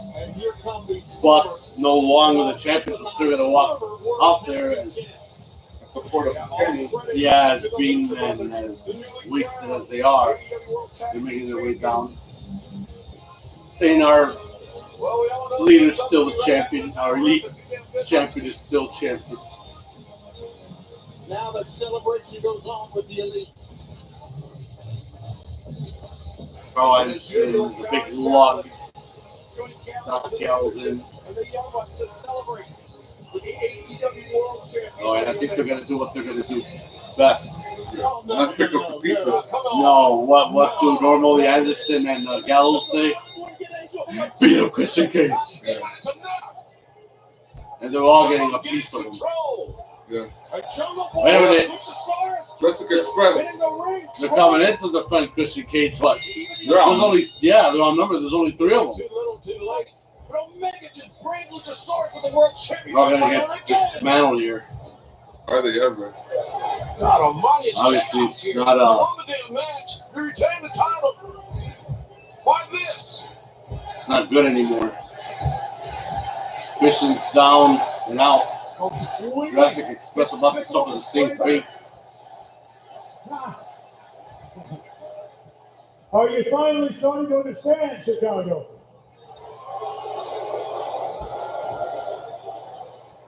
Best in the world this, best in the world that. I don't care if you have hometown heroes. I don't care where you came from. No one is on my level. Absolutely no one. I've proven it day in, day out, month in, month out, year in, year out, and it doesn't matter where I go.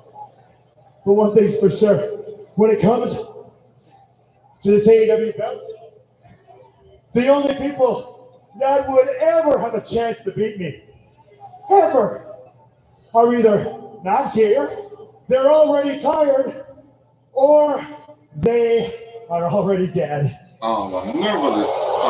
Wait a minute. That sounded like a tease at the very end. Whoa! Adam! Mother de Dios, the rumors are confirmed true. Baby! Adam Cole is finally in AEW. Bye-bye. And in their storyline, he is a ghost. I think the ghost appeared in real life. Elite is only going to spook louder. Chicagoland is on fire. See, I mentioned this one too many times. Chicago's always been monumental for some great moments in pro wrestling history, sports entertainment history. We make the most of it here, and this one is obviously huge. And for the first time in AEW, we will definitely hear him say next, Adam Cole, bye-bye. It looks like Adam Cole. Yeah, Elite seen a ghost. They never thought they would see that ghost again. Looks like he came back to settle the score. Obviously. I think he said, you remember what you did to me.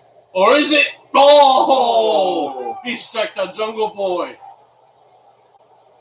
Now the question here is, he's back with his buddies. He's gonna forgive and forget. He's back in the fold. Wow. I don't believe what I'm seeing. Wow. Wow. Wait a minute. Oh my God. Oh, that's back to their elite, being the elite days. This is astonishing. Wow. Of the almighty Steve Urkel. Did I do that? Jerk off. You really believed me, didn't you? You really thought I was scared? This guy's one of our best friends. Tell him, Adam. Of course he is. Who's ready for story time with Adam Cole, baby? Boys and girls, it's official. The Elite is the most dominant faction in the history of this business. Well, super elite now. And ain't no chance in hell anyone's gonna stop us. Took Vinnie Mac's words. Now that's what I call a happy ending. So really, the only thing I've got left to do is what I do best, and that's send the crowd home happy. So without any further ado, I must bid you goodbye. And good What the?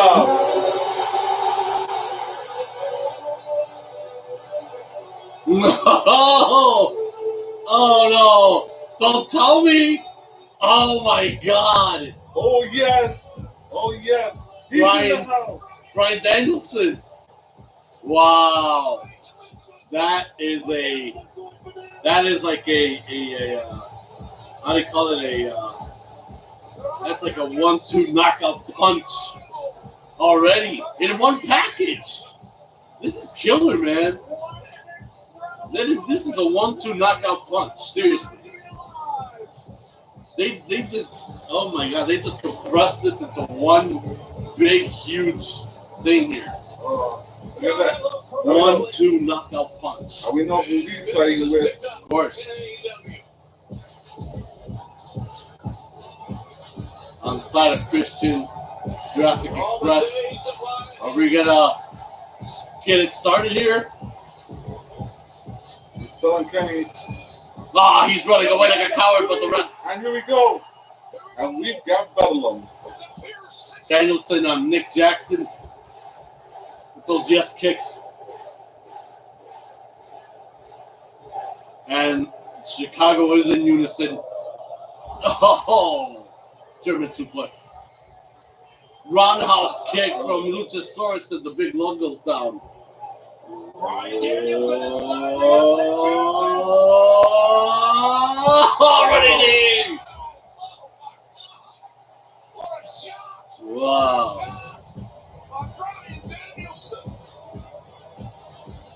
Wow. It's like an F5 tornado just whizzed past Hoffman Estates. Wow, man. They closed this out huge. God, fellas, what a night. Yeah, just with the Elite. And then that's why. They were running everything. Oh my God. That's why social media's been on fire in the last number of hours. It still is, honestly. And now we can't wait for Wednesday night. It's like, yeah, who gives a rat's ass for what happens tonight?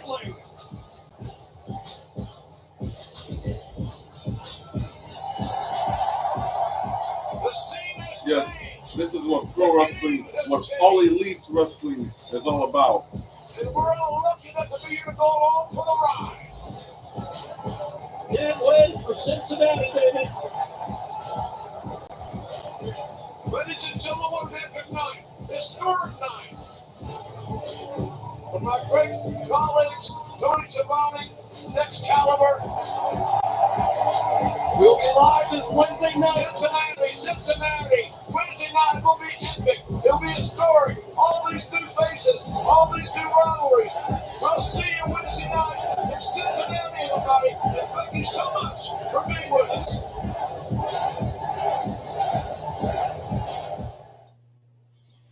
Wow. What a finish. My goodness, what a finish. We know this is already